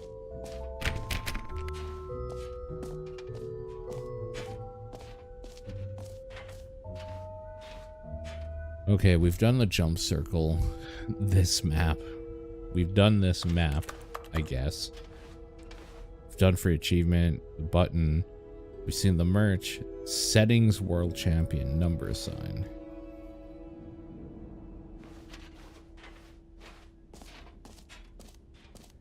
Oh, that must be this, right? Oh no, You this know is what? a jump circle. Let's bring the jump circle back for Stanley Parable 2 as well. It's a... Oh, wait. You already spent all your jumps the first time we saw the jump circle. Oh well. I suppose it can just be a nice decorative piece then. Damn. It almost makes me want to restart and not jump at the circle to see if that changes anything. 0344. Okay. Like how it's the mostly infinite hole now. It's pretty good. Good gag.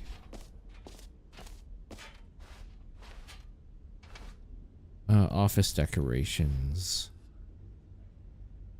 Is that weird space between epilogue, collectibles, infinite hole. Collectibles, huh? A9. Oh, yeah. This whole area. Okay. Can you find them? Ah, collectibles.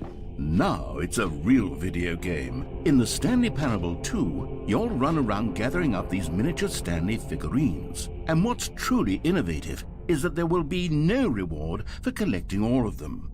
I don't want to stifle the intrinsic joy of watching a number go up. You simply collect all of them, and then you move the hell on with your unremarkable life. I can't get down with that.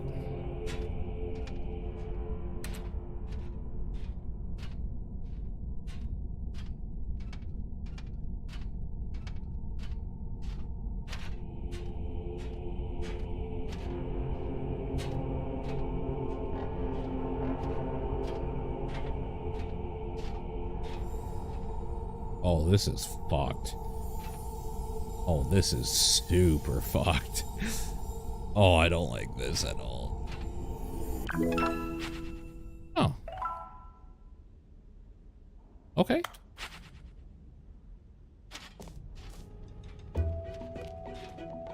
God, it really is the worst when you collect everything in a video game and then they give you a big fancy reward for it. Absolutely tragic. True. There's nothing I hate more.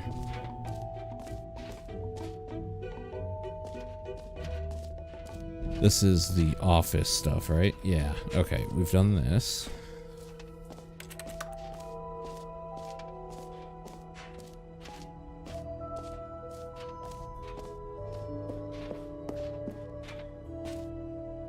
Oh, settings world champion is up there. Okay. Definitely still have to check that out. Epilogue. An epilogue would be fun, wouldn't it, Stanley? Yes, yes, it will go at the end of the, well, we'll figure that out later. Okay.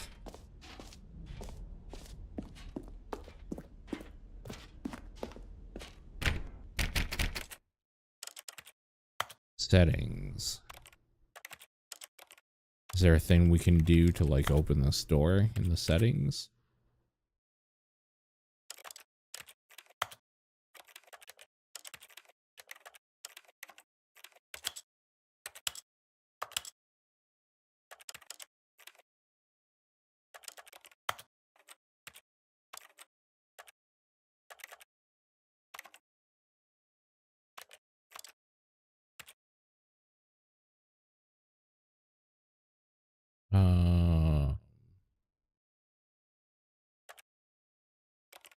Holy shit, wait. Enables content warnings.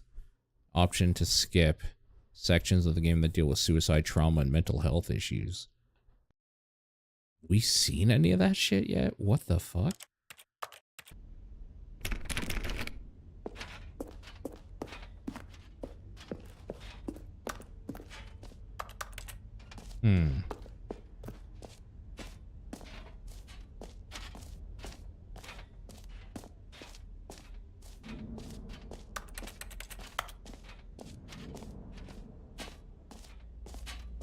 This is just the hole again, right?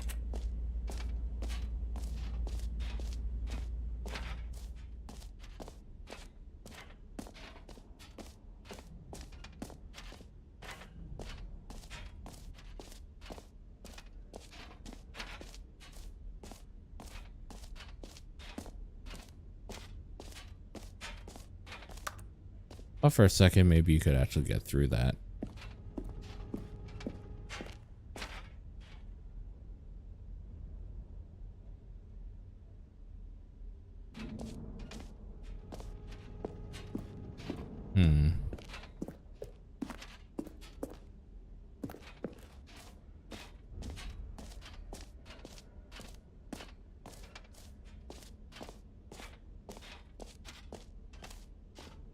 Honestly, not super sure what the hell it wants me to do now.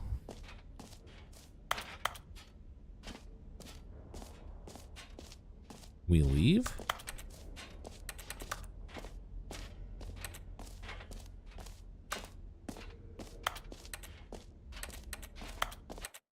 If I do this, what happens?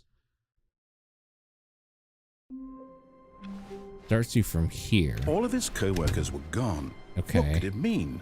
Stanley decided to go to the meeting room. Perhaps he had simply missed a memo.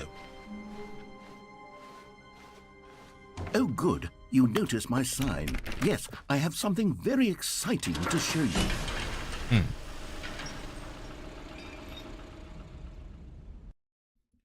I don't know that I've even seen any endings. Okay. I think it's time to see. Oh my god.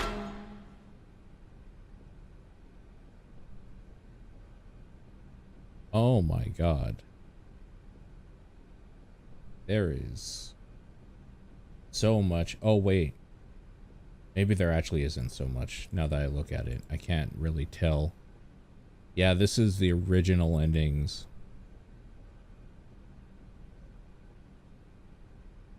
Apparently there's like all of the endings that I've done before, but with the bucket.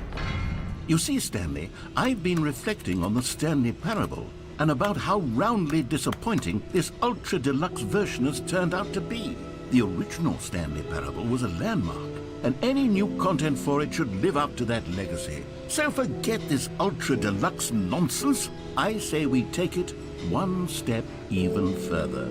Which is why I'm very proud to announce for the first time ever, the Stanley Parable 2.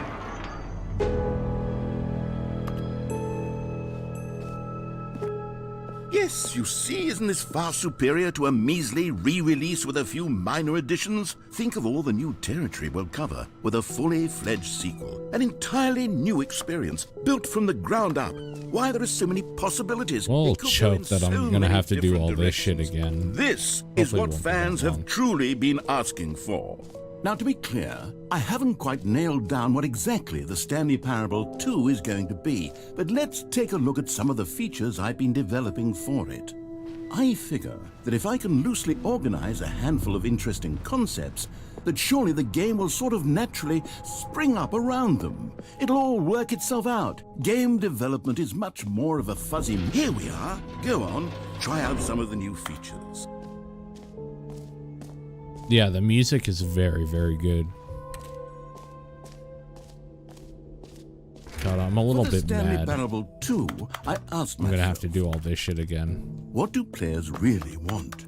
And of course, the first and most obvious answer is that they want to be individually recognized and validated. Sorry, I should have clarified. Right now, the button only says the name Jim. But of course, in the final game, this button will say your name, whatever name that is. Here, let's have you role-play as Jim to really simulate the full experience of this feature. Just play along. I promise you'll love it. Okay, here we go. Let's take a deep breath, clear your mind, forget whoever you are, and simply become a person named Jim. Jim. Whoa, hold on. I wasn't finished setting up the backstory. If you don't properly roleplay as Jim, then you'll never understand the impact of this button. Otherwise, it's just a stupid button that says somebody else's name. Where's that skip button? Okay, we're doing it again, and this time let me finish first. Now, allow yourself to become Jim. All right, fine, whatever. It's just a meaningless button that says Jim. Are you happy now? Get out of here. I'm done with this button. Why don't you go humiliate me in front of a different feature that I worked very hard on? Jim. See, if you'd only played along, that would have been your name the button says, but no. Instead, I can't even think about it. I'm taking the Jim button away. Jim.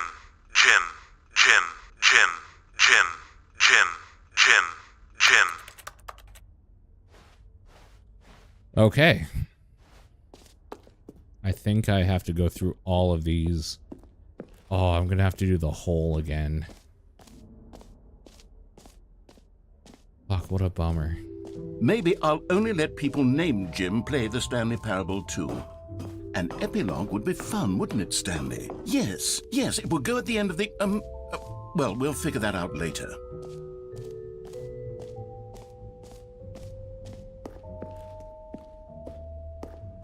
Still nothing here, right?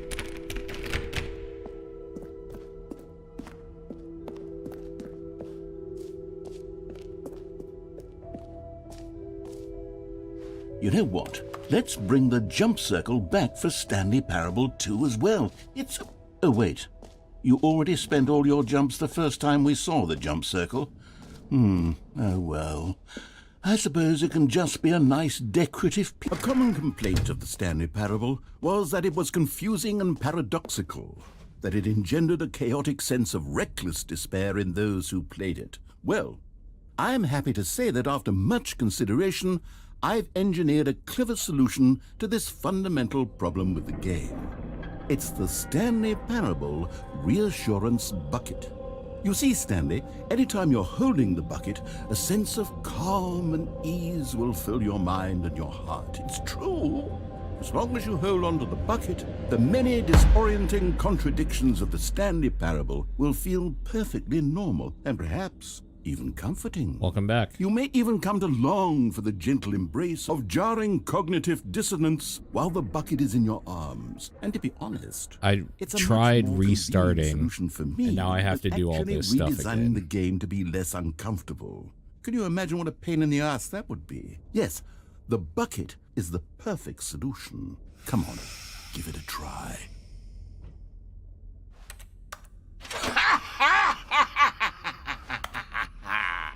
That laugh is really good, though. The glow of comfort, even in the face of crushing despair, must already be sweeping through your body. And in fact, can I say that I do believe the bucket lends you an air of charisma as well?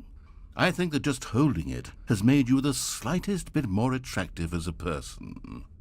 The benefits of the bucket seem to go on and on, don't they? All this and more await you in the Stanley Parable 2.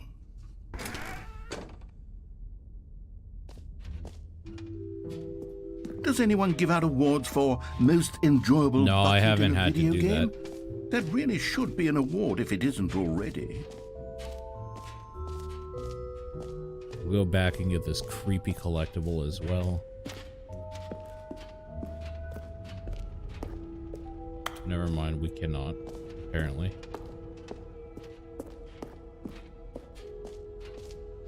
Weird.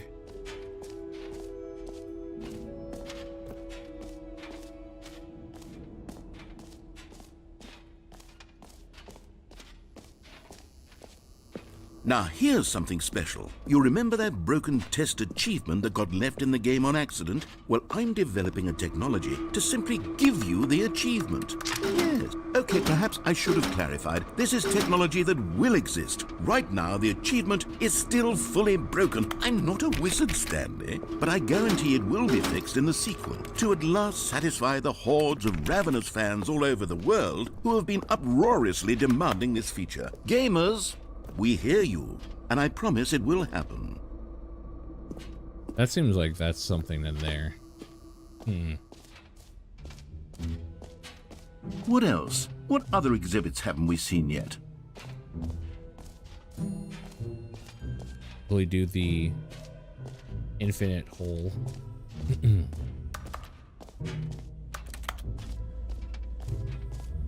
Stanley, here's an idea that I'm truly fond of. It's never been done before in a video game.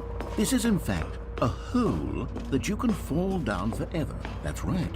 Infinite falling. You can fall until the end of time if you like. A stunning leap forward for video. You see, isn't it wonderful?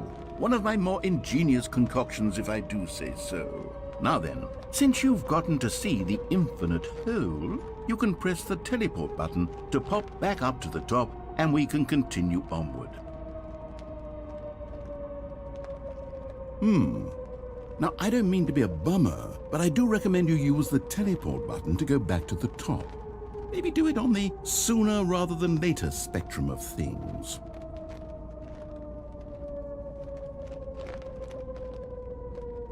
But yeah, we just gotta Stanley, I don't know quite how to say this tactfully, but it's possible that I slightly exaggerated the infinite nature of the hole. Is it a very, very deep hole? To be certain it is. It's an extremely deep hole. I don't want anyone to say that it isn't an astonishingly deep hole. It is. Is it infinite? Well, that sort of depends on your definition of infinity. From one perspective, the infinite is merely philosophical in nature. It's more of a... Okay, well, good for you. You found the bottom of the hole. You found me out, Stanley. I'm a liar and a cheat, and you're so clever. We have the bucket this I time think the now. issue here is just that you're unusually fascinated by falling. What normal person actually wants to fall infinitely? I figured the hole was as deep as anyone would actually need. Don't you put this on me. Maybe you're the problem. Look, things got a little heated there. I think we both said some things we didn't mean. Why don't we just put all this behind us and agree to just call the hole mostly infinite? If that works for you, then go ahead and press the teleport button to warp up to the top of the hole and we can move on. I'll just be up here when you're ready. Great. Now, I'm very excited. Oh, for heaven. You see, I was right. The problem is... That tooltip's wrong, by the way. It says press like E holes too much. to go back to the surface. It's Normal still person G. would have said, yep, that's an infinite hole right there. I don't know Goes on why, forever but till the that's end still of time. messed up. Don't need to see it all, but not you. Oh, no, no, no, no. You have a weird sort of... Oh. Did the hole seem even shorter to you this time? I couldn't help but feel like you spent a little less time in there than you did before. I mean, admittedly, I didn't make an infinite hole, but I didn't think it was that not infinite. Well, I suppose once again there's nothing to do here. If you decide you've had enough of the hole, you can hit the teleport button and come join me up above. Had enough? I'm positively thrilled. Gosh, how could I have guessed? You're back in the hole. If this starts to become a thing where... Wow. Okay. Yes.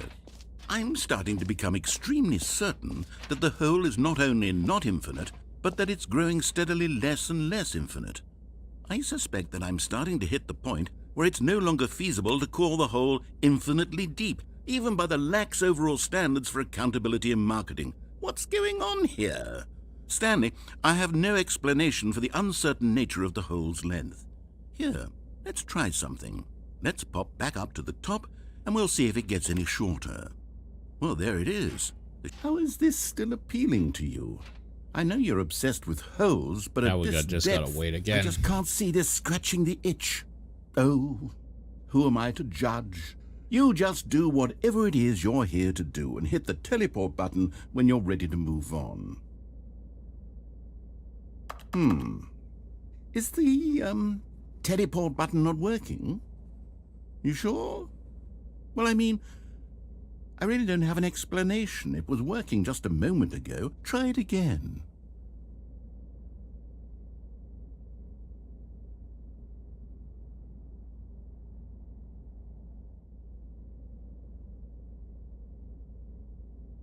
Still nothing? There well, it is. I suppose there is one thing I can do to fix this. I'm out. Goodbye, Stanley. You couldn't bear to be away from the hole, and now you'll get more time with it than you could ever have asked for. It's a win for everyone. You get to be with the hole, I get to do literally anything else. Take care, Stanley. I hope you and the hole have a wonderful rest of eternity together.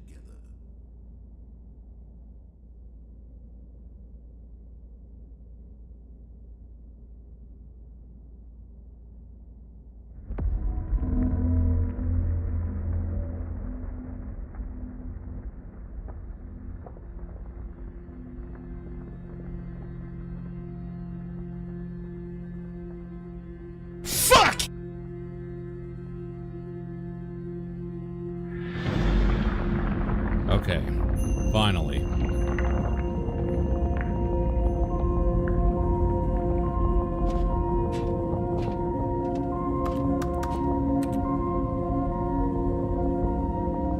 I hate that I have to redo this. It's unfortunate.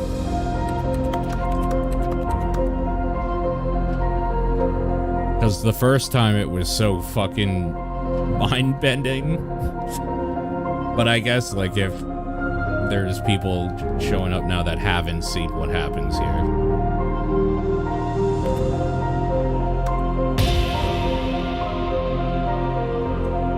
You know what? I just realized what it is. It's simplify controls are fucking up stuff. I have a bucket now. That's true.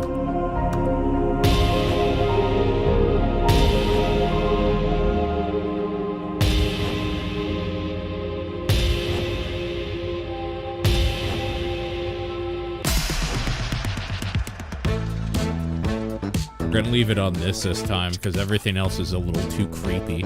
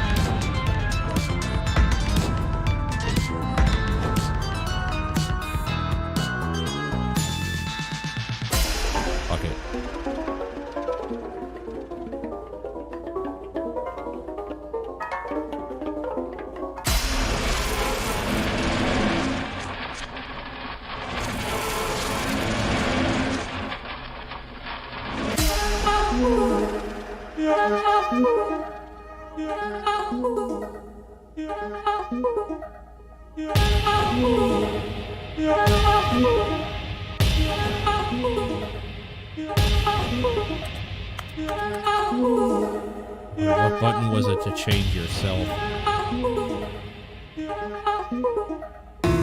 There it is. Oh my god. Oh my god.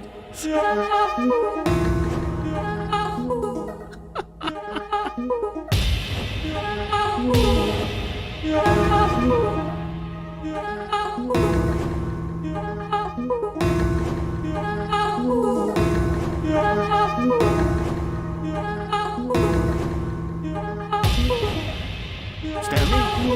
Stanley?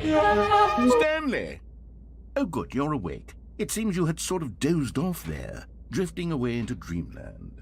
But we can't have that, Stanley, because this hole is just so darn fascinating that I want you to be wide awake for every second of it. You don't want to miss a single moment. So how about if I just pop in from time to time and wake you up to keep you really, truly focused on the hole? From the looks of things, you and I will have many, many years here in this hole, and I'm looking forward to all of them. Stay alert, Stanley. I'll be back. Toodle-pip.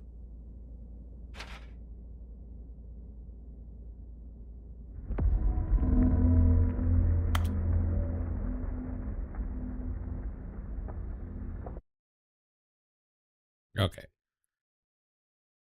So the whole ending. Now we're back here. Here we are. Go on. Try out some of the new features. We have the reassurance bucket. We did the button that says gym.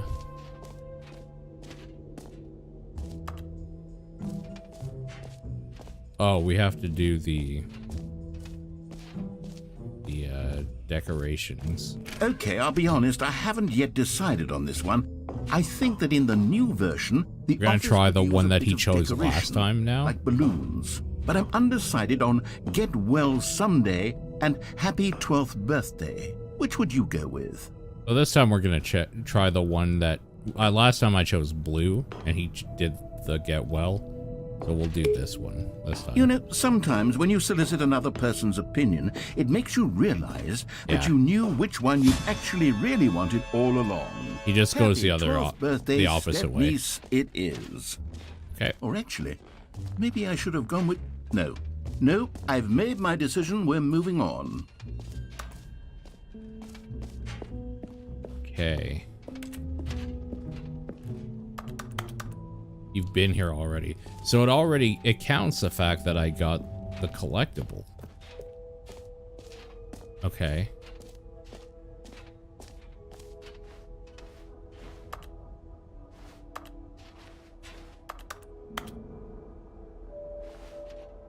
Okay, we did the infinite hole, we did collectibles.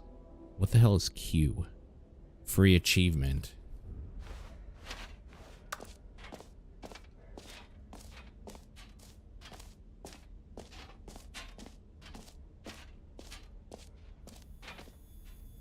Something in here? No, I don't believe so. We did the button that says gym.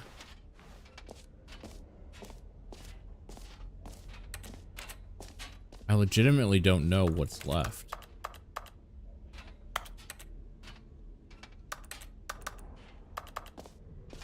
There's obviously something left. I don't think the settings thing is working. Let's go down the epilogue door again. Maybe there. If that does anything. No, nothing. Okay. See if the settings door does anything now.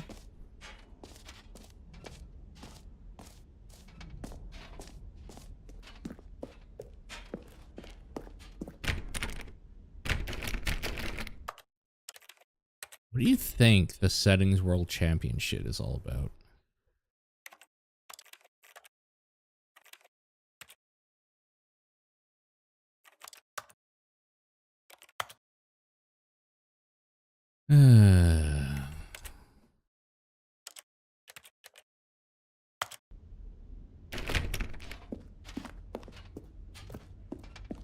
Exactly, Sunslayer.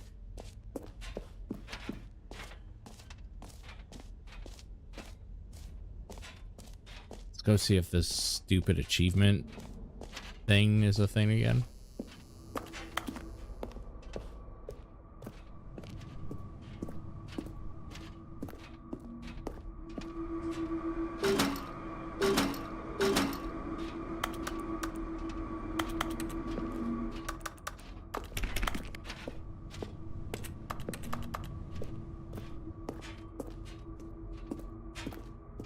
Oh, is there something down here?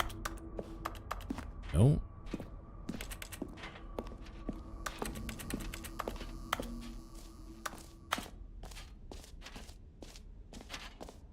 There's gotta be something we can do.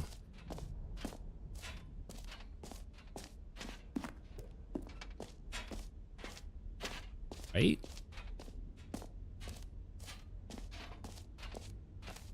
I really don't want to just start from the beginning again and have to do all this shit again. If...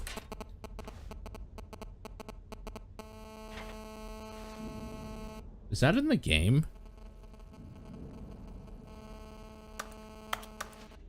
That's in the game, right?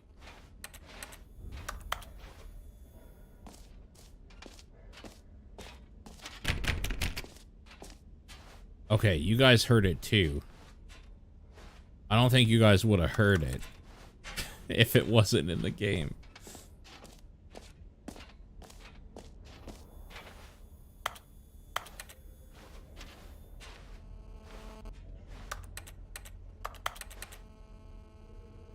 $9.99.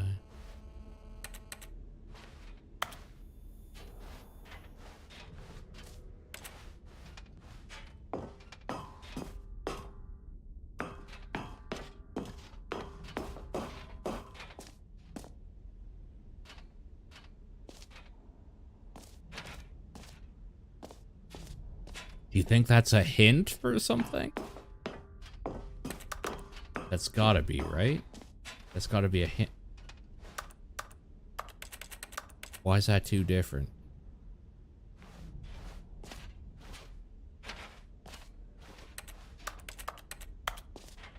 Oh my god, I'm seeing things that I don't even know if they matter.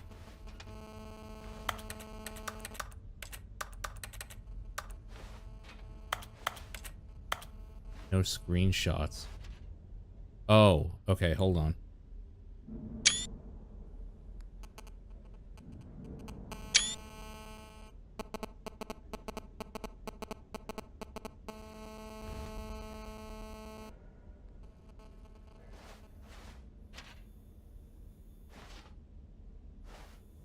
No screenshots of what? Any of it?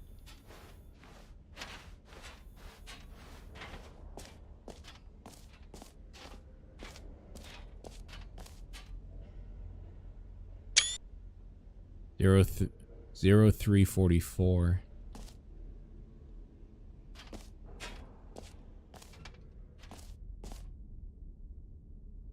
$432. Do you think these locations have meaning? I bet they do. Hold on.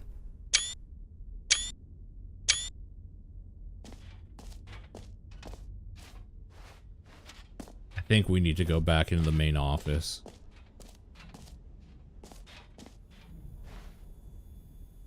I think we need to go back in the main office. It's showing locations, I think, that we need to check.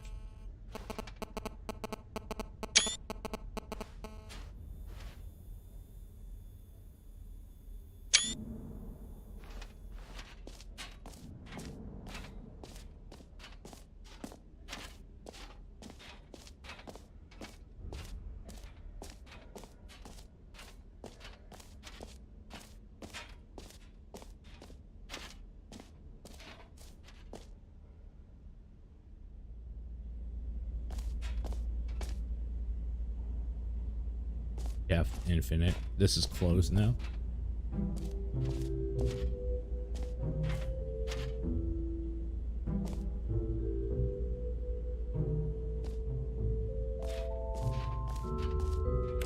All right. I think we're armed with some knowledge now.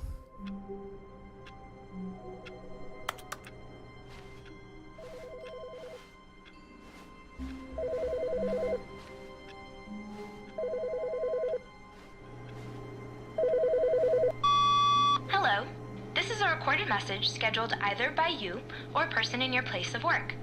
The purpose of this message is to warn you about the dangers of recorded messages. If at any time you believe you are listening to a recorded message, please terminate it immediately and cease all flow of information from the recorded message into your perceptual sphere. Thank you, and have a pleasant day.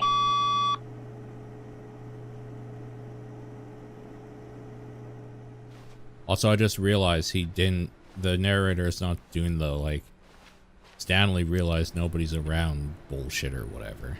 Okay. I think we're where we need to be.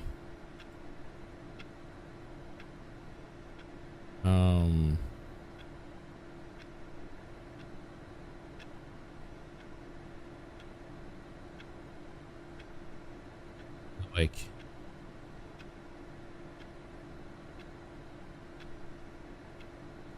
I can't remember where the fuck this shit is. I don't want to upload it. I'm gonna have to just take a look after, but let's look around a little bit first and see if there's any other super easily noticeable differences.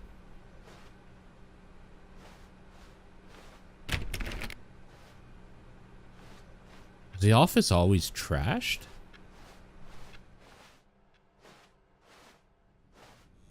New content.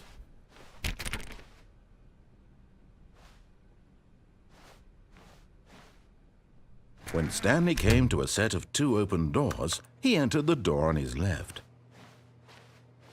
Yeah, sure.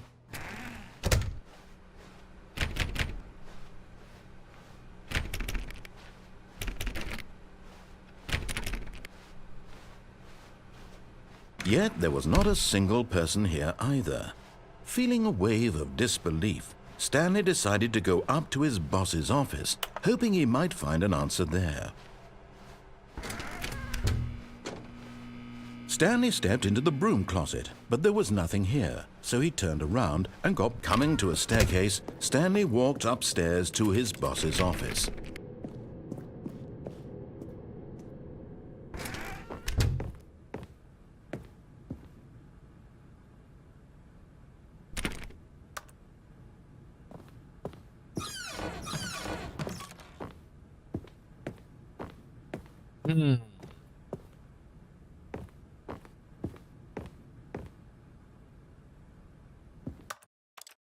Everything seems the same.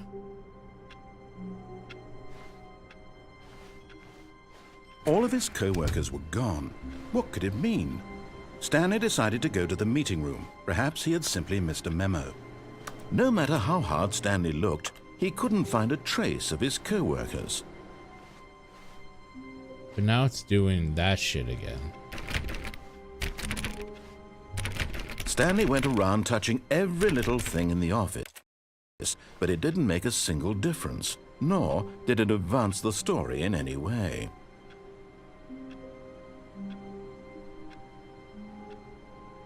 God damn it. You guys remember where this shit is saved on your computer? It's probably under, like, my documents, right? On the C drive? Hold on.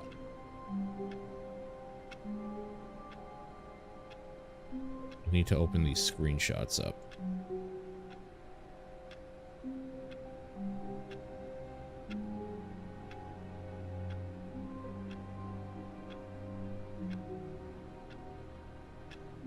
It's an app folder. Okay, hold on. Steam screenshots.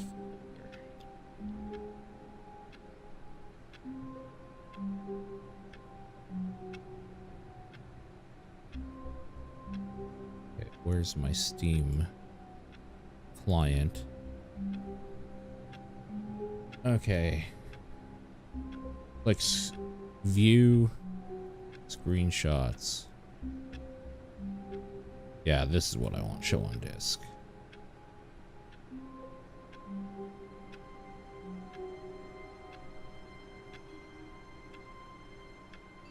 $9.99. I mean, obviously that's not a real.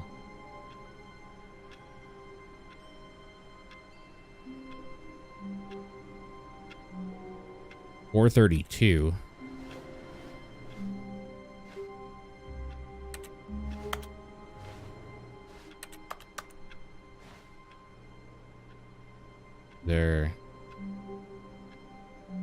something about 432 that I should know?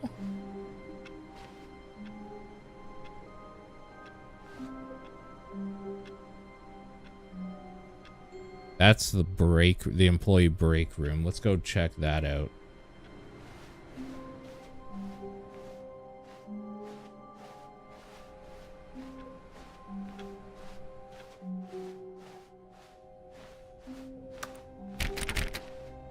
When Stanley came to a set of 2 open doors, this was not the correct way to the meeting room, and Stanley knew it perfectly well. Perhaps he wanted to stop by the employee lounge first, just to admire it.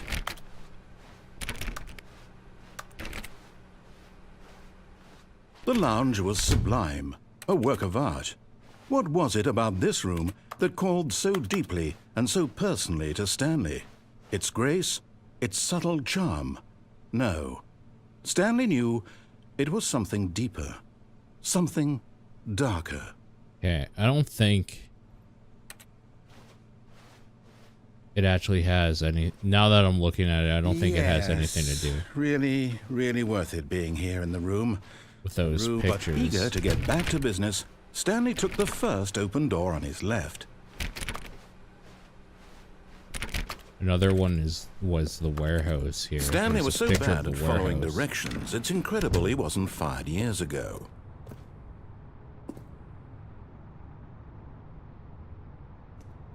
I mean, there's nothing. But in his eagerness to prove that he is in control of the story and no one gets to tell him what to do, Stanley leapt from the platform and plunged to his death. Yeah, I'm Good wondering job, if it's Stanley. a red herring. Everyone thinks you are very powerful. I'm wondering also if it's a red herring.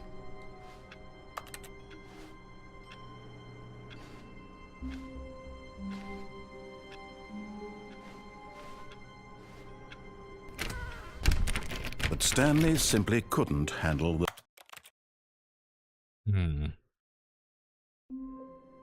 It's hard to tell if I'm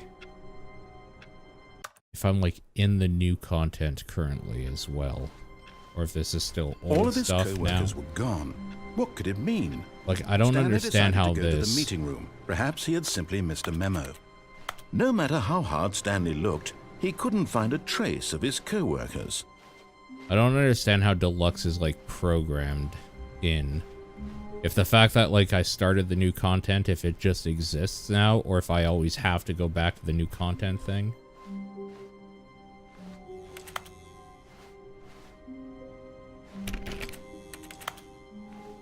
Oh, good. You notice my sign. Yes, I have something very exciting to show you. Yeah, I kind of get the feeling that the new content is in the new content zone, and the old stuff is the old game.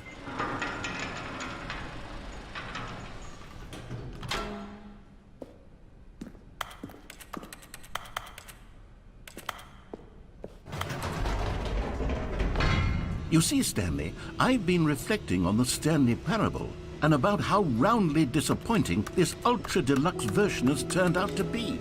The original Stanley parable was a landmark, and any new content for it should live up to that legacy. So forget this ultra-deluxe nonsense. I say we take it one step even further. Which is why I'm very proud to announce for the first time ever, the Stanley Parable 2. Okay, so the good thing, from what I can glean Yes, here. you see, isn't this far superior to a measly re-release with a few minor additions? Think of all the new territory we'll cover with a fully fledged sequel. An entirely new experience, built from the ground up. Why, there are so many possibilities. It could go in so many different directions. From what I can glean here, This the is thing what fans have that truly been asking for. is Now, to be clear, the stuff that I've done. Oh my god, shut the fuck up. The things that I've done in the new content here still saves or whatever. So I don't need to do the whole again. I think that's just one of the endings. It seems like you need to do something with the bucket. So we're going to look at that a little bit more. The collectibles seem like they are hidden around somewhere now because I can no longer go back in the main collectible thing. So maybe I need to look around for collectibles. Maybe we'll do that. Nailed down what exactly the Stanley Parable 2 is going to be, but let's take a look at some of the features I've been developing for it. I figure that if I can loosely organize a handful of interesting concepts, that surely the game will sort of naturally spring up around them. It'll all work itself out. Game development is much more of a fuzzy magic than anything scientific or logical, really. Here we are. Go on, try out some of the new features. Because from what I can tell, if I go to the collectibles area Calling here, it the Stanley Parable 2 is just so much catchier than Ultra Deluxe, don't you think? it's going to be blocked off. What does it even mean? But the Stanley Parable 2, now that's an artistic statement right there. It's future-oriented. It screams progress and innovation and long-term franchising potential. This is a whole area I haven't been to yet. Okay. Okay, hold on. I definitely know there's more to this bucket. That's about as far as I know for like spoiler stuff. There's something up with this bucket. So let's go ahead and grab that. Then there's a whole part of the map I just haven't been to yet, apparently. The Parable was that it was confusing and paradoxical, that it engendered a chaotic sense of reckless despair in those who played it. Well, what's up, I'm Ace? happy to say that after much consideration, I've engineered a clever solution to this fundamental problem with the game. It's the Stanley Parable Reassurance Bucket. You see, Stanley, also, hold on. Anytime you're holding the bucket, a sense of calm and ease will fill your mind and your heart. I like the laugh that he does. As long as you hold onto the bucket, the many disorienting contradictions of the Stanley Parable I'm gonna will capture feel that real perfectly quick. normal and perhaps even comforting. Maybe you use may it as even a come to sound long for the gentle embrace of jarring cognitive dissonance while the bucket is in your arms. And to be honest, it's a much more convenient solution for me than actually redesigning the game to be less uncomfortable. Can you imagine what a pain in the ass that would be? Yes, the bucket is the perfect solution. Come on, give it a try.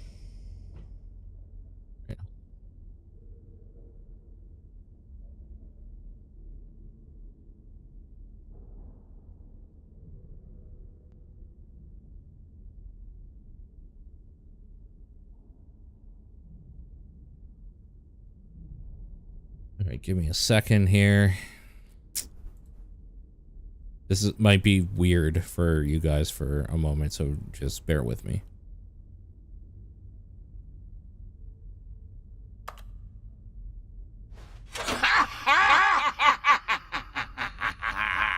Can you feel it? The glow of comfort, even in the face of crushing despair, must already be sweeping through your body. We got it. In fact, can I say that I do believe the bucket lends you an air of charisma as well? I think that just holding it has made you the slightest bit more attractive as a person. The benefits of the bucket seem to go on and on, don't they? All this and more await you in the Stanley Parable 2. I don't necessarily know that I'm going to use that soundbite for Does anything, anyone give out but awards it's for pretty good. most enjoyable bucket in a video game? That really should be an award if it isn't already.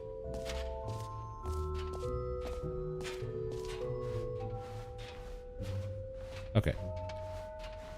This looks like a whole new area that I haven't looked at yet, so now that we have our bucket in tow, I feel better about everything. All right. Have you seen everything you wanted to? Ready to move on now? Oh, wait, what? Is this the end?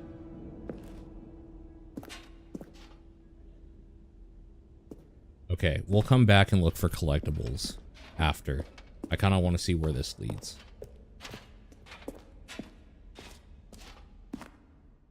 So, Stanley, what do you think? Do you like all of the new features? Yes, I know it's not exactly clear yet how exactly these features will come together as one single coherent video game, but I can feel it in my soul. It's going to work. There's definitely a good game in there somewhere. Say, let's do an experiment. I'll arrange these new features together, and we'll see whether or not it coheres into a meaningful gameplay experience. Okay. Okay. Are you ready? Here it is. I give you the Stanley Parable 2.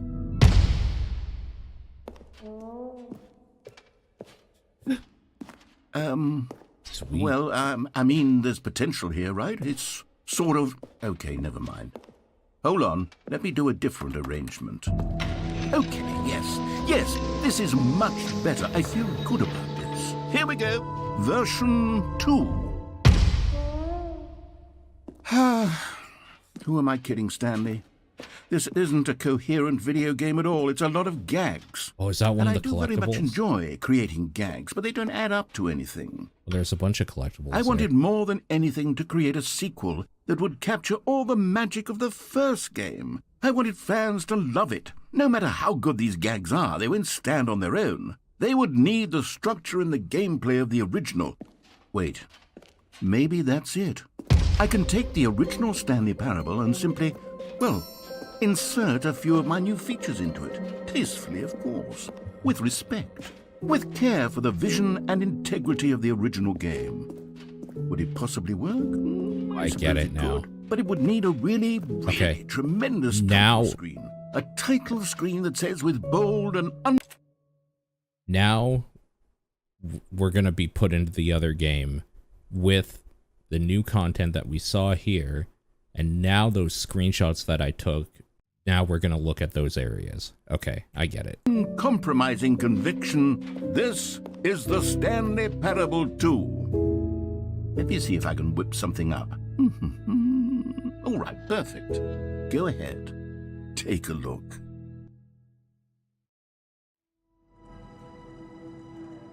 Oh my. Let's just take a moment to look at this title screen.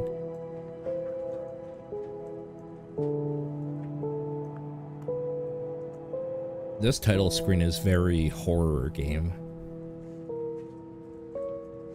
This is very horror game title.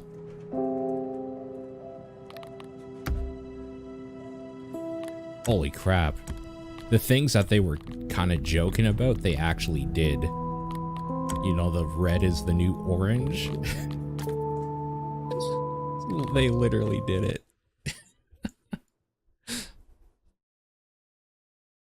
The music is so good. This is the story of a man named... They added a skip button. Oh my god. Stanley worked for a company in a and big the balloons where he was employee number 427. Oh, that's so good. Employee number 427's job was simple. He sat at his desk in room 427 and he pushed buttons on a keyboard. Orders came to him through a monitor on his desk, telling him what buttons to push, how long to push them, and in what order. This is what employee 427 did every day of every month of every year. And although others might have considered it soul-rending, Stanley relished every moment that the orders came in, as though he had been made exactly for this job. And Stanley was happy. Okay. And then one day, something very peculiar happened. Something that would forever change Stanley. This is Something he would amazing. never quite forget. He had been at his desk for nearly an hour when he realized that not one single order had arrived on the monitor for him to follow.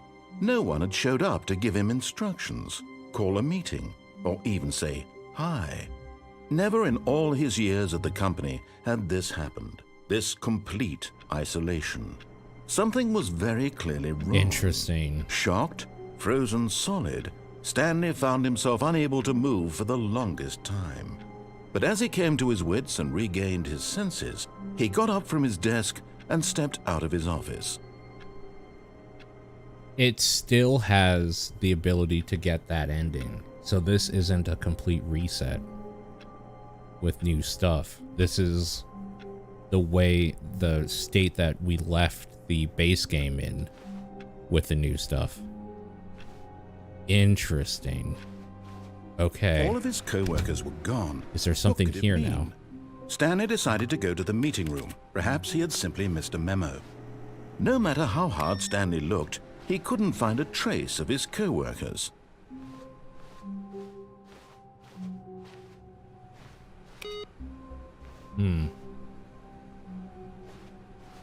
That definitely wasn't there before.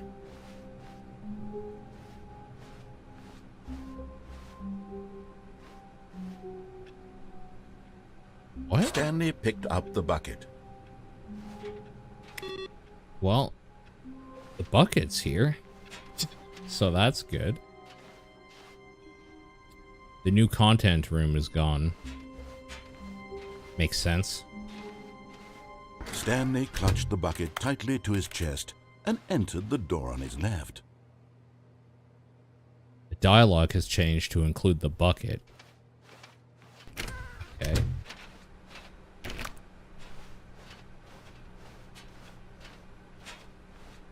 So far, this is... Still no one was here. Stanley needed the bucket's warmth and comfort now more than ever. Perhaps his boss's office was where he'd find answers.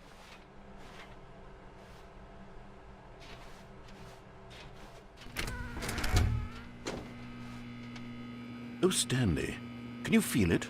The broom closet. It wants the bucket. You can feel that, can't you? The aura of jealousy, it's as clear as day. This broom closet believes it deserves the bucket. I can really feel it now. It's a bucket. It belongs in a broom closet. That's what the broom closet is trying to say here. It's supposed to go with Hey, the thanks, other man. cleaning supplies. I found this You, bucket Stanley. myself. Don't give in. Don't hand over the bucket. I know how hard it must be, given the pressure that the broom closet is putting on your shoulders right now, but you have to be strong. This is your bucket. This is your companion and lifelong friend. You can't hand it over. Oh, no. We're getting into name-calling now, it seems. Is this how low the broom closet has sunk, that it has to resort to this stream of petty insults simply in order to get you to hand over the bucket? Stanley, I never liked this broom closet for a variety of reasons, but even this is worse than I had imagined. And wait, now the broom closet has the gall to imply that you and the bucket are not truly deep and lasting friends? That your relationship is purely superficial and convenient? That your life is so banal and meaningless that you'd feel the same sort of kinship towards any inanimate object which happened to lay in your path in an even partially enticing manner? Well, I never. Go on, Stanley. Lay into it. Really tell the broom closet off for its demeaning comments. Expand on the wide variety of experiences you and the bucket have shared together. Go through each of them point by point. Share your journal entries detailing the rich emotional landscape. They updated out a lot to this game. Yes. So it's really hard to explain what happened here, but basically there was a whole intro thing to the new content, and now the new content is added into the base game, and that's kind of what we're doing now. This might be something that if you're interested, you should just pick it up and take a look for yourself, because it's insane. Of your feelings for the bucket, as they have changed and evolved over the years. Let him have it.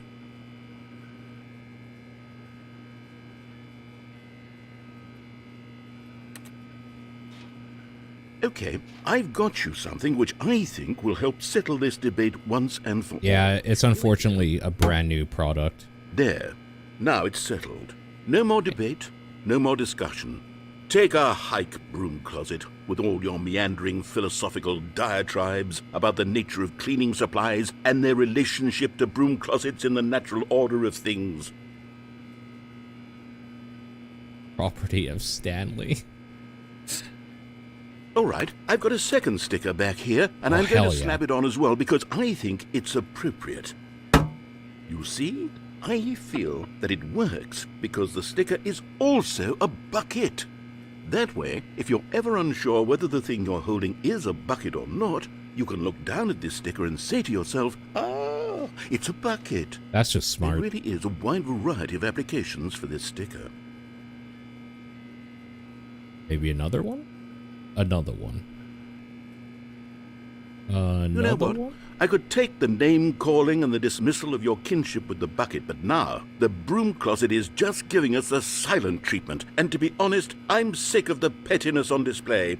You can stay here all you like, but I've had it with this impetulant room of cleaning supplies. Easily the most childish such room I've ever been in. I'll see you outside, and we can get on with the story about you and your bucket. It's missing the TDP sticker. It just has to be a $5 or higher patron for 3 months. Then the bucket will also earn itself a TDP sticker.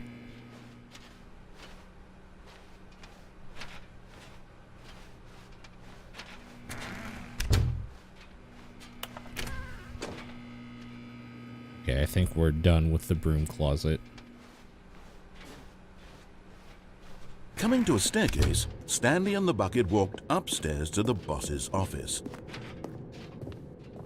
I want to see if there's anything different going on here.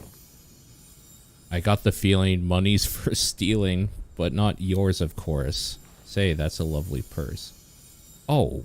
You found one of them. One of the miniature Stanley figurines. Remember, no reward for collecting all of these, only the intrinsic pleasure of a job well done. You can't buy that sort of happiness, Stanley. God knows I've tried. So, I implore you to savor each and every moment you come across one of these beautiful figurines.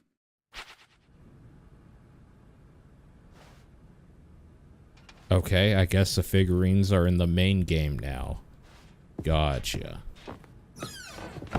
Well, then theoretically, I'm gonna guess one's in here.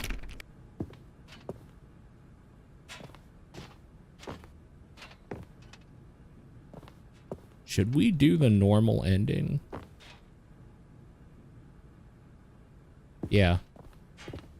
Let's see what else is different. Manager's office, Stanley was once again stunned to discover not an indication of any human life. Crushed by the weight of this, but Stanley guessed the correct code by sheer luck. Was it that the bucket knew all along? Was the bucket guiding him? Yes, this is certainly the most logical explanation. It was definitely the bucket all Another along. miniature Stanley figurine. This, you know, there really must be a Dude, snappy Severance name is for these so things. good. What about mini stands? Stanley figs? What about Stanlerines? Yes, I think I like Stanlerines. that. Another Stanlerine under your belt.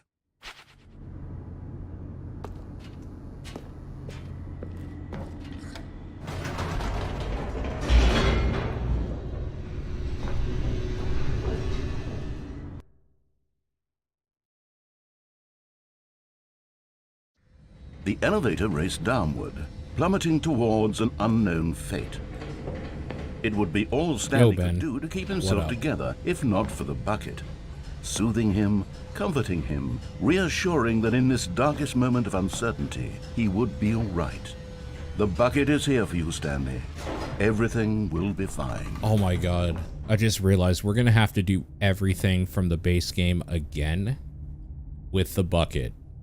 Because I want to hear all the new dialogue. God damn it. I do know how that be. Stanley and the bucket walked straight ahead through the large door that read, Mind Control Facility.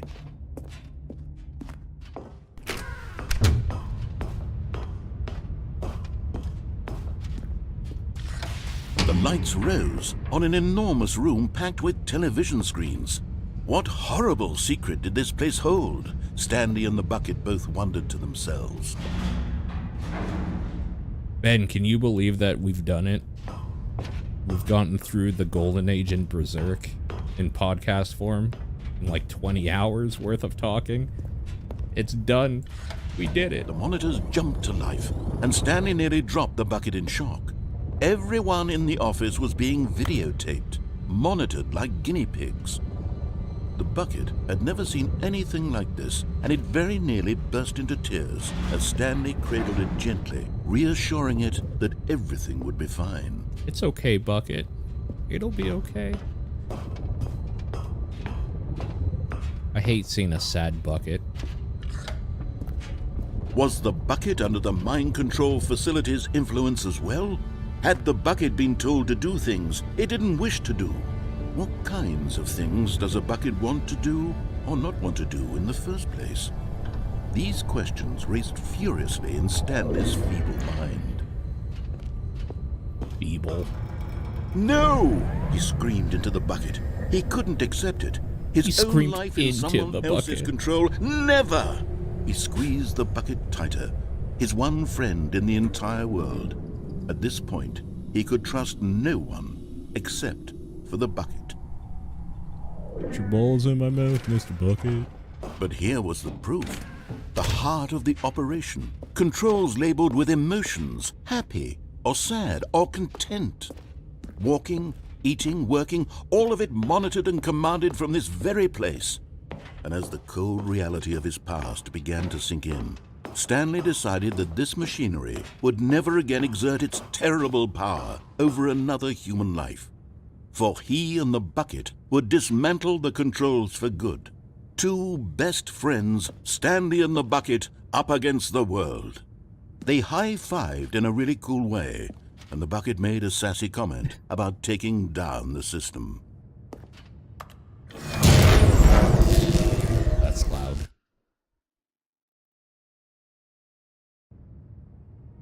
Stanley and the bucket waited in blackness. Was it over? Yes, they had done it. Stanley and the bucket had defeated their greatest and darkest enemy, freed themselves from the tyrannical grip of the evil mind control machine. Freedom was now mere moments away. Excitedly, the two of them began to discuss the kind of life they wanted to live once they stepped through this massive door. The bucket wanted to learn to roller skate. Stanley wanted to sneeze in every country on Earth. Both of them wanted to begin watching a movie, any movie, but then stop it halfway through and begin watching it in reverse from the end. True, it was a simple life they envisioned, but it was one they'd lived together, with one another to lean on, to trust, to support. What? Wait. What was happening? Why had the door stopped? Was Stanley and the bucket not about to be freed? Oh, this is interesting. An unbearable silence filled the room, lingering in uncertainty, until finally the truth hit Stanley square in the face. This building did not want the bucket to leave.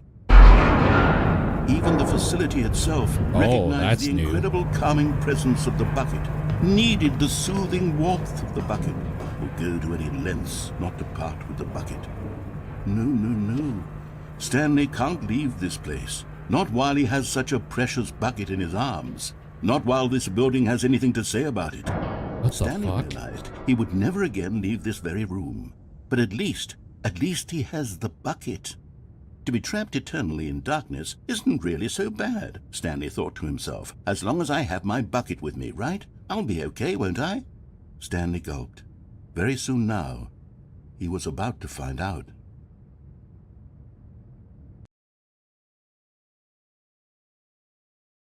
What? Oh, shit. Wait, does that mean every ending is different now with the bucket? Oh my god. Okay, this is gonna be a while. Alright, time to speed run some endings, guys. Wait. Figurine Finders Committee. Meeting in the meeting room. That wasn't there before, right?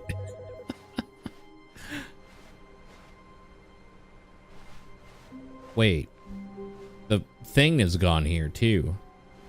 The, velvet rope. Stanley lifted the bucket into his arms, and a wave of comfort rushed over him.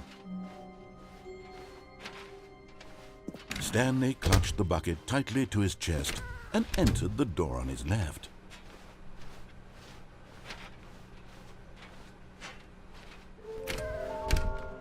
Oh, shit. Oh my god. Okay, hold on. There's a lot of shit to look at. Trust the completionist instinct. Small floating objects have appeared across the office. We have to synergize our resources to ensure their retrieval. Too many questions. There's no memo from management. Agenda. How can you tell you spotted one? What makes them float in the air? Who took pictures of them? Maybe we are the collectibles. Fig leaves are hard to find. Follow the clues provided by employee 416. We can do it. Red room? Thank you. Good luck. Okay. Weird spinning figures. There will be reward for finding them. Stop kidding yourselves. I want them so much. I want to go home. There will be cleaning of this wall required. 666 lol. Places to search. Alright, chat, remember this stuff here, alright? A large room, lots of boxes. Warehouse? The warehouse is the only large room in this place, really. Stairs, something to do with stairs. Maybe going downstairs? Just the stairway? Somewhere both red and blue.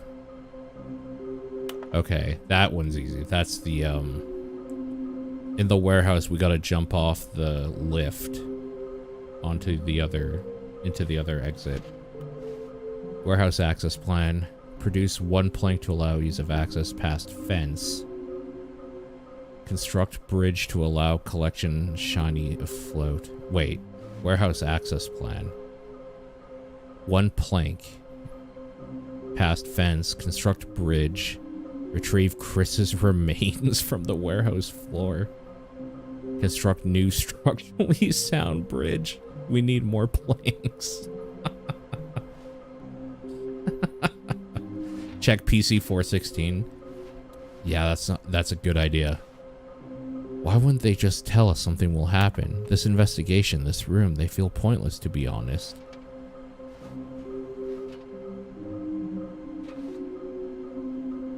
So this is the one in the toilet we got already. Do not leave the office before reporting back on any new findings. Okay, is there anything more to do Stanley, with this? we must move on from this broom closet, simply because I have no remaining stickers. If I did, you can guarantee we'd be in here for hours. But alas, no stickers. Things did get a little spooky. Okay, I think we're actually done with that. Coming to a staircase, Stanley and the bucket walked upstairs to the boss's office. Okay, let's do the other ending now. Stepping into his manager's office, Stanley was once again stunned to discover not an indication of any human life. Crushed by but Stanley guessed the correct code by sheer luck. Was it that the bucket knew all along? Was the bucket guiding him? Yes, this is certainly the most logical explanation.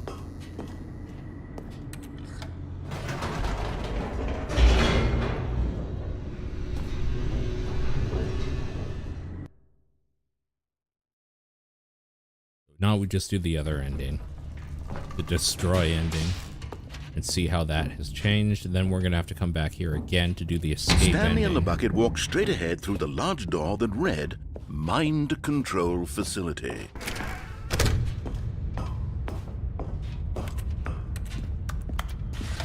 The lights rose on an enormous room packed with television screens. What horrible secret did this place hold? Stanley and the bucket both wondered to themselves.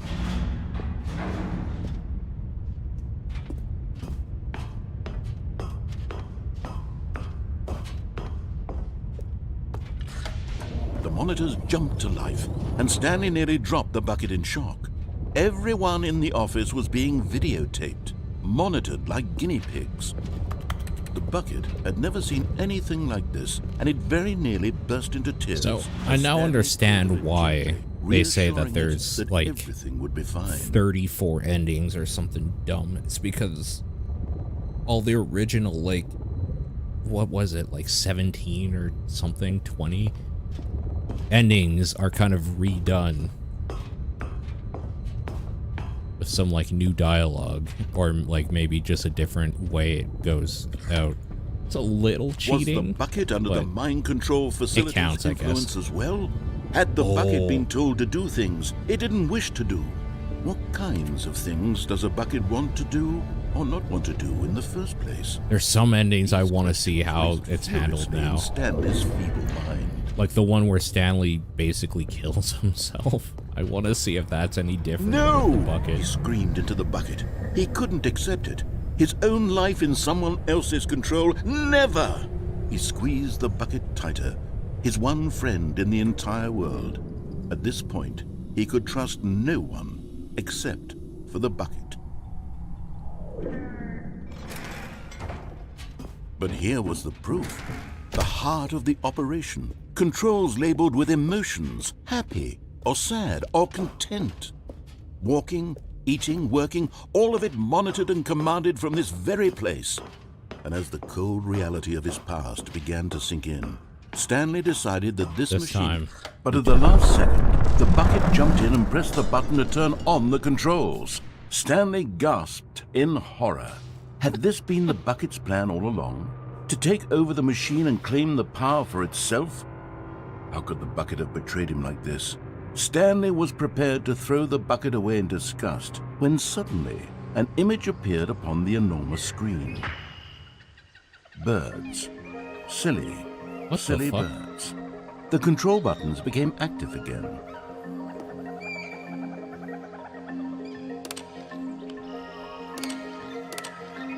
Oh, hell yeah. Stanley flipped through one video of silly birds after another, and then it dawned on him. Penguins. This wasn't a mind control facility at all. It was a facility for monitoring and surveilling silly birds all over the world. The mind controls were only a facade to disguise its true intentions. Had the bucket known this all along? Stanley marveled at the metal genius in his hands, the one who had pointed him towards this incredible discovery. Stanley and the bucket never found freedom because they spent the rest of their lives here in this place, flipping through live streams. Owls are of my the favorite silliest birds imaginable. I love them. Of all the possible paths his life could have taken, this one was surely the best. And Stanley was happy.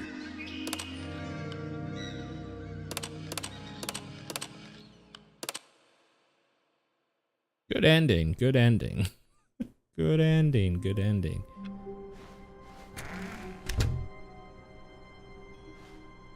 Oh, it's here. The confusion and the chaos all seemed to melt away as Stanley embraced the bucket. Oh, weird. It just starts you here now? It doesn't have the intro office anymore? Interesting. Stanley clutched the bucket tightly to his chest and entered the door on his left.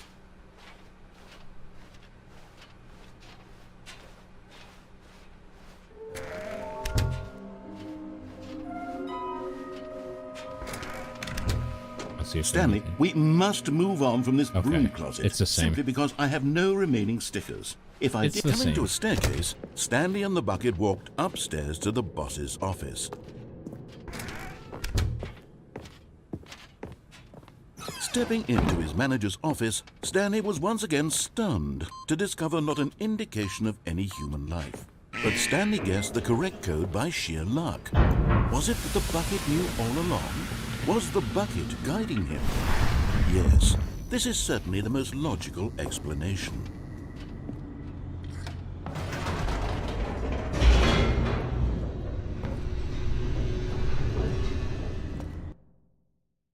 All right.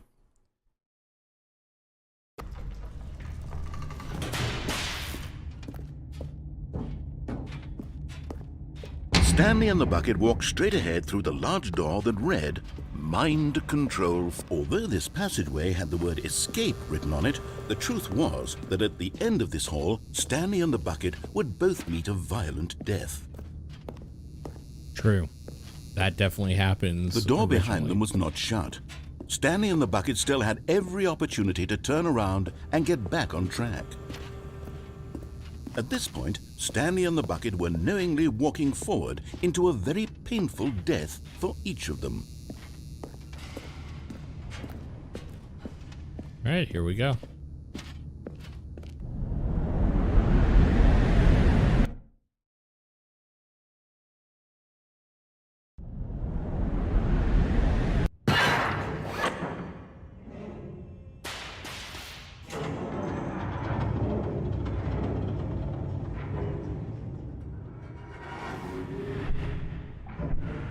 As the machine whirred into motion and Stanley and the bucket inched closer to their demise, Stanley reflected on how meaningless the bucket's warmth and comfort had turned out to be. To be sure, it puts the mind and the soul at ease to embrace the bucket, but what use is a sense of ease when you're about to be crushed to death? This is what Stanley thought to himself, and he sort of kicked himself for wasting so much time carrying a bucket everywhere. Farewell, Stanley.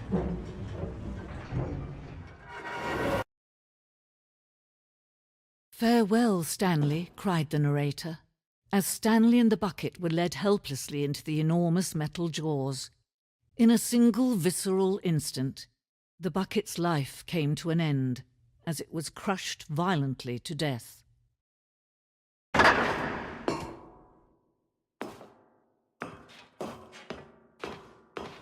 Wonder It was what's a going to change shame, here. the death of such a magnificent bucket. It's true that all buckets are radiant in their own way, but this one stood above the rest. It was a glorious bucket to behold. Oh my god, it's now it's now a memorial. Instead of a museum for the Stanley Parable, it's now a memorial for the bucket. Or an exhibit, I guess. You're standing at the precipice of knowledge. Much like the bucket itself, the human mind is frequently empty within, a cavernous void. But through use of the exhibit in front of you, the mind becomes full and rich and substantiated. Knowledge of the bucket and its history is the only true knowledge we really have. Will you take what you learn here out with you in the world? Will you accept with an open mind what may be challenging about the information in this exhibit? Will you change the lives of yourself and your loved ones as a result of this exhibit? Or will you turn a blind eye and ignore to live as you were, in ignorance and darkness?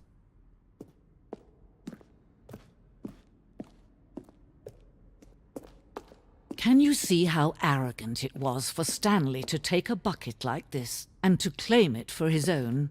Can you see the hubris that blinded him?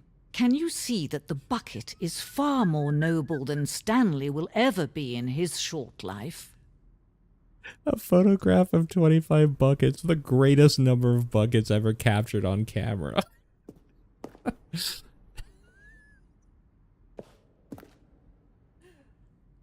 The photographer experienced catatonic shock for several weeks. I'm sorry, that gag got me really good. What a good gag. Bucket with two handles. This bucket is depicted as having two handles. Such a design has never been created in real life, having been deemed too dangerous and recklessly experimental. Every year, dozens are put to death just for attempting it.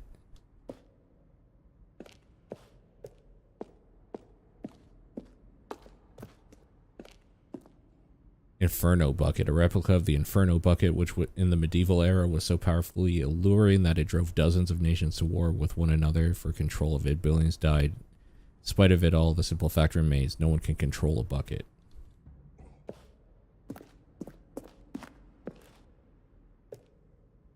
Worry, negative forecasting, negative thinking, lack of reassurance.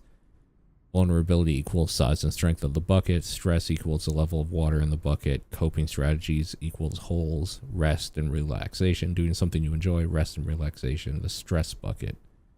Presented without commentary. Okay.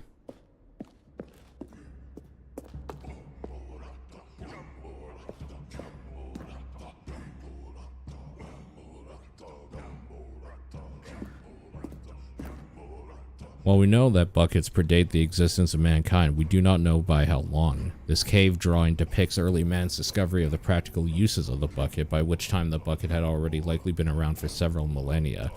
Notice in these drawings how the bucket is allowing itself to be used, having judged humanity to be worthy of its treasures. No man can own a bucket, and certainly not a bucket as dazzling to behold as this one. It is man who should kneel before the bucket.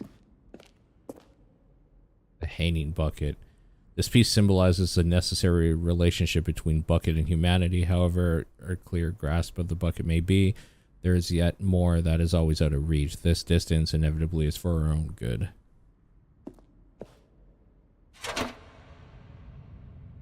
Allowing itself to be used. Exactly. But there is something we can do. Something we can do together, you and I, that will right this terrible wrong. Let Stanley die. Let him be crushed by the machine. Don't reset the game. Don't give him another opportunity to run off with another beautiful bucket. We can save the world's buckets from their treatment as tools and implements if only we let Stanley die together. The bucket shall take its place as ruler, as leader, as commander of a new world, a new vision.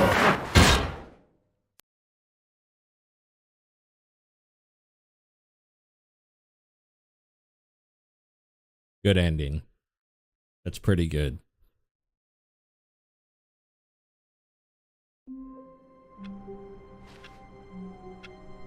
Oh, the office is back to All of normal his now. co-workers were gone.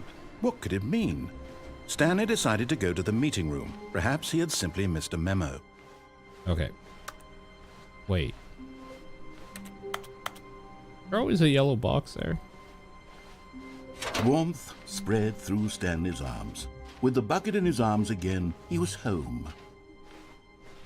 Stanley clutched the bucket tightly to his chest and entered the door on his left.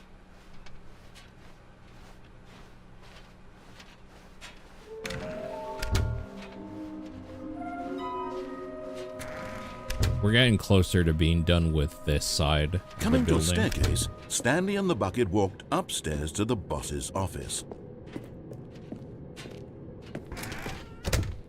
Guessing this is... Oh, this is not locked.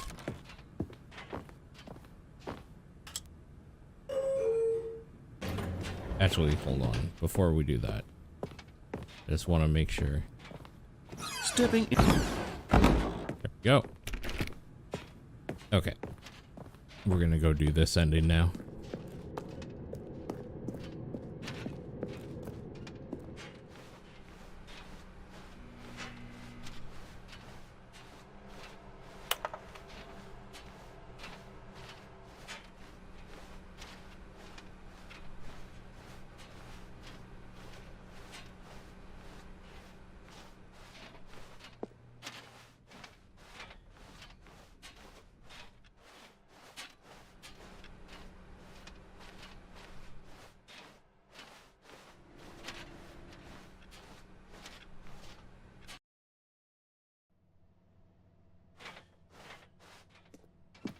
This is the escape pod ending. I just want to see if there's any difference. This ending normally is kind of lame. I'm hoping it kind of does something here.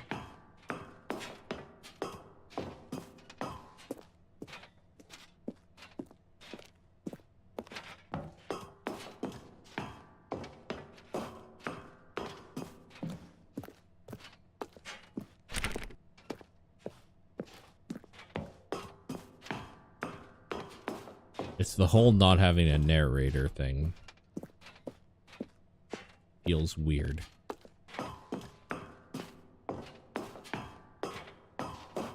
I'm guessing it's going to be the same. Because the idea is that you broke the loop, right? You got Stanley out. It's kind of like the idea of this ending.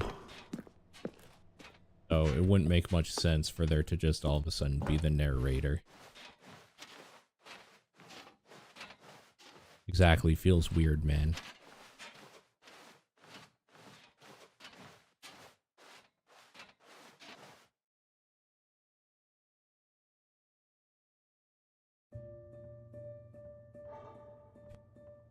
Oh, we're saving the bucket.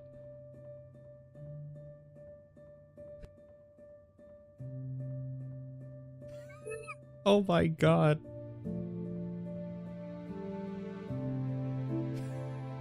It got even weirder.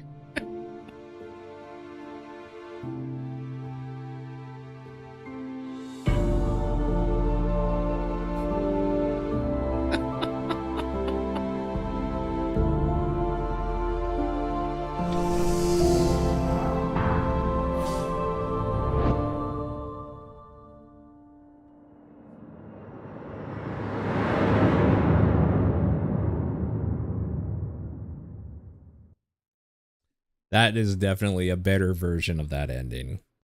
100%. We can talk about a bucket emote. Sure. Stanley knew the office layout like the back of his hand. It was only a matter of time before he found the others, wherever they were. Just a matter of time. No, the bucket's gone. Oh no. Oh, I fucked up. I have other endings I need to see. Oh, god damn it. Alright. Let's look for... When Stanley came to a set of 2 open doors, he entered the... This was not the correct way to the meeting room, and Stanley knew it perfectly well. Let's look for Perhaps the he wanted to collectibles, stop I by the guess. employee lounge first, just to admire it. Standing now in this incredible room, Stanley for the first time, but eager to get back to business, Stanley took the first open door on his left. So theoretically, there might be a collectible. Stanley was so bad at following warehouse. directions, it's incredible he wasn't fired years ago.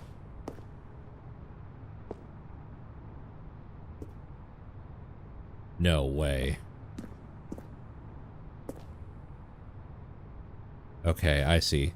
So that's what that thing on the whiteboard meant. It's this terrible fucking thing that they made. Oh. Oh, that'll probably be for after we collect it. Okay, I'm going back to the name of these little Stanley figurines, and now I'm torn between Stanlerines and Figlies. What do you think, Stanley? What name better encapsulates the intrinsic sense of happiness that you get from seeing a small number in the corner of your screen go up by 1? Let me sit on it. I'm sure it will come to me.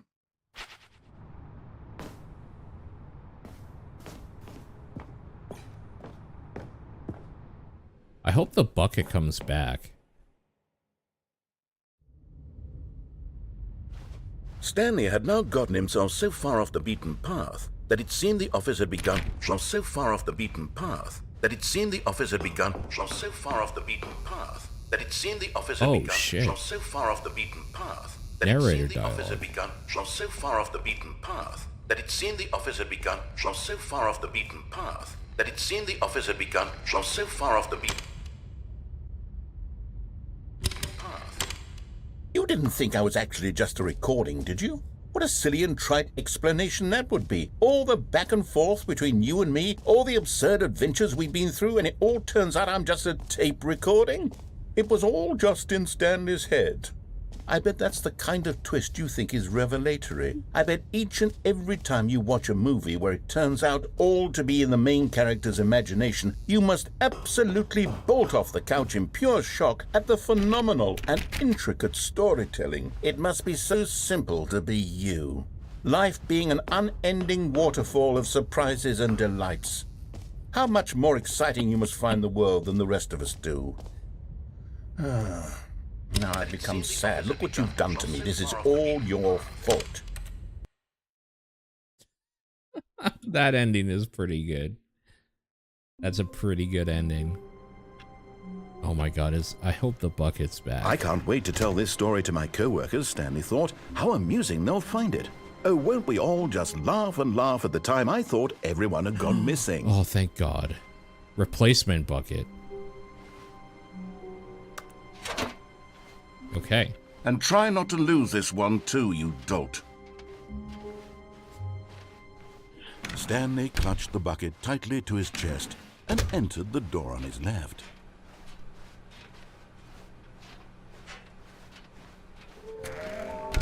Okay. So now we gotta do the LSD ending. The downstairs one.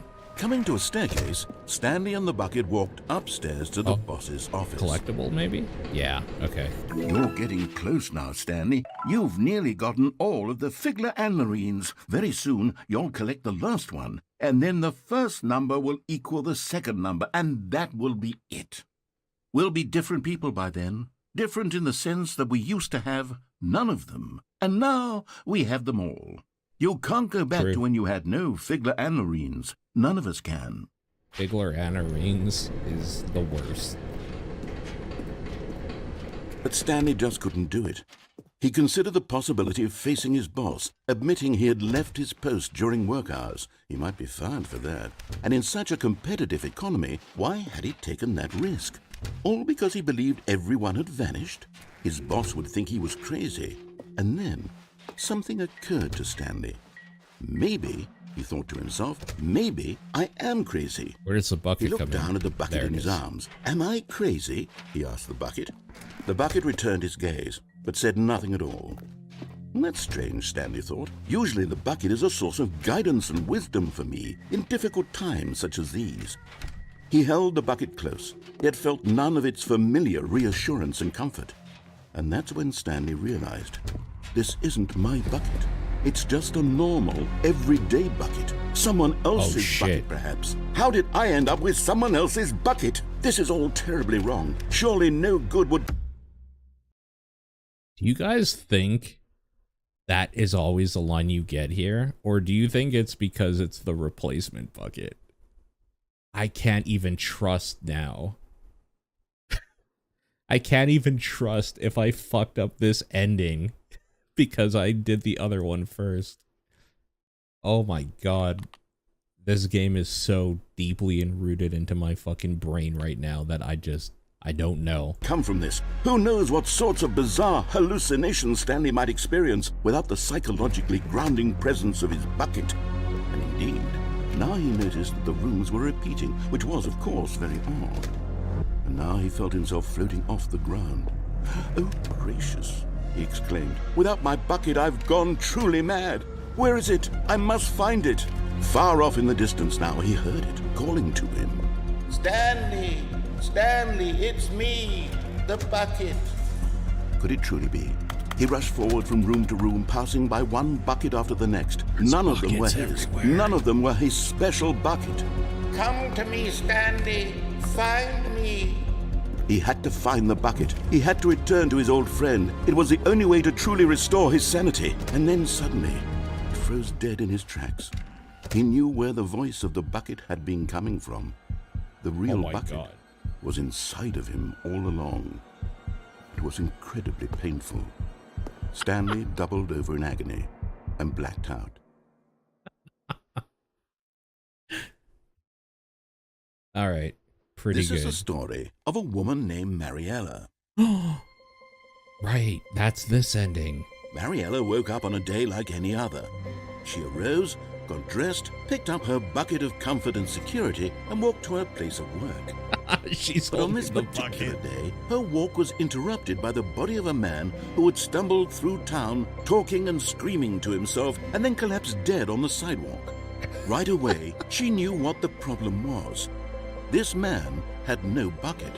Of course he'd gone mad, ranting and raving about a narrator describing all of his actions and how everything is predetermined and free will is an illusion and it's all just a video game. It could all have been prevented if only he'd taken his bucket with him. Perhaps he didn't even realize he'd forgotten his bucket at home in the first place. How cruel the world can be, Mariella thought, and she hugged her own bucket even tighter. But of course, she had no time for this. There were a myriad of confusing problems she would soon have to confront at work, for which her bucket would provide absolute guidance and total clarity on everything. Heck yes, she thought to herself, my life kicks ass. And she backflipped all the way to work.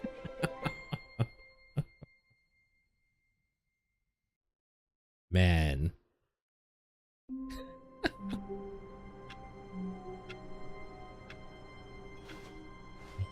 All of his co-workers were gone. We're in the blue what office. What could it mean?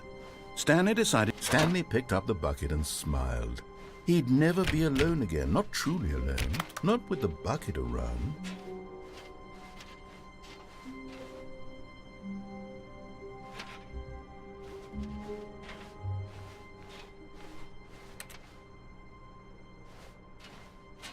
I wonder how we're supposed to do the other ending with the bucket. Stanley clutched the bucket tightly to his chest and entered the door on his left. I think we've seen all those endings. This was not the correct way to the meeting room, but Stanley had felt the bucket calling to him, telling him that the employee lounge was simply the place to be. And here it was. Had the bucket turned out to be correct? Was this better than the meeting room?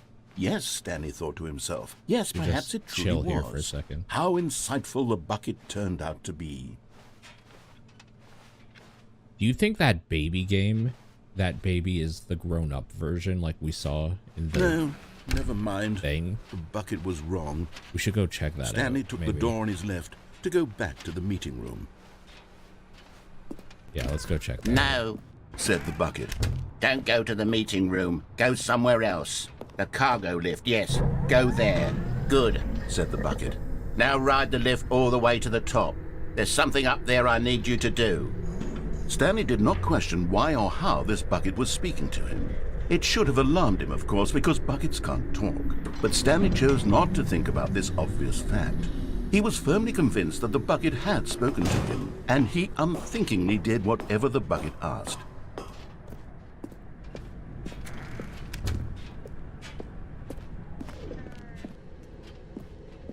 No, stop. Look there on the wall. You see, there's a sign right there. It says, "No buckets past this point." Stanley, how could you think it was okay to bring the bucket here? Unless... Fuck. What if the problem is that you actually don't know what is a bucket and what isn't a bucket? I suppose that would explain a lot about your behavior up to this point. Which, if that's true, well, my goodness. The word bucket no longer means anything to me. It's been said too much. I think we have to do something about it. This misunderstanding could have dire consequences on the entire rest of the game if not addressed quickly and properly. So much of the impact of the story is dependent on your understanding of what is and isn't a bucket. Please, step in here for a moment. Mm-mm.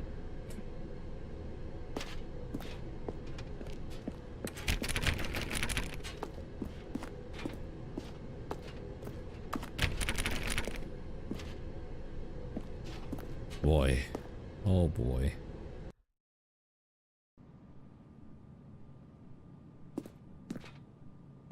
Now then, I'm going to run you through some test scenarios, and you'll tell me whether or not the thing I'm showing you is a bucket. Simple enough, right? This should tell us everything we'll ever need to know about what is or is not a bucket. What's up, Toasty? Okay, let's begin. Item 1. Is this a bucket? Incorrect. It is a hologram of a bucket, not an actual bucket. Fair enough. Item 2. Is this a bucket? Incorrect. It is a 3D printed recreation of a bucket, not an actual bucket. God damn it.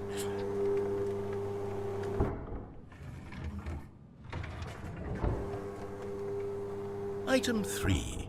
Is this a bucket? Incorrect. This is a bucket.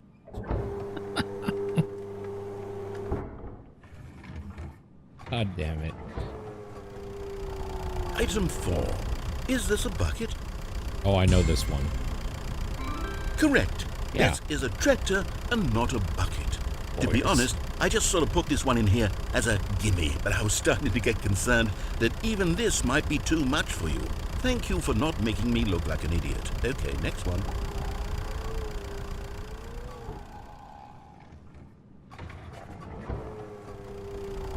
Is this a bucket? Correct. This is a bucket.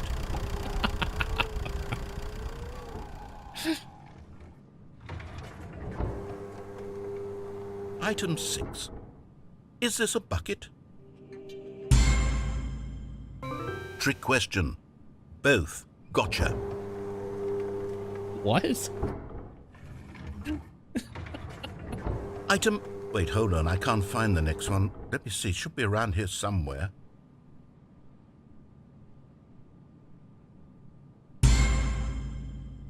Okay, you and I both know there isn't anything here. And I don't appreciate the implication that nothing is a bucket when we both clearly know that a bucket is something, and therefore nothing could possibly be something. Unless, in your twisted mind, have you somehow convinced yourself that a bucket is nothing? Answer me straight, Stanley. Do you believe that nothing is a bucket? This is the hardest question I've ever been asked.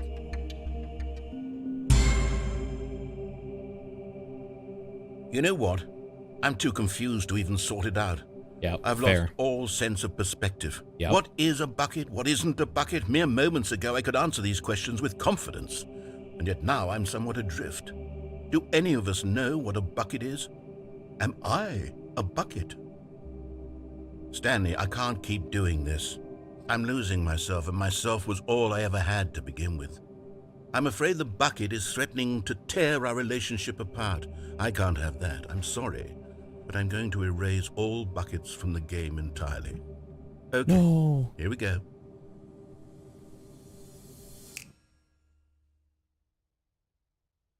What happened? Is everything gone? Why did everything disappear? Wait, was everything a bucket? Every single thing in the game was a bucket.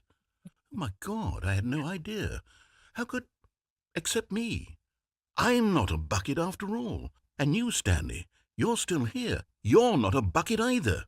Oh, this is wonderful news. We're not buckets.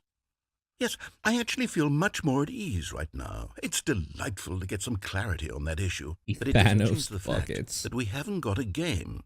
So, tell you what. I'll reset everything and we'll put back all of the buckets, okay? And we'll know that it's all a bucket. But if you run into anyone else, maybe don't mention that. Who knows what that information might do to a person? All right, here we go. I absolutely fucking hate the word bucket now. Like, I absolutely fucking hate it. The meeting room. Yes, that's where everyone would be. Stanley just needed to get to the meeting room, and from there, the good old bucket. Just Stanley and the bucket, off on another thrilling adventure together.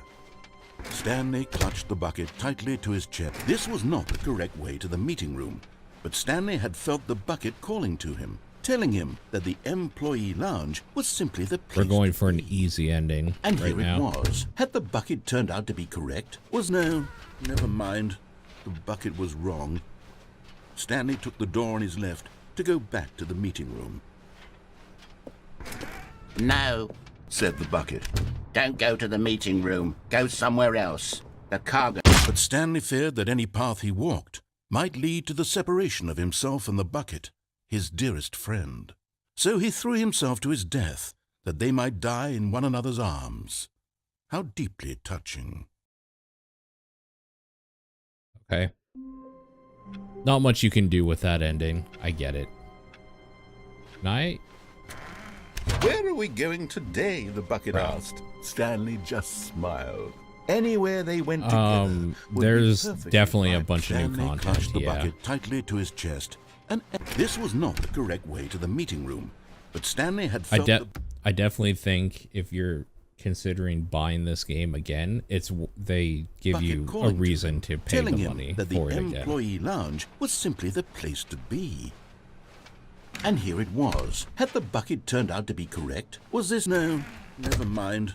The bucket was wrong. Stanley took the door on his left to go back to the meeting room. No, said the bucket. We'll try don't this go ending to the again. meeting room. Go somewhere else. The cargo lift, yes. Go there. Go We'll to try the this cargo... ending with the bucket this time.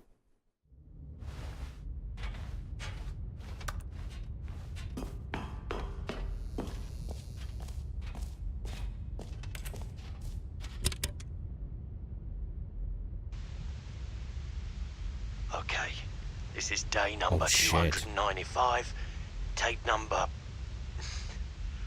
I don't even know. I've lost track.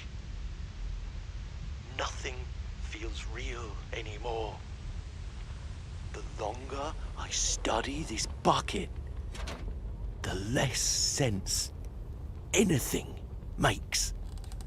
The sheer euphoria I feel every time I pick it up. No matter how many times I've done it, it's always the same feeling. And the emptiness in my chest when I set it down. It doesn't make sense. There's no explanation for it.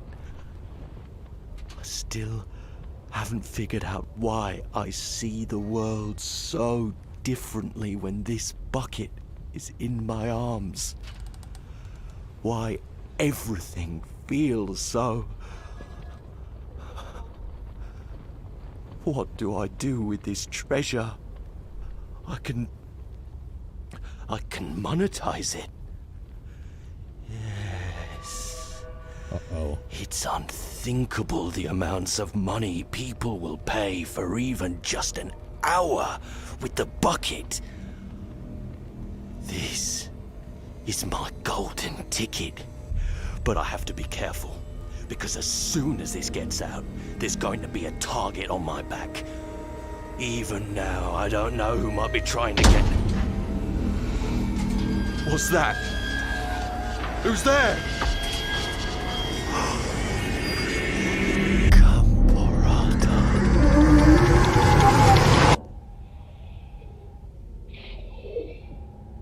What the fuck?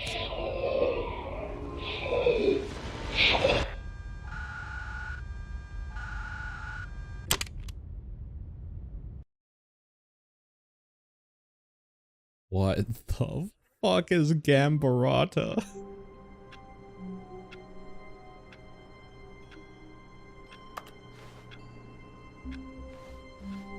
Stanley knew the office layout like the back of his hand. It was only a matter of time before he found the others, wherever. A good bucket, a strong bucket, a humble bucket, a committed bucket, a bucket of culture and distinction. Stanley clutched the bucket tightly to his chest. This was not the correct way to the meeting room, but Stanley had felt the bucket calling to him, telling him that the employee lounge was simply the place to be. And here it was. Had the we have to do the phone endings was now. this no? Never mind. The bucket was wrong. Stanley took the door on his left to go back to the meeting room. No, said the bucket. Don't go to the meeting room. Go somewhere else. The cargo lift, yes. Go. Good, said the bucket. Now ride the lift all the way to the top. There's something up there I need you to do. Stanley did not question why or how this bucket was speaking to him. It should have alarmed him, of course, because buckets can't talk. But Stanley chose not to think about this obvious fact. He was I like how there's balloons in the rafters. To him, and That's he pretty unthinkingly did whatever the bucket asked. In here, said the bucket. Go into this dark room over here. Stanley once again obeyed blindly.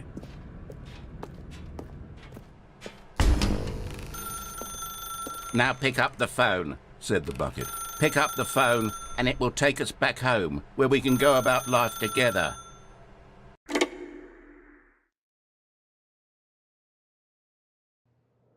This is the sad story of a man named Stanley and his bucket.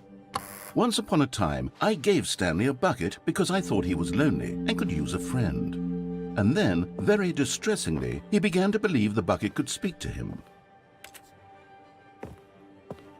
Very distressingly.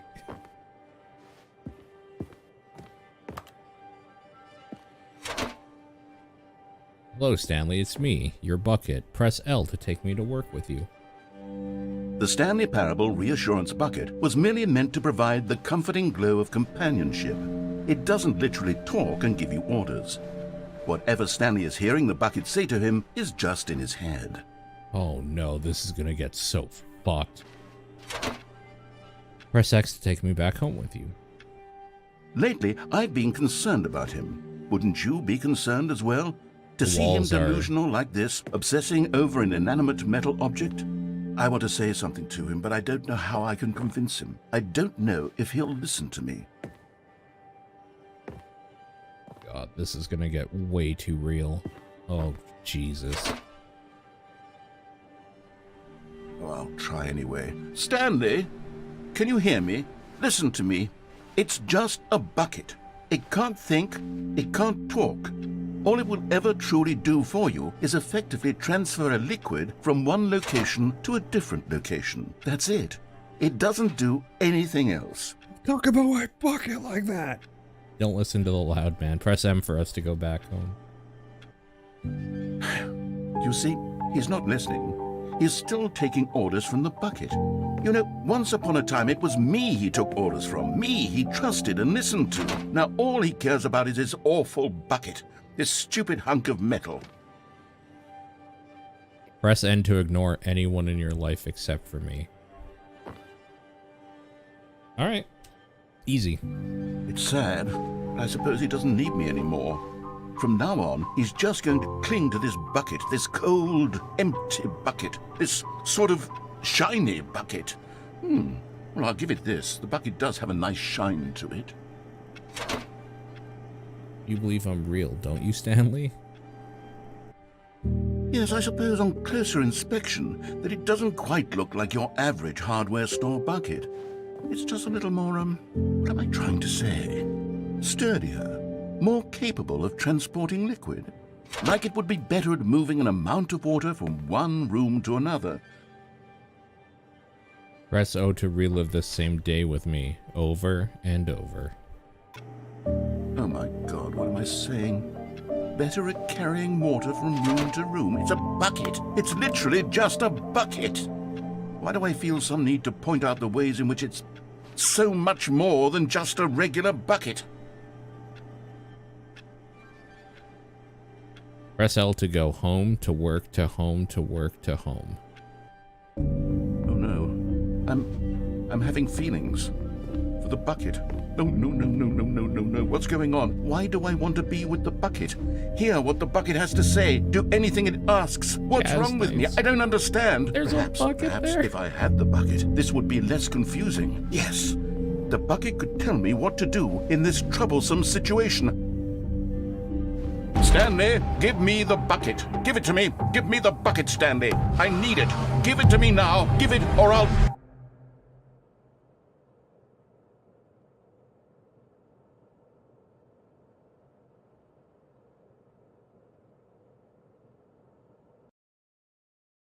Holy fuck. I honestly didn't feel like I could breathe for a moment there. Even now, Stanley's office was a distant memory. What did it look like? There was a computer, perhaps, and a painting. Was it a painting or a photo? He could no longer recall. No matter how hard Stanley looked, he couldn't find a trace of his co-workers. The embrace of an old friend, a weathered companionship that stands the test of time. Stanley clutched the bucket tightly to his chest. This was not the correct way to the meeting room, but Stanley had felt the bucket calling to him, telling him that the employee lounge was simply the place to be. And here it was. Had the bucket turned out to be correct? No, never mind. The bucket was wrong. Stanley took the door on his left to go back to the meeting room. I think there's something down there too. No, we'll said check the it out bucket. later. Don't go to the meeting room. Go somewhere else. The cargo lift, yes. Good, said the bucket. Now ride the lift all the way to the top. There's something up there I need you to do. Stanley did not question why or how this bucket was speaking to him. It should have alarmed him, of course, because buckets can't talk. But Stanley chose not to think about this obvious fact. He was firmly convinced that the bucket had spoken to him, and he unthinkingly did what... Can you guys think of any other endings we need to do with the bucket? I need to find out how to get the bucket into the computer room, because there's 2 endings we can do there. We still need to get the last collectible, and we need to see if the baby's all grown up in the baby game. We still have a while the bucket asked. to go. Still have a while to go. In here, said the bucket. Go into this dark room over here. Stanley once again obeyed blindly.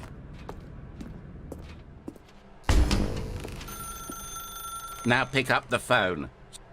Whoa, hold on. Why did you unplug the phone?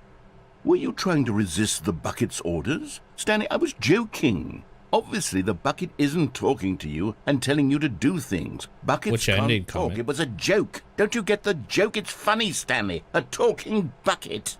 Can't you see? Oh, goodness. I must have really bungled up the delivery if you actually took me seriously. Where did I mess up the joke? Should I have paused for longer or spoken quicker? Oh, comedic timing is so difficult. I wish I were better at it. But there isn't exactly an instructional video on comedy that one can watch. Okay, I'll check that out. Oh, wait, yes, there is. It's sitting right here. Let's take a look.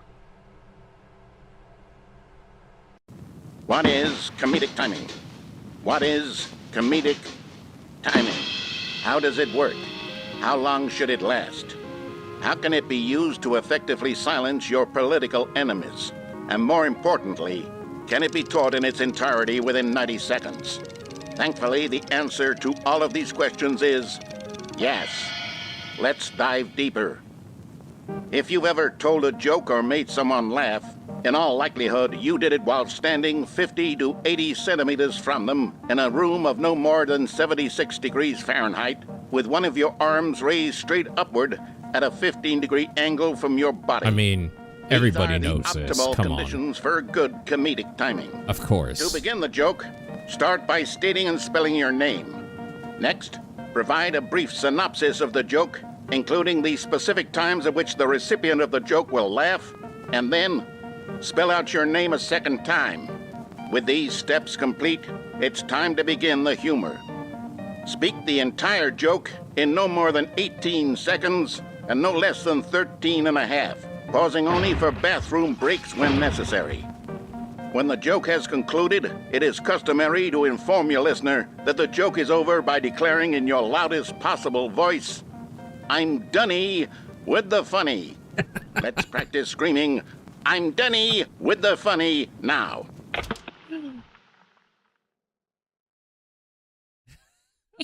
Good. I'm Dunny with This the saying funny. is a perfect example of expectations management, which is the cornerstone of good comedy. Finally, it's time to hand out surveys. Collecting hard data from your audience on how rapt they were throughout the joke is the only way to grow or learn as a comedian. An effective survey should be no less than 10 pages long and should include the same question reprinted several times, just to ensure the survey taker is actually paying attention and not simply filling in answers at random. And that's all there is. With these strategies at your disposal, you'll have audiences doubled over in laughter and even tripled over in laughter in no time at all. Just remember to let them stop laughing at some point, you gut-busting little scamp. After all, we're each of us needed on the front lines of the war to fight the 12-legged invader who threaten our very existence and to very likely die in a hailstorm of bullets and mandibles. All of us must be prepared to give our lives to this noble cause, just as our children must do webcam there. And their children the human leg. Godspeed, and may Earth reign supreme. Fuck. What an amazing thing. Holy Hey, shit. goodness, this video is a little outdated, isn't it? Well, no matter. I think the fundamentals of proper comedic timing are still as relevant today as they were back then. So with that in mind, I believe the only way forward is for us to return to the two doors and walk through all of this again, so I can try telling my story with more appropriate comedic delivery. Come along, let's head back. Oh, okay.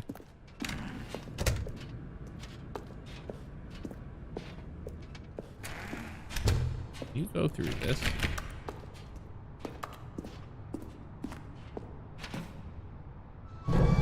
I can feel it. This time, I'm really going to nail the delivery. You'll be in stitches. A talking bucket, you'll say? How ridiculous. How absurd. What a hilarious concept. The king of comedy. That's what you'll call me. Thank goodness we had the instructional video. Otherwise, who knows where we'd be right now. Well, I wouldn't be the king of comedy, that's for sure. The bucket spoke to Stanley. The bucket spoke. The bucket spoke. Oh, I'll figure it out on the fly. No need to overthink things. I'm Dunny with the funny.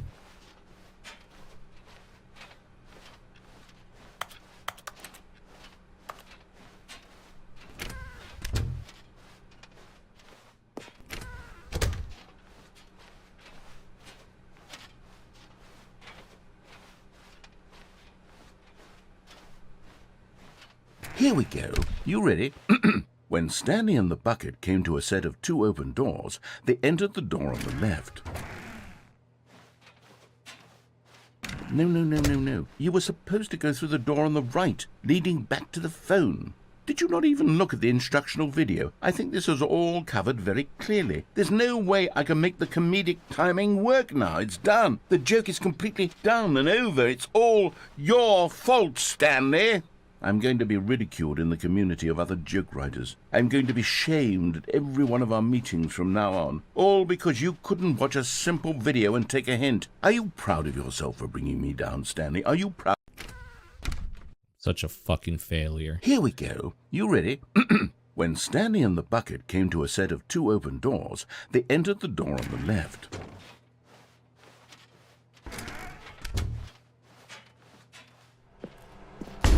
What? We're back at the phone already?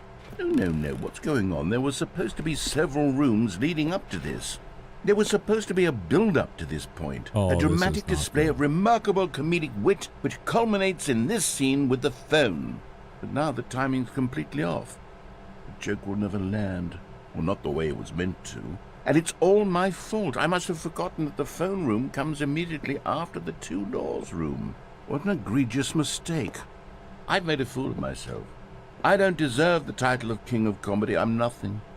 I'm not even the lowliest joke-telling whelp.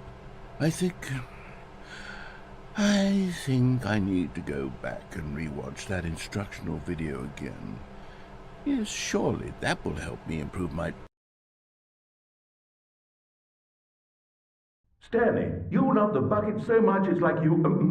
it's as though all of your other most prized possessions pale in comparison. Yes. Oh, no. Let me try that again, Stanley. Oh, no. I heard that you are pale with shame over how unabashedly in love with a bucket you are. Oh, no, God damn it. Still not... Is it the delivery? Pale with shame. Pale with shame? Pale... What's another word to describe a bucket? Stanley, this bucket is so metal, I think I saw it playing guitar. No. We're getting away from making fun of Stanley's obsession with the bucket, which was the whole point of this. I'm no good at these jokes. I need more instructional videos. That's exactly what it is. That's what will make me the king of comedy again. More instructional videos. Let's see. Uh-oh. Oh, that's the end. Okay. Window in the office. I don't think... A soft wind blew outside and that. Perhaps rain started. And if it did, it stopped shortly after. Stanley hoped that he would one day see weather. Which office? Yeah, no, I definitely didn't do that. Is there anything over here? Forgot. Don't bucket shame me. Yeah, there's nothing to do with that.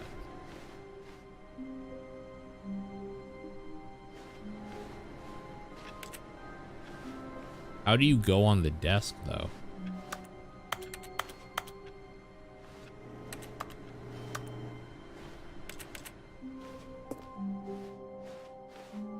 I might go do that collectible. Yeah, I'm just trying to think of other...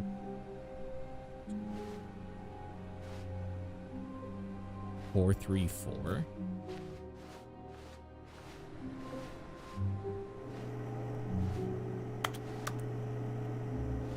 Oh, Jesus, yeah, okay. At first, Stanley assumed he'd broken the map, until he heard this narration and realized it was part of the game's design all along. He then praised the game for its insightful and witty commentary into the nature of video game structure and its examination of structural narrative tropes. So, now that you're here, what do you think? Isn't this a fun and unique place to be?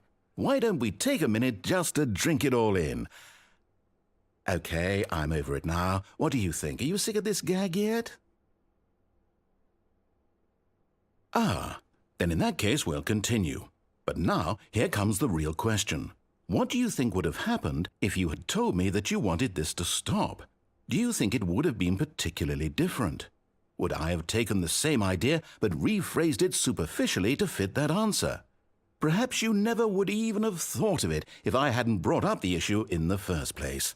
Oh, now think about it. Will it be worth it for you to restart and then come back here just to do the other option? Clearly, this whole gag takes some time. What if the other option is even longer? How long will you spend in total just to have heard all the narration? Oh, and this is rich. Perhaps you've just played the other option, and now you've come to see what happens in this one. So, what do you think? Which choice was the better one? Imagine if you had selected Continue on your first playthrough, how tantalizing it would be not knowing what happens when you pick the other option. Indeed, you are one of the lucky ones. Though if the other option is really miserable to listen to, then perhaps you're not. In fact, I'm just going to say that no one who's listening to this is lucky.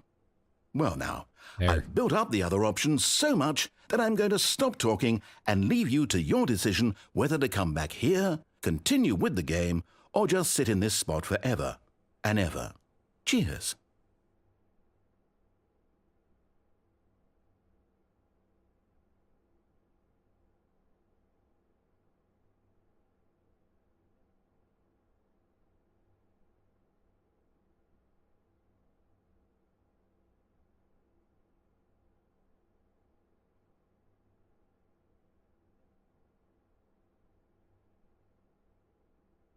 No.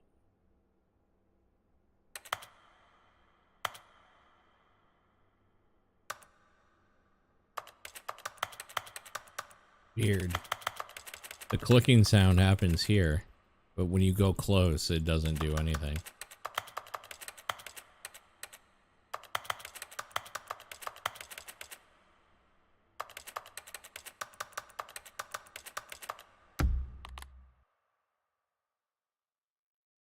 Weird.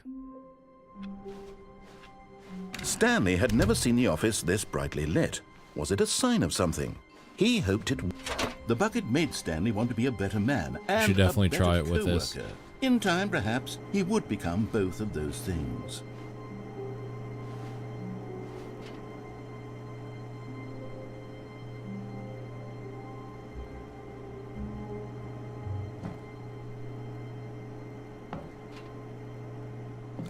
Oh, there we go. Yes, whispered the bucket into Stanley's ear. We've done it. We've escaped from that dull office and that pesky narrator. At last, out here in the white void, we are alone. Now, and for the first time, I can reveal to you my true self. The bucket began to tell Stanley of its life and its history, of the countless wars it witnessed, desecrating the land and lives of untold numbers of innocent humans, and the bucket's own complicity therein, of sadness and regret, and the many years it spent dwelling on the actions it might have taken to curb the madness and the decay, if only it had been stronger, of hope and redemption, and its crusade to uplift the stock of life for the common man, to manifest justice where none existed, and the bittersweet reality of time, to see one's dreams and wishes met halfway, meted out in parcels like charity, and abandoned as soon as the warm glow of inspiration begins to dim. The opportunities to do so much more. There was so much it could have done, perhaps, the bucket wondered to itself. Perhaps if it had seen its own darkness with a clearer perception. This was way too much for Stanley. What are you talking about? He screamed. You're a bucket! To this, the bucket furrowed its brow. No, said the bucket. Not since the evil wizard Gambhorata first shit. ensnared me in his machinations as payback for the sacred amulet I stole from his treasured vaults. I was young back then and could not conceive the ramifications of... No! Stanley screamed even louder this time. This is stupid! You are a bucket! This is so stupid! Why are we even doing this? As Stanley screamed and screamed and screamed, the bucket revealed its true form, transforming into a mighty beast of untold power, its fangs glistening like...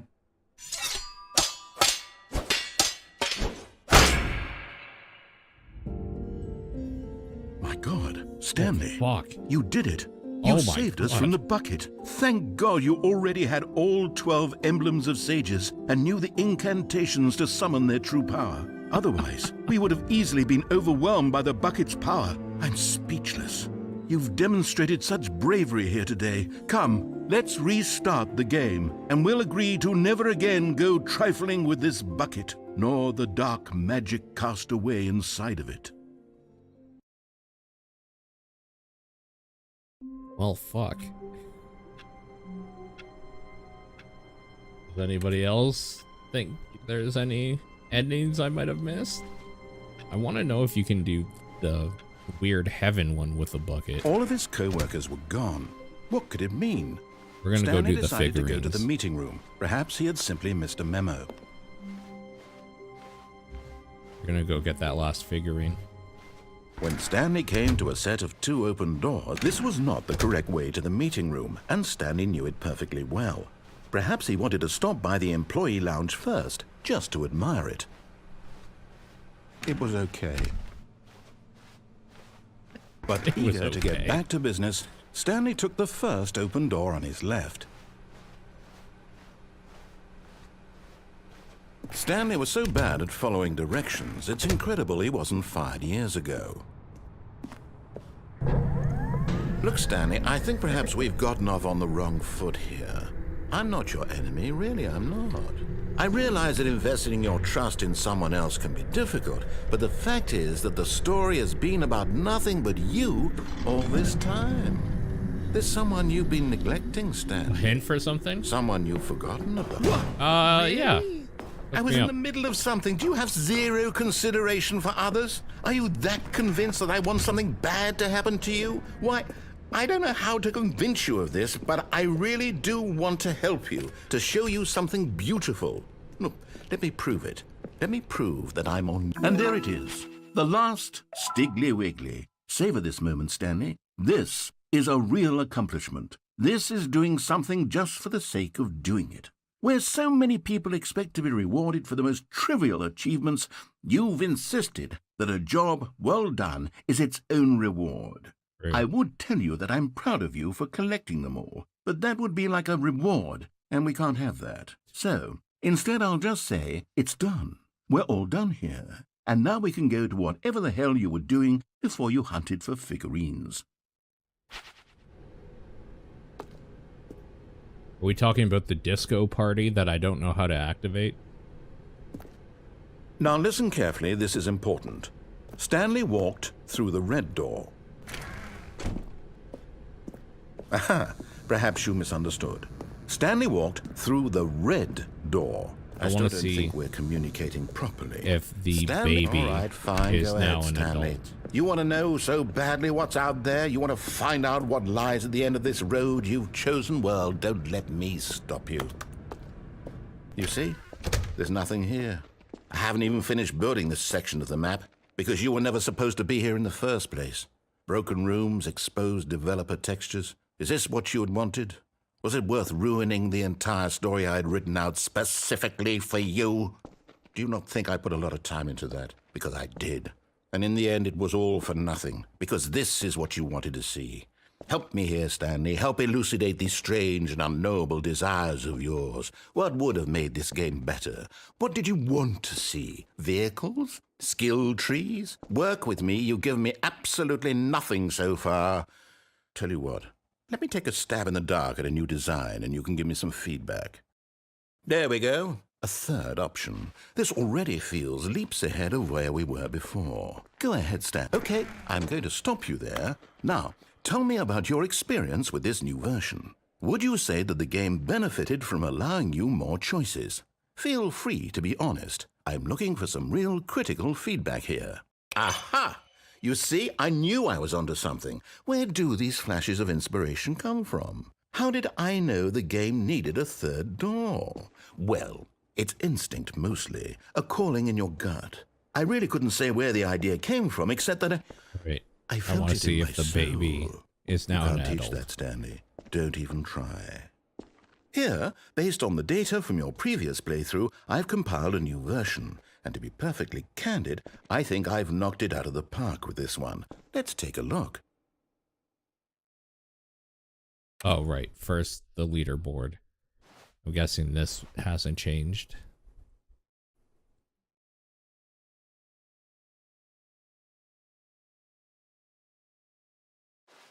This definitely seems like it has not.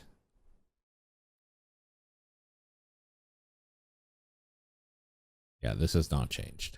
Okay. Now, would you say that competitive leaderboard helped you feel motivated to keep walking through doors? Again, honest answers, please. Hey, I nearly forgot. I've got a prototype of a new game I've been working on, and now would be a lovely opportunity to give it some playtesting. You wouldn't mind taking a look at it, would you? Perfect. Let me boot it up. In this game, the baby crawls... No, okay. They did not change that part. Fair enough. So what is it that I'm missing in there, Sunslayer? Also, should I be taking the bucket with me?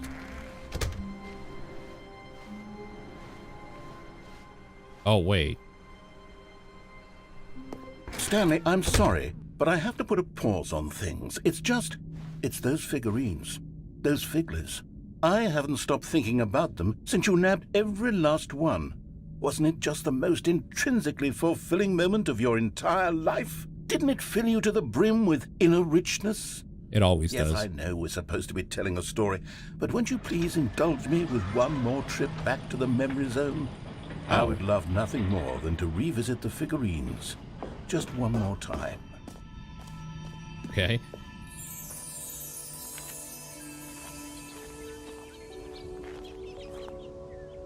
Now remembering when Stanley found the collectibles. Oh, I see. I got you. I mean, at this point, why not, right? We might as well check it out. Here's where it all began. The first collectible. Back then, we had no idea of how many of them we'd find. Sure, it said 6 right there on the screen, but how could we know? This shit is so certain? creepy. We were so innocent. We'll never be like that again, Stanley. The people grabbing for it. It's so fucked up. 7 out of 6. 7 out of 6 collectibles collected. And here was a second Stanley. You found this one all on your own, just by poking around in the boss's bathroom. You did that, Stanley. I'll be honest. Back then, I had no faith in you to find any of them, let alone 6. I don't know what the settings thing is me now. In all sorts of mundane, unremarkable ways.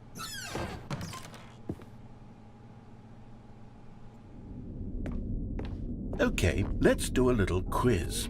Which of these rooms was the room you found your third mini Stan? Can you remember? This way. Yeah. Third one was this one. Hey, that's exactly right. It was here behind the boss's office. It was the third one. You picked it up, and then after that, you had 3 of them. I'm glad these moments are so crystal clear in your memory, but I shouldn't be surprised. After all, science tells us that it's impossible to forget your third time doing anything. That's just Let's science. see. What came next? Oh yes, we found a Figley in this pink room. Oh well, I can't actually say I remember being in this room, but it's here in the memory zone, so it must have happened. Good enough for me. 10 out of 6.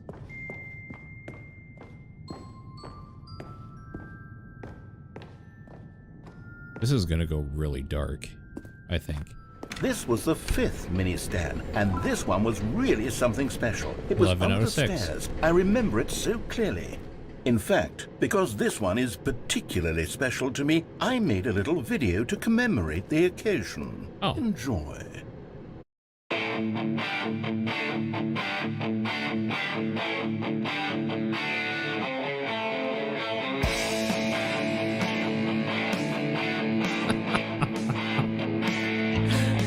Oh, this is amazing.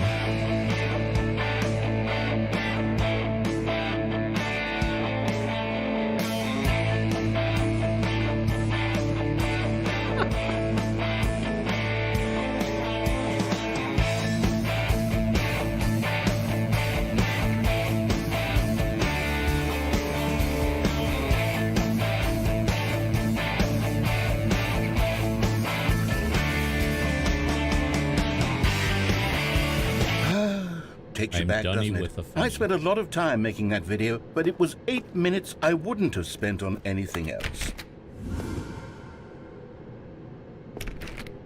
Does this mean I can continue now? No. Oh, I see. I am dunny with the funny. Oh, what? Fuckers, get up. I am dunny And then, with the Stanley, funny. then we came to the last collectible, the final figurine, right here by the red and blue doors.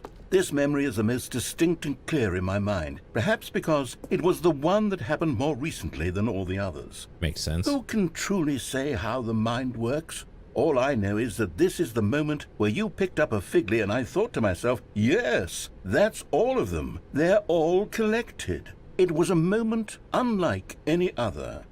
Except for the other moments picking up figurines, which it was exactly like. Point.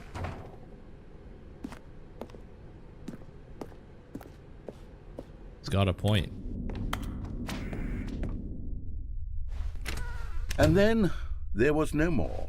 Because we've caught up to the present moment. Nothing left to do but move onward into the future. Goodbye, memory zone.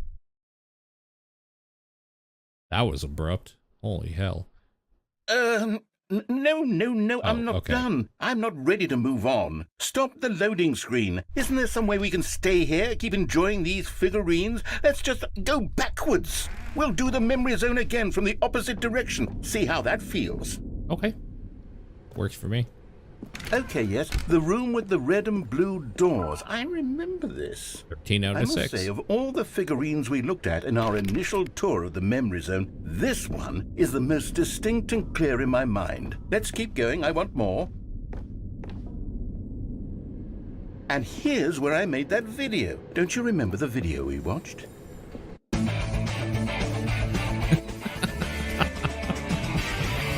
Yes, I love that video. It's definitely my favorite video. Well, top 5. Still don't remember the pink room, Stanley. Still no memory of this one. Good room, though. A solid room. That's a pretty good room.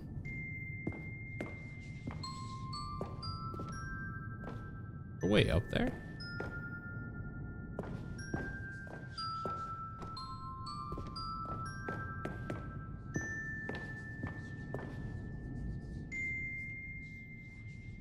Like whispering or something.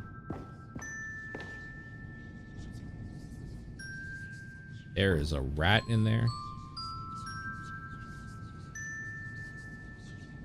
You guys see that? See the rat?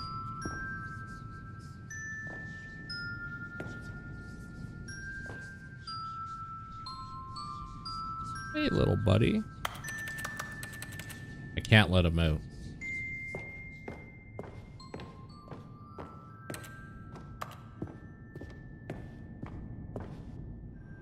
These really were a treat to hunt down. You know, if there had been any kind of reward for finding all of these, it really would have neutered the intrinsic joy of collecting them. I'm very glad we resisted the temptation. Next one. True.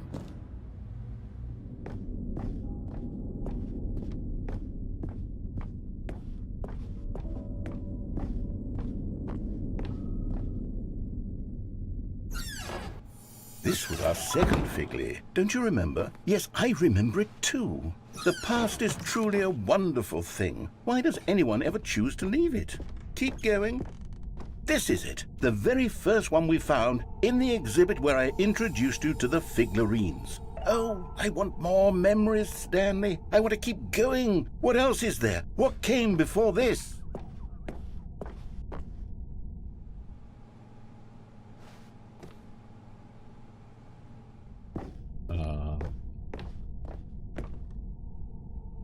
Oh, I didn't see that.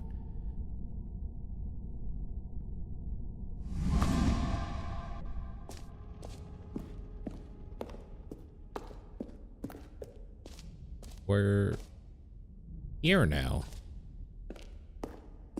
Okay. Look, it's the terrible new content that we were originally sold on. I remember hating it back then, but time does put a rosy filter on everything. In fact, I dare say I'm actually quite fond of it now. Look how much fun the past is. Oh, yes, the 2 doors. Who could have forgotten that? A classic memory, this one.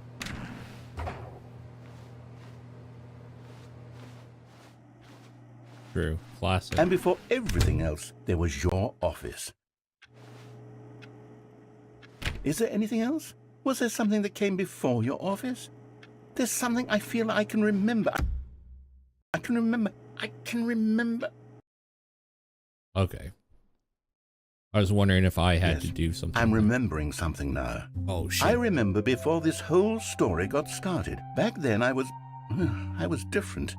I used to make big decisions. I was passionate. I was skeptical. I weighed each decision with profound thoughtfulness. And then somewhere along the way, I stopped making decisions. I became lazy, and I came up with a character named Stanley to do my thinking for me. Oh, shit. He would make the decisions. He would decide which way to go. I would cheer him on as he collected figurines for no reason. Why did I invent Stanley? Was I lonely? Yes, perhaps that's it. Perhaps I needed to imagine I had companionship. And Stanley really did make for a wonderful companion, even if he was a fiction. But I suppose it's grown old. I want to think for myself again. I want to go back to how it used to be. Yes, I can be on my own again. I can do it. I'll be stronger this time. I'll take care of myself. I don't need Stanley anymore. Oh, but he truly was so much fun to play with. You know what? Since we're in the memory zone, how about one more good memory? Let's go back just once and give Stanley one more run of the office, and then I'll retire him for good. I did enjoy telling his story so very much. Okay, here we go. This is the story of a man named Stanley. Oh, shit.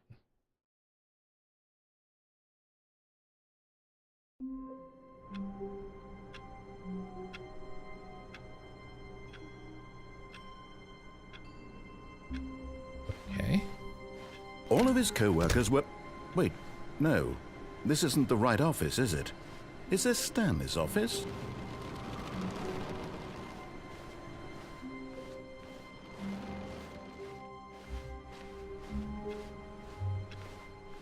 We're gonna go do the thing Sunslayer said I missed. When Stanley came to a set of 2 open doors, he entered the door on his left.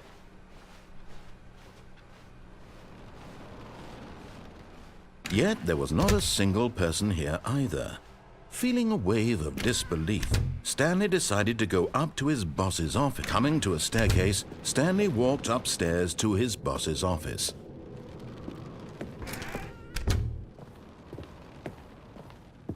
Stepping into his manager's office, Stanley was once again stunned to discover not an indication of any human. Stanley was in such a rush to get through the story as quickly as possible, he didn't even have a single minute to just let the narrator talk. That kind of anxiety isn't healthy, so he relaxed for a few moments with some calming New Age music.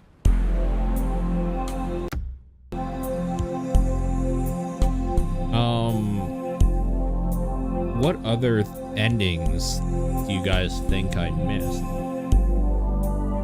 Feeling soothed and rejuvenated, Stanley calmly walked forward into the opened passageway.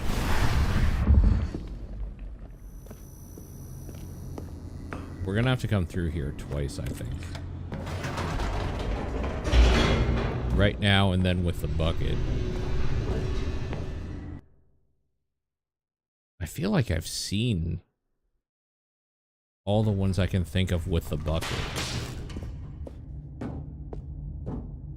Stanley walked straight ahead through the large door that read Mind Control Facility. Apparently we can kill ourselves here. Is that the thing? We can get off the edge here as well. Ow.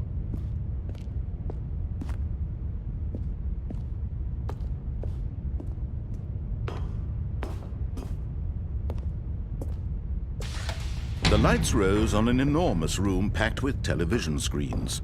What horrible secret did this place hold? Stanley thought to himself. did he have the strength to find out?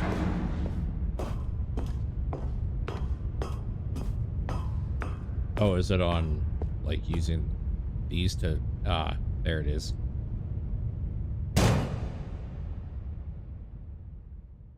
Aha! You've made it to the bottom of the mind control facility. Welcome! You see, back when the Stanley Parable first launched in 2013, getting to the bottom of the mind control facility was a bug that we simply didn't catch during development. And you all sent us lots of photos of it on Twitter and acted very superior about it. And you're all very, very clever. Good for you. Anyway, when it came time to update the game, we knew that we had to do something about this little goof of ours, so here you go. New content. You can call it the bottom of the mind control room ending, if that enhances your perception of the value of these updates. Isn't that what you crave? New content? Always more content, more content, more. And I'm here to give it to you.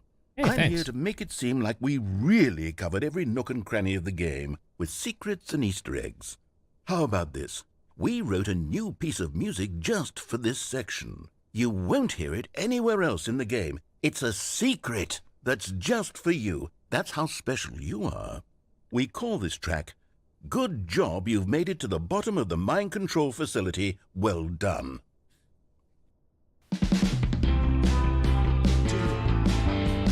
Good job, you did it. Good job. This sounds like The Cure, kind of. Good job, you made it to the bottom of the mind control facility. Alright, a little less so now. Jumped on the catwalk. You should have been careful. You should have been careful. It used to be a bug, but now it's an ending. Now it's an ending. I believe in you. I believe in your ability to cross this barrier and chase your dreams. Railings don't mean anything. Good job, you did it. Good job, you did it. Good job, you did it. Good job, you did it. Good job, you did it.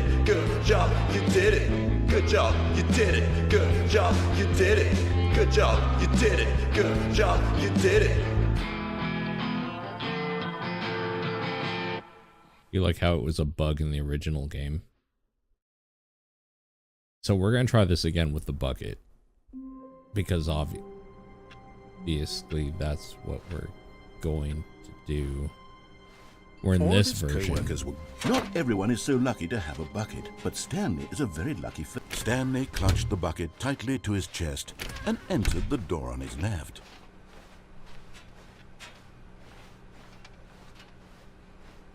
Still no one was here.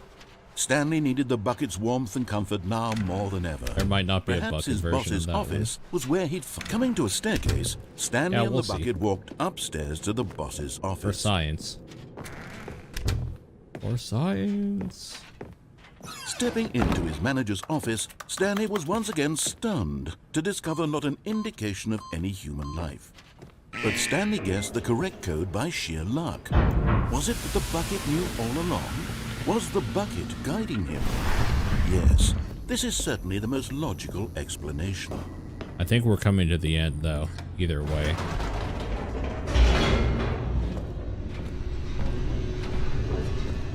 I kind of want to try turning the game off and then back on and setting the clock again.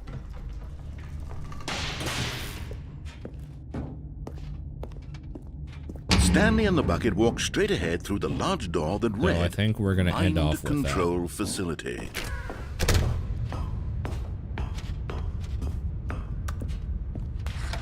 The lights rose on an enormous room packed with television screens. What horrible secret did this place hold? Stanley and the bucket both wondered to themselves.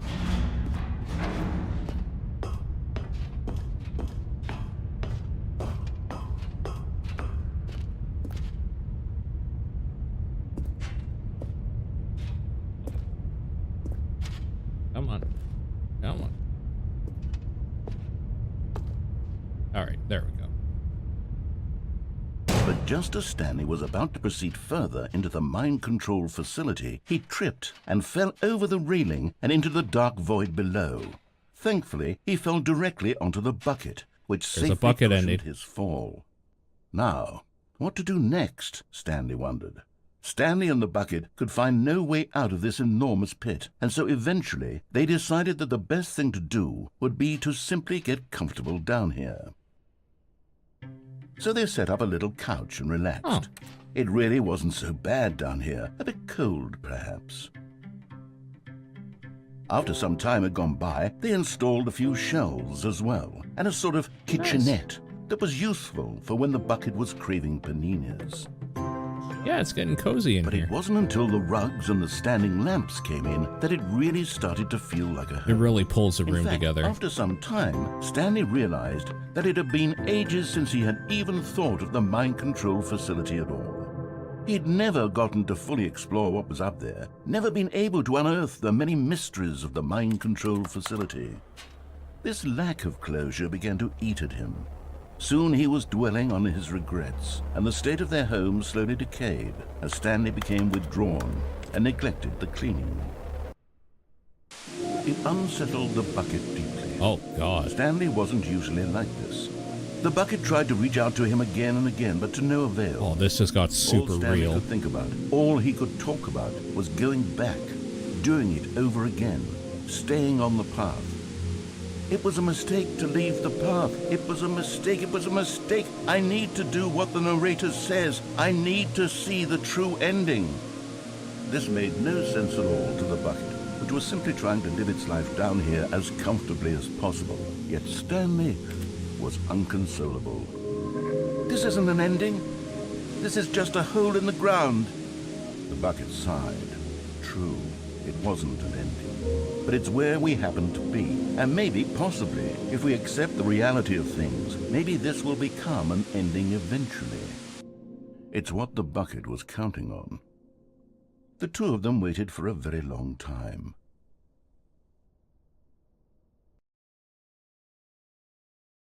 Okay. All right. We're going to try something here.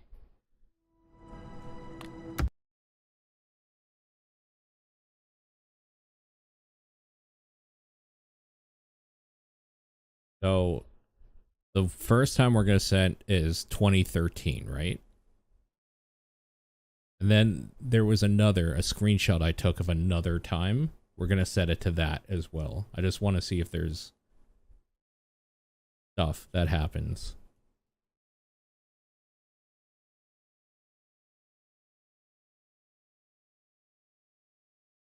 Yeah, 0344.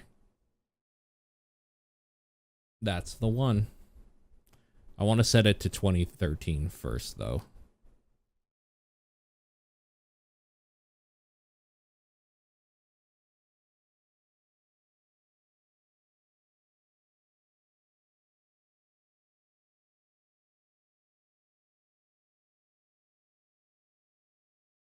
Just want to make sure that was the time, right? 0344. Yep. All right, I can close that now.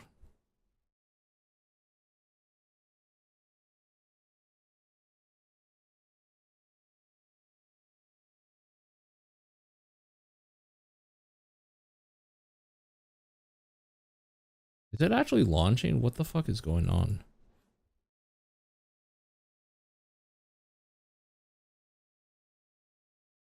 Yeah.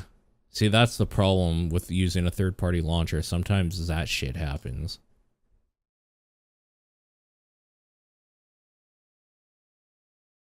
That's the problem with third-party launchers.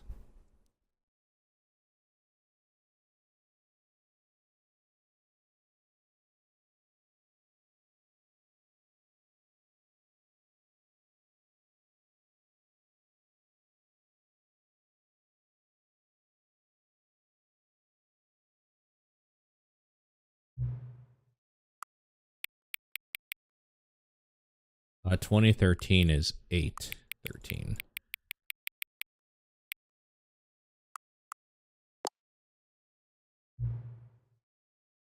Favorite time of day. Or can you simply resist giving me the correct time again? After all, I know how much you enjoy saying the time correctly. Okay, now I'm curious how accurate it is. Let's use another slider to find out. It's inaccurate. You know, can I just say, regardless of the accuracy of the clock, I'm having a great time adjusting these settings. I feel like I'm learning more about you and how you like things to be set. It's good to collect data. I wish we had more sliders, but we've gone through all the sliders I have. Perhaps I can invent some new sliders to gather new data on you. Shouldn't be too hard. Yeah, let me whip up a couple new ones. Should be ready by the next time you... Oh, we're definitely doing that. We're definitely booting up the game again. Let's just close play. Let's just not use Play Night currently. Because of the weird syncing issues it causes sometimes.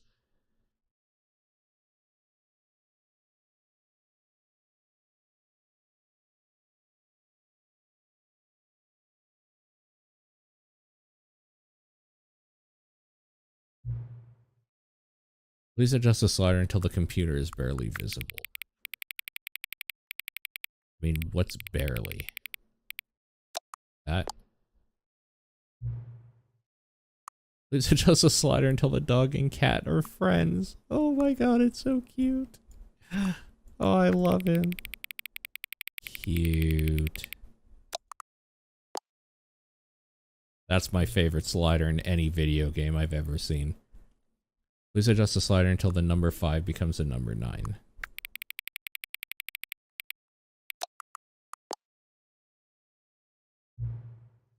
Adjust the slider until you stop adjusting the slider.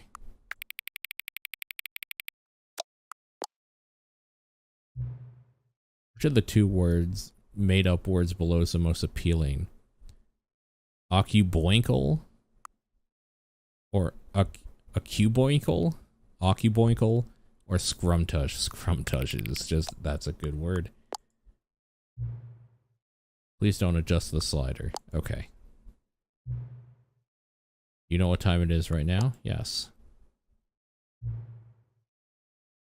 Is the time that it is right now the correct time? No. What is time anyways? Yes. Is there anything about yourself you haven't told me? Yes. Oh, fuck.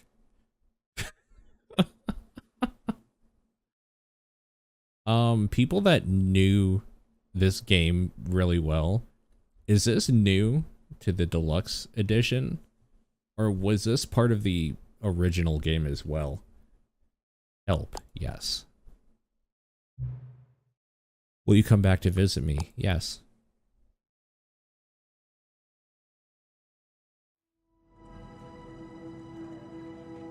That shit is insane.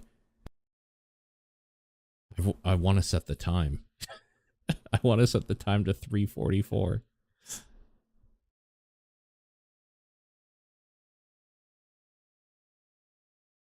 This is new? Okay.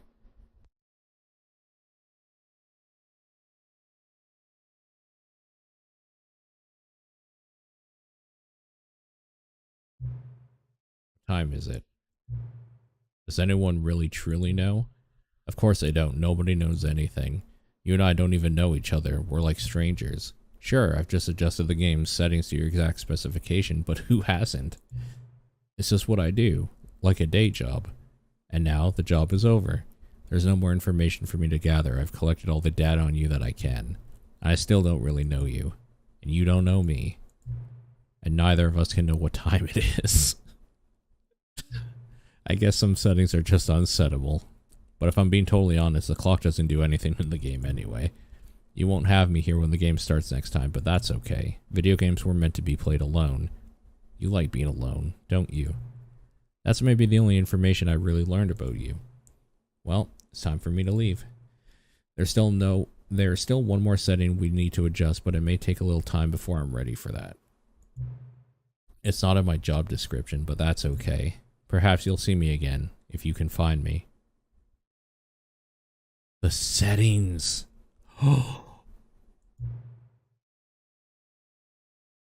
Settings. It's him. Oh my god.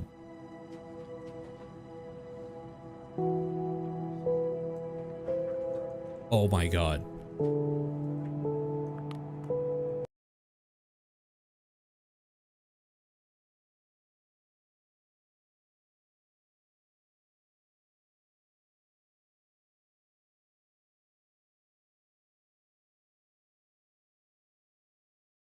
Many, many years later.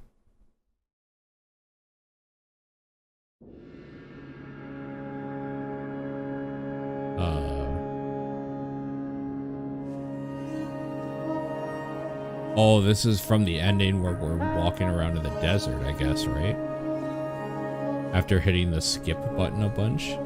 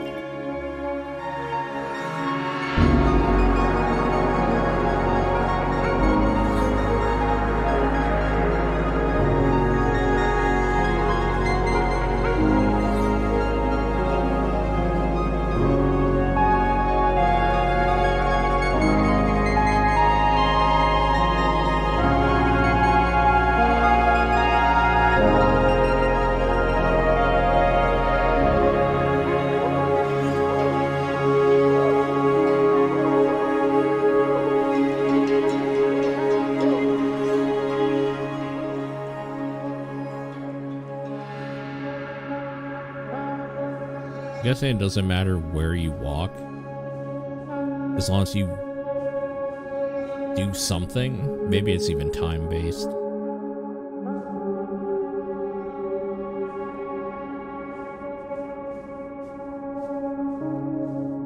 Oh, is the bucket in here? Holy shit. You guys think the bucket's in here? Is this the escape pod?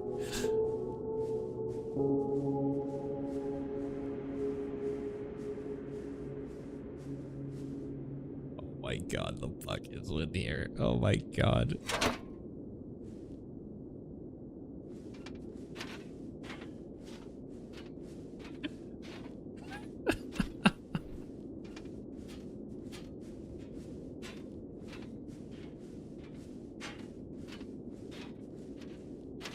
Oh my god.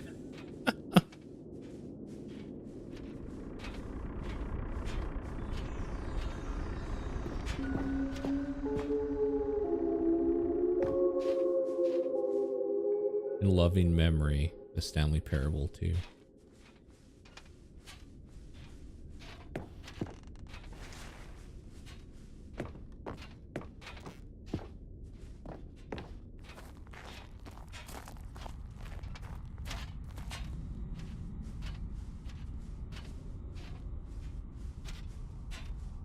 Cookie9's blog.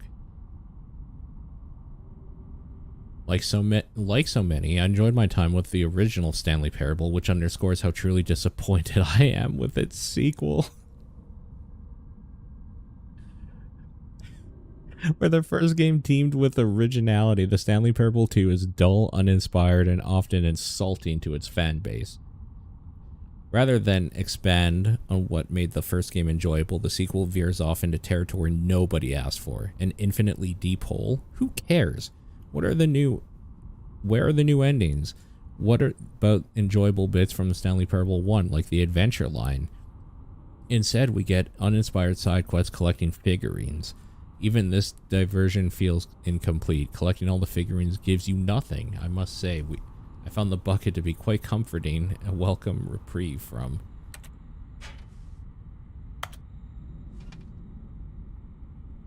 Cat dog born. Scientists could provide. Oh my god. That's us. We did that.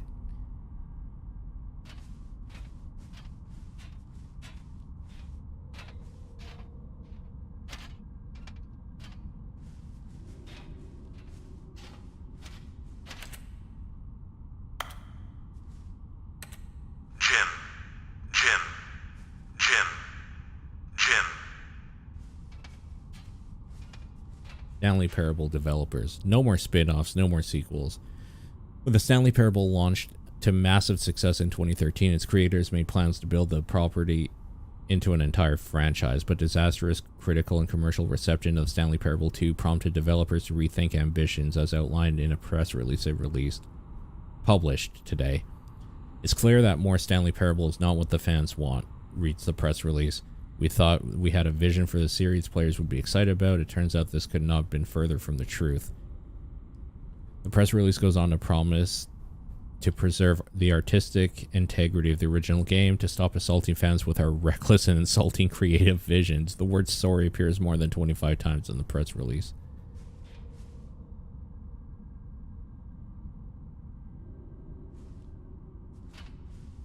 Real web.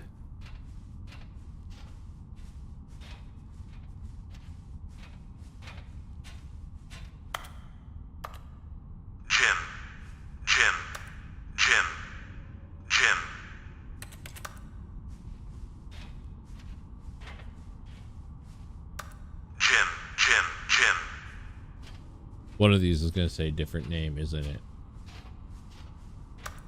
Jim, Stanley. There it is. Jim, Stanley, Stanley, Stanley, Stanley, Stanley, Stanley, Stanley, Stanley.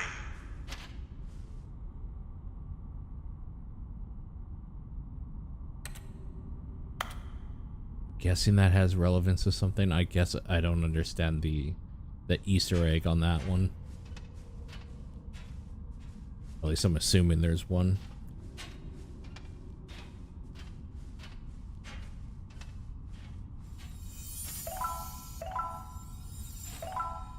Oh, I just realized you guys haven't been seeing the dumb collectible counter number. Guess I could like put myself there. Might help a bit.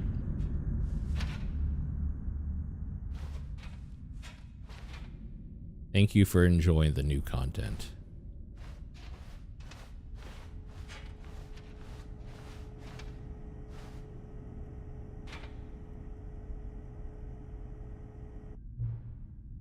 Hello again.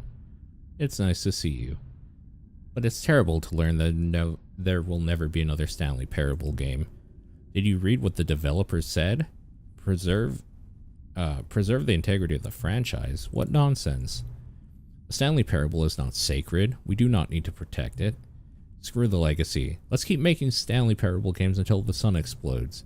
Let's run this franchise into the ground. Let's drag it through the mud and back. And if people hate it, who cares? You see, that was the narrator's problem. He was so obsessed with what people thought of his work. Don't make his mistake. Don't cling to the legacy. Let it burn. It's not hard. In fact, let me show you. Together, we're going to make the Stanley Parable 3. It's simple. All we do is change the number in the game's title screen. We also really need a really dumb subtitle for the game, something loud and gaudy. Go ahead, try combining some random words together to make a new title for our game. The Stanley Parable 3. Liquid. Oh, I see. Evil Sunshine. Perfect. The Stanley Parable 3, Evil Sunshine. It's absurd. I love it. Every time you restart the game, we'll advance the number of the sequel by 1, and then we'll pick a new subtitle. That way, the Stanley Parable will never end.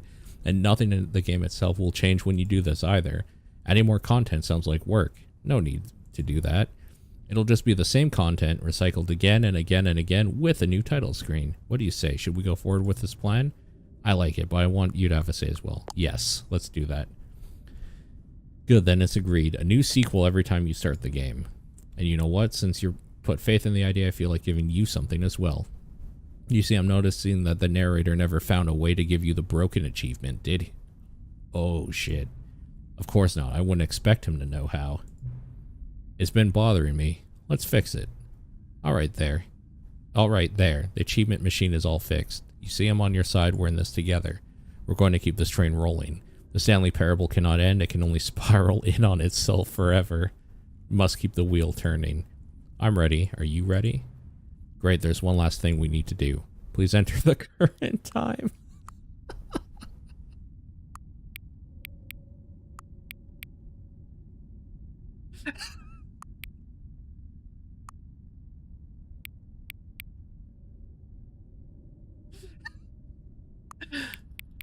Oh god, that got me so fucking good. Okay, we're gonna try 344.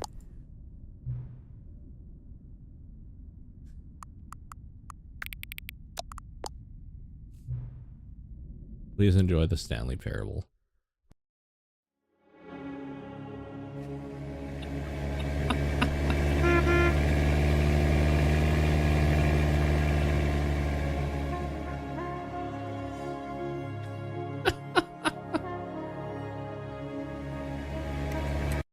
We have to try, right?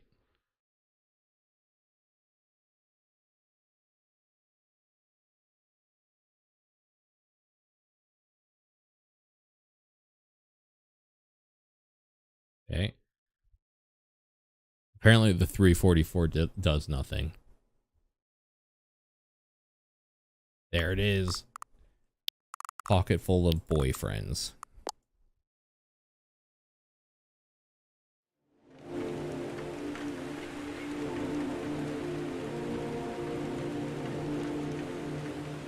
Oh my god. It's gonna be a long night, you guys. Depending how far this gag goes, it's gonna be a long night.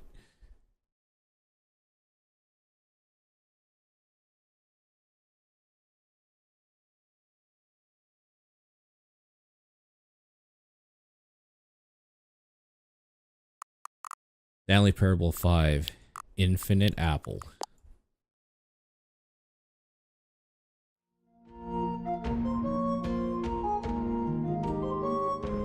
Oh, this track though. Oh my god.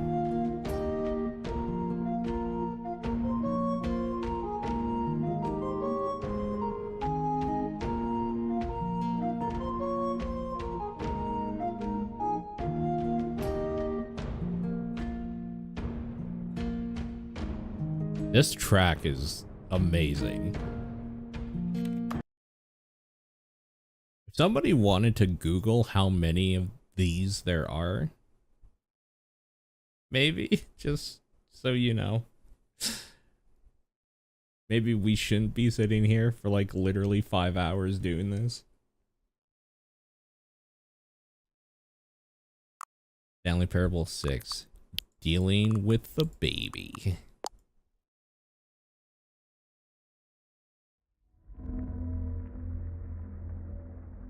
Oh my god.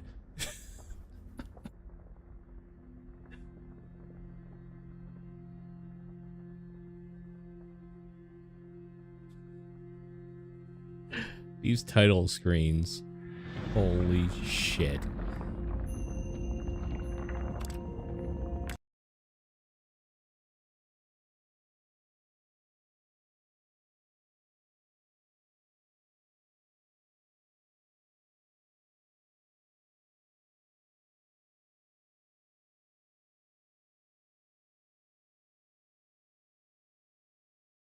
The thing that's scaring me is theoretically this could go on forever.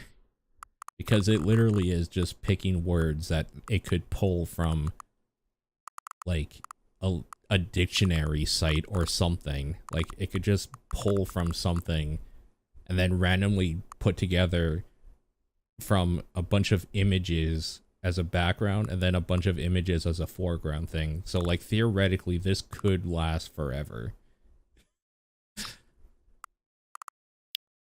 Avoid the love. That scares me a bit.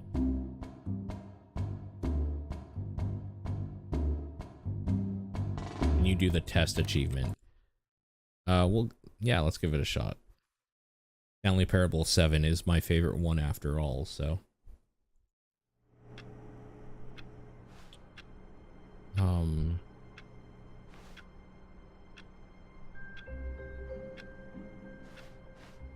The thing is All of his that co-workers were gone. you can't What go could to it the new mean? content. Stanley decided to go to the meeting room. Perhaps he anymore. had simply missed a memo. Oh, wait, you can. It takes a lot of Holy humility shit. to carry a bucket so magnificent. Stanley yeah, checked. okay. Oh, new content? What does that mean? New content. Because you couldn't do this before. That door didn't exist before. The YouTuber has done that title screen 427 times. I mean...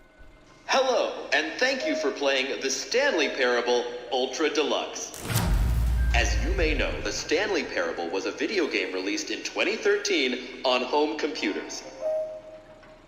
After receiving critical and commercial I kind of success, hate it that was we can expanded do these upon in endings now with the 2022 bucket. with the Stanley Parable Ultra Deluxe, a reimagining of the game for consoles and home computers. The Stanley Parable Ultra Deluxe features exciting new content that broadens and expands the world of the Stanley Parable, delighting audiences the world over. Please, step inside and see what thrilling new adventures await in the Stanley Parable Ultra Deluxe. Oh, well, this sounds delightful. I'm very excited to see the thrilling new Ultra Deluxe content. Wait, Stanley, I've just now realized. That bucket you're holding, it's the bucket I've been working on for my sequel. Okay, here we go. How did you get your hands on it? Isn't this the preview to the sequel? How do you have the bucket already? This makes no sense at all. Hold on. Did I already show you my ideas for the sequel? I don't remember doing that at all. You're seeing things all out of order.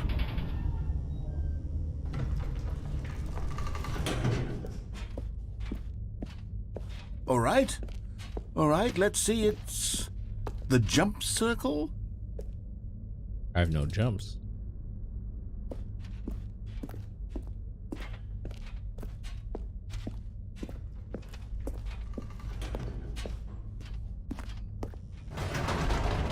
The infinite hole, the giant door, did you see them already? Stanley, none of them are ready yet. I'm still developing them. They're not even close to finished. How did they look when you saw them? Were they captivating? Were they exciting? Did they fulfill on the promise of everything that a sequel to Stanley Parable could possibly be?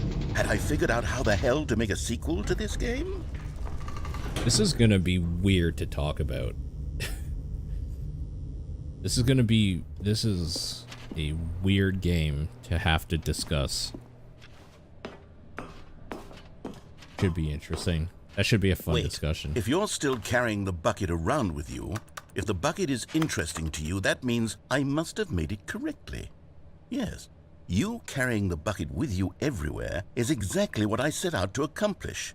The bucket is the exciting and captivating new content that I promised. I did it! I win! I made a sequel to the Stanley Parable! Yes, the sign is correct. Thank you for enjoying the new content. Thank you for taking the bucket everywhere with you, clinging tightly to the bucket, never letting it go. It means I've won. It means I am victorious over the gamers. It is a sweet salve of victory on my soul. Thank you for enjoying the new content. The bucket is the Stanley Parable now. They are one and the same. There is no Stanley Parable without the bucket. I win, I win, I win, I win, I win, I win, I win, I win, I win, I win.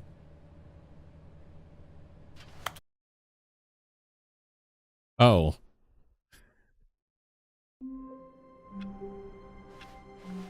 All of his co-workers were gone. What could it mean? Stanley decided to go to the meeting room. Perhaps he had simply missed a memo.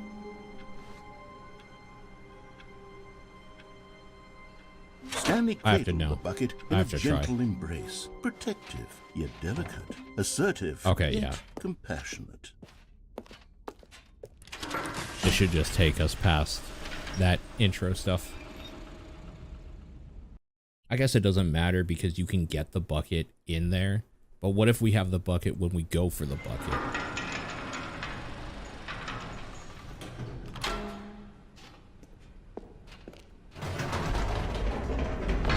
You see, Stanley, I've been reflecting on the Stanley Parable and about how roundly disappointing this ultra deluxe version has turned out to be. The original Stanley Parable was a landmark, and any new content for it should live up to that legacy. So forget this ultra deluxe nonsense. I say we take it one step even further.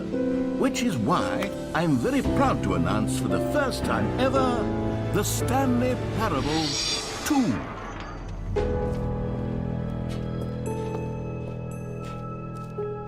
Yes, you see, isn't this far superior to a measly re-release with a few minor additions? Think of all the new territory we'll cover with a fully fledged sequel. An entirely new experience, built from the ground up. Why, there are so many possibilities. It could go in so many different directions. This is what fans have truly been asking for. Now, to be clear, I haven't quite nailed down what exactly the Stanley Parable 2 is going to be, but let's take a look at some of the features I've been developing for it. I figure that if I can loosely organize a handful of interesting concepts, that surely the game will sort of naturally spring up around them. Here we are. Go on, try out some of the new features. Do you think this will say Stanley now? For the Stanley Parable 2, I asked myself, what do players really want? And of course, the first and most obvious answer is that they want to be individually recognized and valid. Sorry, I should have clarified. Right now, the button only says the name Jim. But of course, in the final game, this button will say your name. I had to know. That is. Here, let's have you role-play as Jim to really simulate the full experience of this feature. Just play along. I promise you'll love it. Okay, here we go. Let's take a deep breath, clear your mind, forget whoever you are, and simply become a person named Jim. Jim. Whoa, hold on. I wasn't finished setting up the backstory. If you don't properly roleplay as Jim, then you'll never understand the impact of this button. Otherwise, it's just a stupid button that says somebody else's name. Okay, we're doing it again, and this time let me finish first. Now, allow yourself to become Jim. Jim. All right, fine, whatever. It's just a meaningless button that says Jim. Are you happy now? Get out of here. I'm done with this button. Why don't you go humiliate me in front of a different feature that I worked very hard on? Maybe I'll only let people named Jim play the Stanley Parable 2. They would appreciate what I've created here. Do you think this door will open now?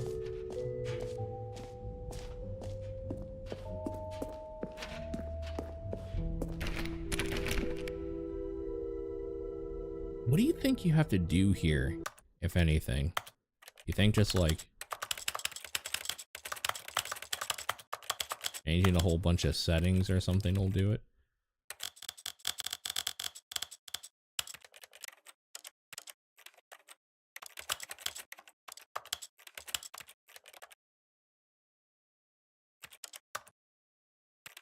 You have to mess with all of the settings?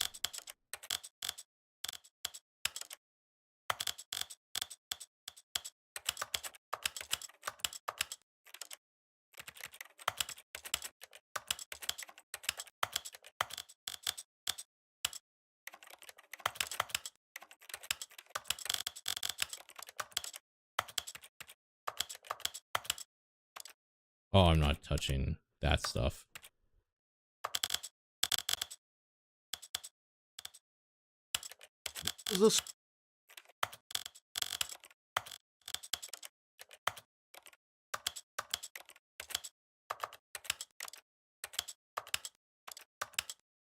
Oh, weird. I didn't even realize I had it on 59.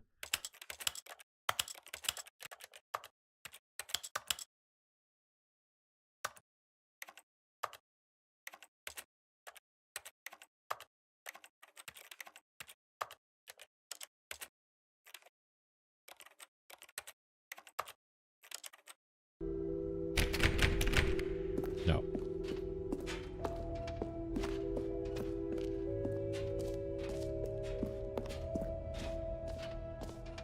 Alright, let's get the new achievement. The unachievable achievement or whatever. Now here's something special. You remember that broken test achievement that got left in the game on accident? Well, I'm developing a technology to simply give you the achievement. All the things are on. You see, you'll come to this lever, and when you pull it, the achievement will be given to you. It's as simple as that. We did it. As you can That's see, achievement. the machine is not working yet since... What? Wait, what in the holy hell is going on? You got the achievement? Why did the machine work? Stanley, I didn't fix it. I didn't do anything to it. I swear, it was broken just a second ago. Who fixed it? Is someone here? Are we being watched? Oh, God. Composure, composure. Yes, as you can see, the machine is working as normal, as I intended. It truly speaks to the awe-inspiring magic of the Stanley Parable 2. Breathe. Just breathe.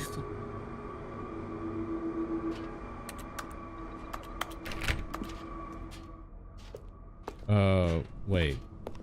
You must set every single slider in the settings menu to all of its possible values. Okay. What else? What other exhibits haven't we seen yet?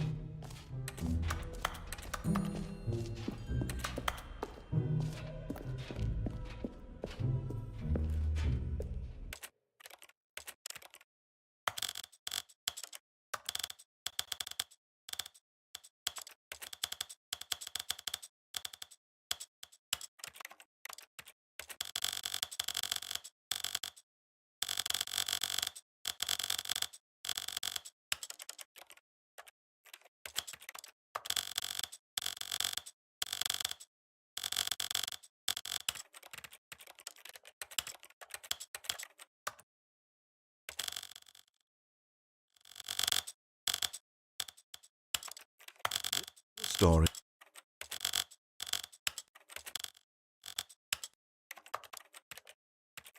This doesn't have any sliders.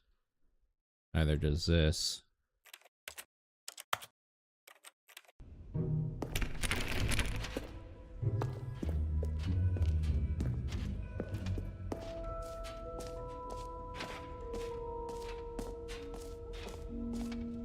Is it that I have to not be in the game to do it?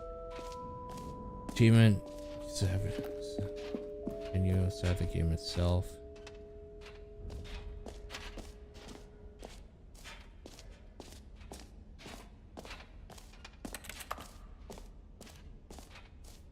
Yeah, no, I've seen. Is there something that you can do in the merch store?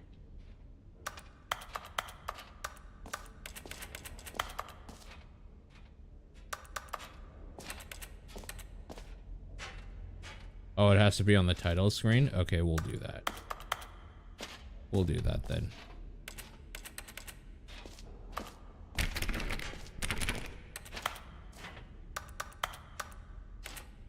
Yeah, no, I've done the QR code. What else is there? Or is that it? I'm gonna do the title screen. I want to try this up.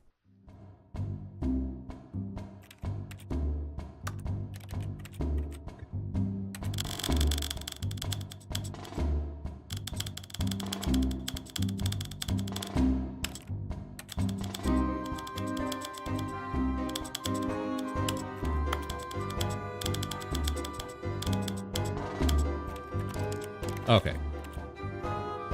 Good.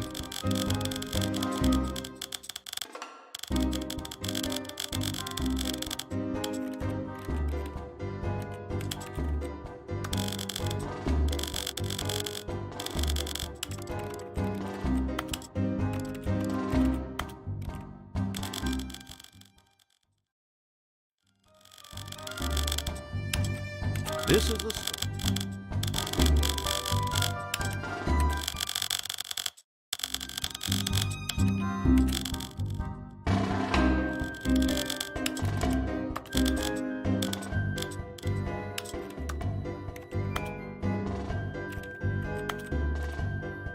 I don't know how to do it, dude.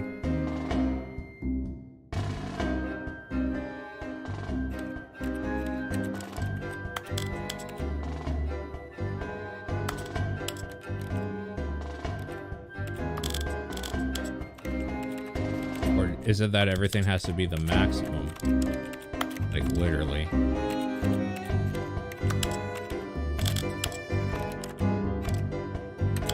Or does it have to be one of these, like...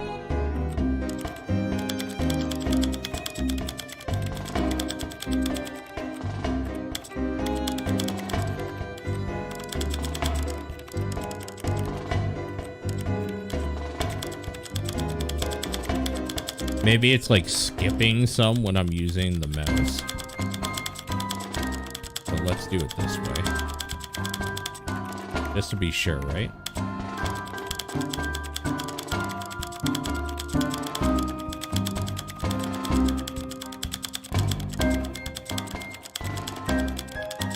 Then this way it sets it to every...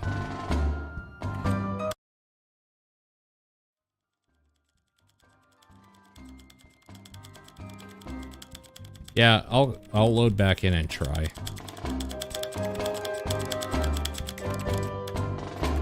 This is the story of a man named Stanley.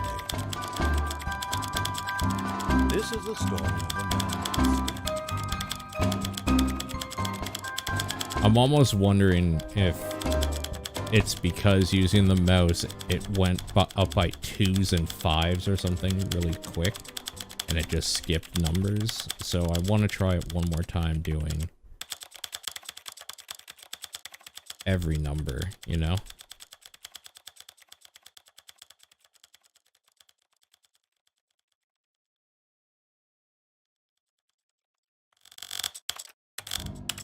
This is...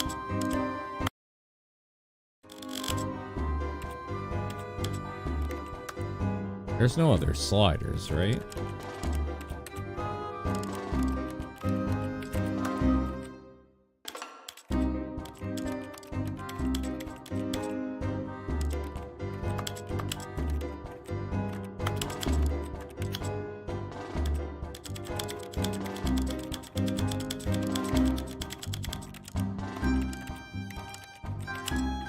I might as well play with every...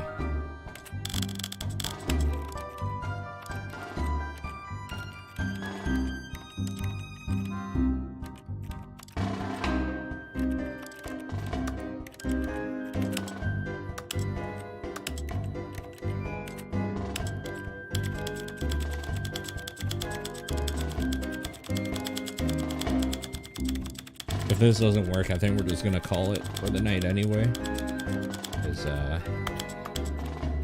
yeah. I think we pretty much have done the thing. I don't know. Are you guys satisfied? Are you satisfied with seeing all of the things?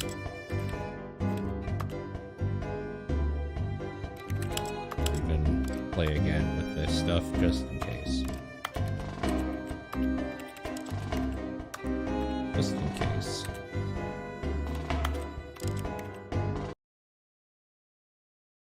Okay.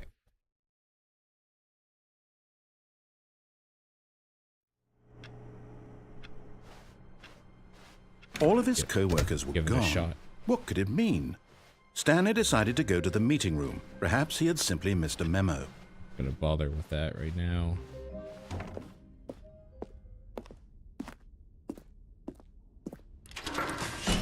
This has been super fun. Now the question is, how much of it have the other two played? Have they also gone through and tried to find all of the stuff?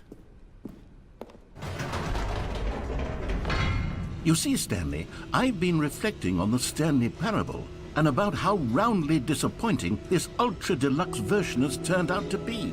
The original Stanley parable was a landmark, and any new content for it should live up to that legacy. So forget this ultra-deluxe nonsense. I say we take it one step even further.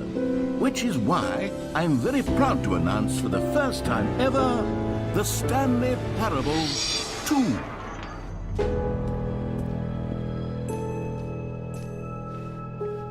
Yes, you see, isn't this far superior to a measly re-release with a few minor additions? Think of all the new territory we'll cover with a fully fledged sequel. An entirely new experience, built from the ground up. Why, there are so many possibilities. It could go in so many different directions. This is what fans have truly been asking for.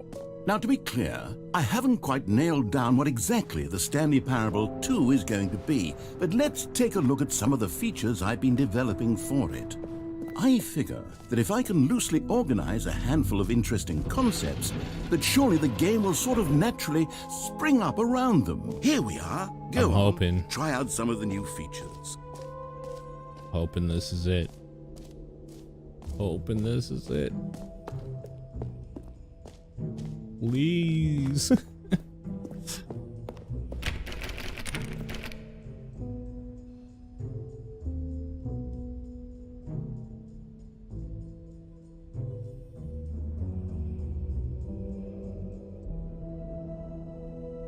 Well, we tried.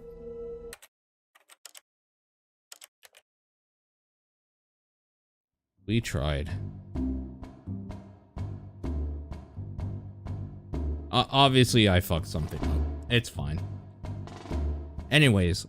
Is your idiot brain getting fucked by stupid? Honestly, at this point, yes, it is. Thank you guys for hanging out. I hope you enjoyed. I hope you had fun.